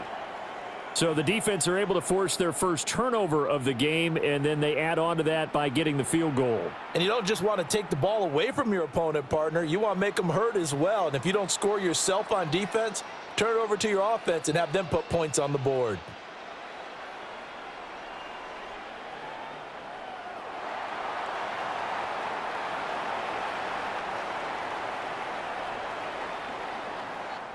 So halftime straight ahead, and that means we go to Scott Hanson. It is our EA Sports Halftime Report. Scott, take it away. All right, Brandon, thanks much. Scott Hanson, good to be with you from the Orlando EA Sports Studios with an abridged halftime report. This one shaping up to be a tight one, as evidenced by the scoreboard. Both these teams playing it close to the vest in the first half. What will happen in the second half? Let's find out as we send it back to the stadium and our commentary team, Brandon Godden and Charles Davis.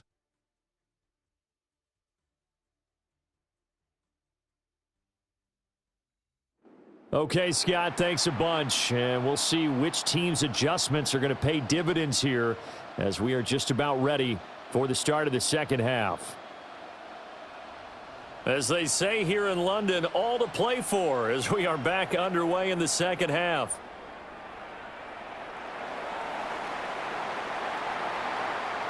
And he'll get to the 30-yard line before going out of bounds. The Bucks offense set to begin this third quarter. We have not seen much on offense here from either side these last few drives. We've hit a wall, so to speak. And have hit it hard, haven't we? Because the defenses right now, they seem to be a step ahead, don't they? Beating them to the point of attack, beating them to the punch. These offensive guys, they're tinkering like crazy. What's it going to take to get back on track? Yeah, both sides searching for adjustments. And he gets this up across the 35 before he's out of bounds. Well, it certainly feels like there are more stars at the tight end position than there were even 10 years ago.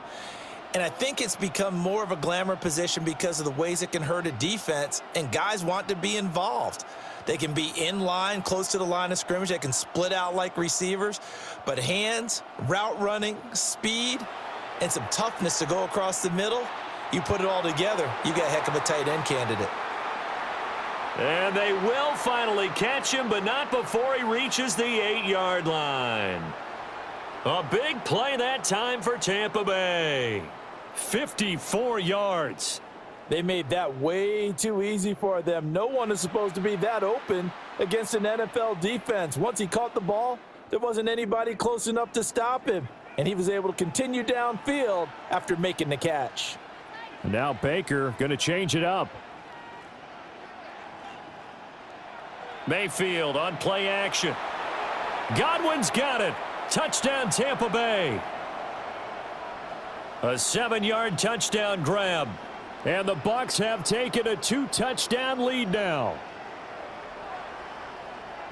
He was on point throwing the ball right there. He had the big play to get him down close, and then he delivers a touchdown pass on 1st and goal. And you mentioned the big play that got him down close. I think that big play left them reeling a little bit. They didn't recover from it. And you know they always talk about having to have a short memory on defense after a big play against you. Looks like their memory was a little too long there. Extra point by McLaughlin is up and good. And the lead is now 17-3.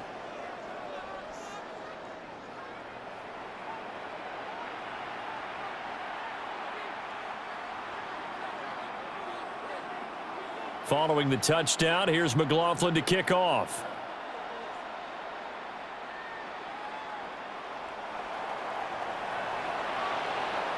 And he'll be stopped up at the 25. So here's the Bills offense now. They get ready for their first possession of the second half. Well, the opposition laid down the challenge and opening drive touchdown here to start the second half. And, Charles, now you feel like this group needs to get an answer because this all of a sudden is a 2-score game. Yeah, you're right about that. What was a small, manageable spread to overcome? A little bit more daunting now. I think you're exactly right. Pressure is on because you don't want them getting the ball back with a chance to really extend this lead out. And they'll get it up just short of the 45 at the 44. The drive starting play, a good one. Give him 19. I'm okay with the call there. In fact, I actually like it. I know they're down a couple of scores, but the running game worked in that situation. I would continue to go in that direction. Here's Allen. And he can't quite bring it in. Might have heard footsteps there across the middle. Second down. Fair to say, hasn't been his best game throwing the football, but also not getting a lot of help out there either. Yeah, you nailed it pretty well, you know. He's got to throw it better. Got to get more help. Obviously one that should have been caught. They've got to find a way to bring those two elements together so they can make some progress in this one. At this point in the game and the situation they're in, partner, these incompletions that we're seeing, they need to turn into positive snaps, and soon. This offense in desperate need of a conversion as they come up on 3rd down. To the air, Allen. Oh, he had him. He was open, but he couldn't get it to him. It's incomplete. Looks like another empty possession offensively. And you're at that point in the game where you can't afford too many more of these. So this is going to require some heavy thinking on the sideline to figure out what they can do to crack this defense. Wisnowski on to punt as he sends this one away. And he couldn't get it to check up. That kicks all the way into the end zone for a touchback. And Tampa Bay trots out there now. This is sort of what you would call a put-away drive, isn't it? They score here, especially a touchdown. It's almost out of reach. It certainly feels that way, and I think that they're going to call their plays accordingly because what you really want to do, even though you know the scoreboard is still up there and the game's going to go on, you feel like you can take the spirit away from another team, that their drive and will to come back and win can be taken with another score right here. Yeah, still 3rd quarter, but you just get that feel. Yeah, they're teetering right there on the brink, aren't they? Not liking the look. They'll change the play. From the shotgun, it's Mayfield. Left side here, that's complete to Godwin. And he takes us beyond the 35 before going out of bounds.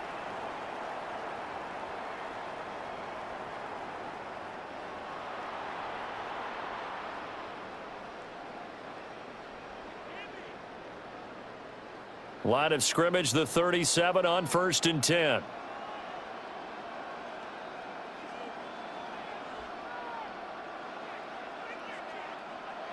Mayfield off the play fake. And a catch right side by Evans. And able to get this one across the 45 before he's brought down. 11 more on that one and another 1st down. And now we get into the psychology of the whole thing because a lot of teams with a 2-score lead in the 3rd quarter, they almost become defensive with their offense, just playing not to lose. I think with this team, you got to figure at this point, this is a great spot for them to go into attack mode, really try and put the hammer down and finish this one off. And the result here, a pickup of 8. Leaves them with 2 to go on 2nd down. 2 yards to go, 2nd down. Mayfield going to switch things up here. Here's a play fake as they set up to throw. It's a short one here, complete to the tight end. Back-to-back receptions for him, and it's another first down. And as they come to the line, they will not be able to get off another play as time has run out on this third quarter. This is the National Football League on EA Sports. Welcome back now here in London. It's the Bucks. They've got the football. They also are in front here on the scoreboard as we start the fourth. They'll look to throw again. Looking for Godwin, and he's got him complete. And they'll get this one down to about the 20-yard line. The Bucks passing game looking good on this drive. It's a first down. The passing game continues to be their friend. Even with a stable lead here in the fourth, Charles, they're going back to that well. Yeah, with their overall philosophy, you know that they trust their quarterback. He's been able to throw it well. If they continue to throw these safe passes, who can blame them? Again, he'll drop to throw. And intercepted. Maybe the turning point they need. Teron Johnson able to pick it. And the Bills are right back in this football game. Two-score game here in the fourth, and that pick, it kind of keeps the door ajar, doesn't it? It does, and you wonder about their strategy because with a two-score lead, you would think maybe you're just sitting on it and trying to drain some clock. It's almost like they felt like, hey, we've got a good cushion. We can keep pressing it. It ended up costing them. The Bills offense back out onto the field. The interception was a great starting point, but now they need points pretty quickly, down 2 scores.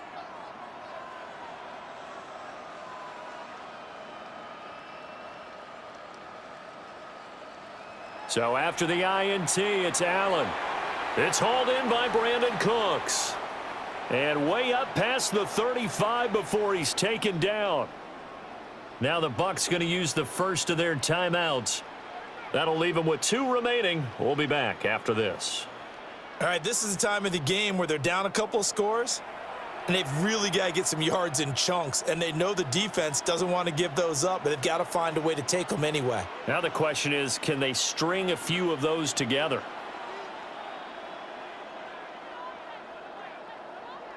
Here's Allen to throw it. Throwing over the middle, and it's incomplete. All right, help me out here a little bit, partner, because what I'm seeing is a passing game that's just struggled to complete anything. No rhythm, no timing. Seems like every pass is also contested well, so give some credit to the defense. And the slot man goes in motion left. So the shotgun snap to Allen. And Cooks has it over the middle. And he'll be taken down, but not before he works it past the 50. Now Allen. His throw incomplete. Tight end has become a bigger and bigger part of the passing game in the NFL, but if you drop the football, that position could get swapped out with a wide receiver in that spot, a running back in that spot. There are other ways they can go if you're not going to catch the ball. And that's not just his first drop, his second drop of the game.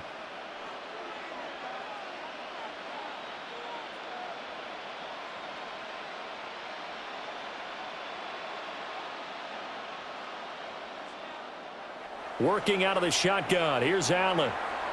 And his throw's going to be incomplete.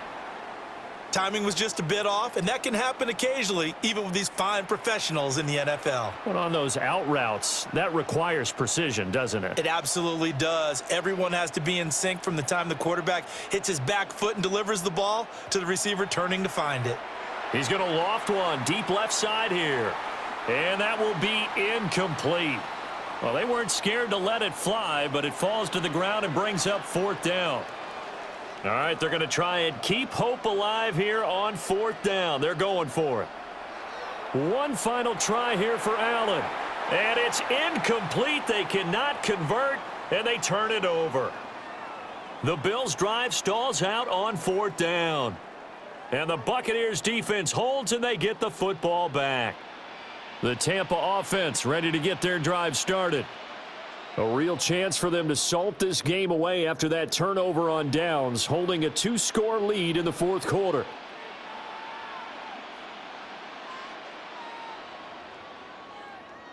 Trying to shake off the interception from the last drive. He'll look to throw. And his throw here's incomplete. That was well defended. They clamped down on every available receiver. Just got to give the win to the defense on that snap. Here's 2nd and 10.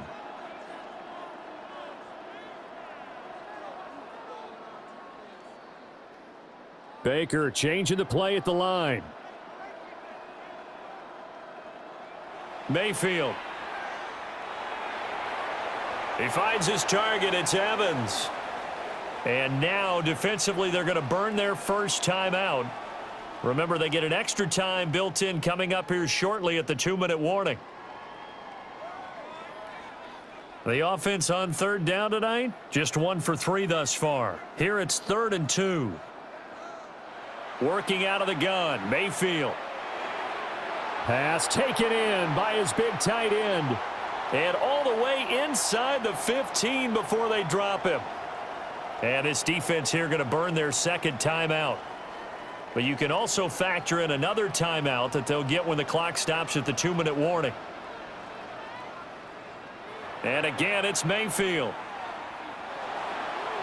The quick slant caught. And in for the Buccaneers touchdown. Chris Godwin with his 2nd touchdown of the night. And the Bucks have put this one to bed here in the fourth quarter. So an important touchdown right there is now they're really beginning to pull away. Yeah, this was a tight game until not too long ago. But since then, they've hit the accelerator. And they pushed the lead up to 3 scores here in the fourth quarter. And I don't see them looking back.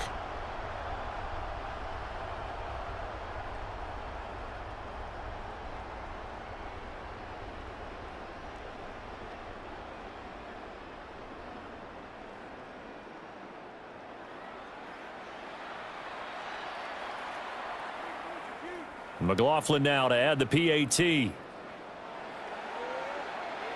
And the lead now to 3 touchdowns at 21 points.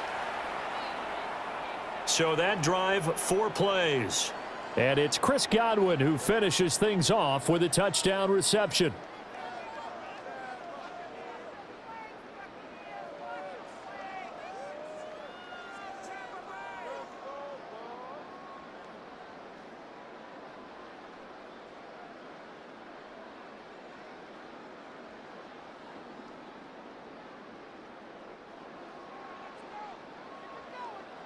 Following the touchdown, here's McLaughlin to kick off.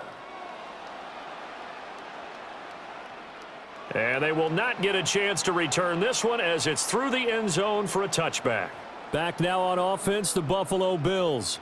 And a drive that stalled out last time. Went for it on 4th, didn't get it. How does that translate here? I would imagine momentum's with the defense. Definitely with the defense, because anytime anyone goes for it on 4th down, that's telling you as a defense that you can't stop us. We don't think that you can. And when you actually do, that may put a little dent in the confidence of the offense the next time they hit the field. Yeah, we'll see if they can bring that pride, the offense, this go-around. Allen. That's taken in by Shavers. So the completion good for 6 yards. And that will bring up 2nd down. Just 2 minutes remaining here in the fourth quarter of what has been a one-sided affair. So it's Bills football here as we get you reset. They're looking at 2nd down now as they search for a consolation score. 2nd down and 4.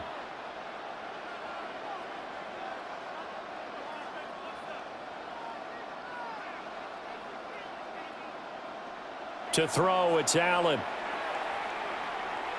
And his throw's going to be incomplete. They lead big, and a major part of that has been how they've taken their play to a whole new level this second half. No points allowed since the break, and you can add another incompletion to the total number that they forced in this runaway contest.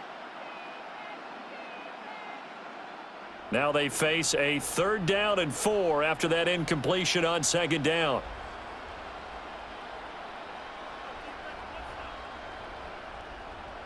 Allen now looks to throw. He's got his target. That's complete. And he is going to have a Bills first down as they're able to get the third down conversion.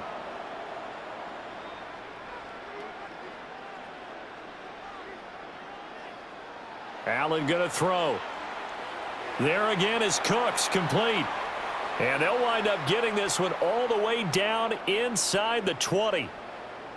The Bucks going to go ahead and use the second of their timeouts. And they'll be disappointed to have to burn one there after giving up the first down.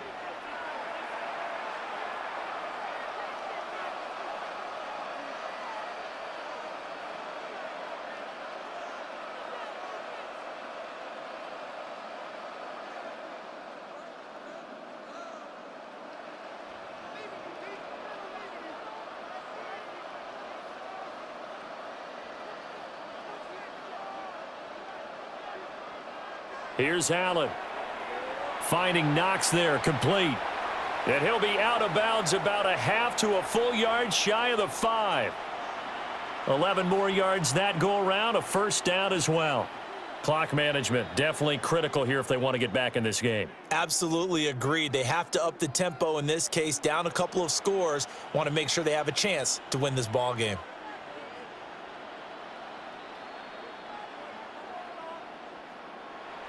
They'll run with Cook. And they'll be driven back here, losing yardage to the 10-yard line. Moved back to the 10. They'll try on second and goal here. Toward the end zone, but that's going to wind up incomplete. At this point, down big, you'd have to imagine this defense, they're just going to sit back, blanket the field as best they can. Yeah, this is actually the easy part of the game for them because, just as you noted, they can sit back, keep everything in front of them. But they've blanketed the field the entire game using a variety of coverages.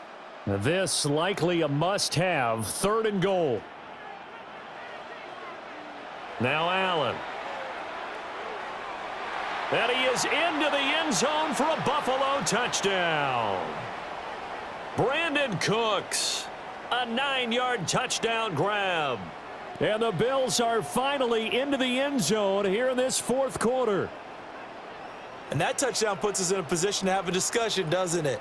Now it'll be a 2-score game after the conversion. Yeah, I mean, there's no doubt with a 2-score game they're going to have to onside kick it. We'll just see if they've got a miracle up their sleeve. And you wonder what onside kicks they're going to use and in what sequence if they hope to have a chance to win this game.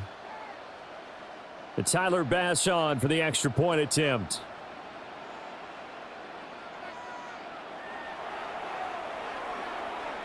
And this is up and good. That'll make it a score now of 24-10.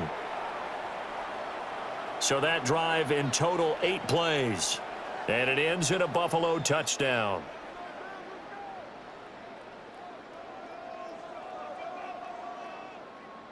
So 2 scores down. Time definitely not an ally, but here comes the onside kick. They knew they needed a miracle. They had to have that onside kick. They didn't get it. Well, as we knew, even before they put the toe to the leather on that one, their chances of getting that done, slim and none. And I do believe we saw Slim just leave the door, didn't we? We did indeed. I think we're down to none. So out come the Bucks now. And this one all over but the shouting, you might say. Well, there's one timeout remaining defensively, but probably no real need to use it here. Yeah, the only time they would use it, strictly for pride. The Bills are going to go ahead and use their final timeout as they'll talk things over prior to this upcoming second down play.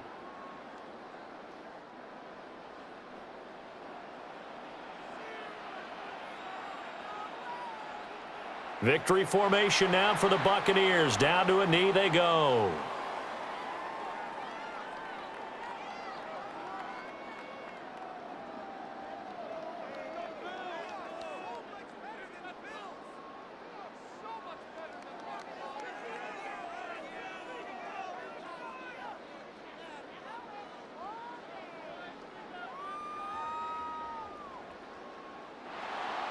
So it's a win for the Bucks here, and it was thanks in large part to the play of their quarterback, CD, Baker Mayfield. Yeah, he was in complete control of this offense. He had 3 touchdown passes on the afternoon. And to be honest, he really made it look easy out there.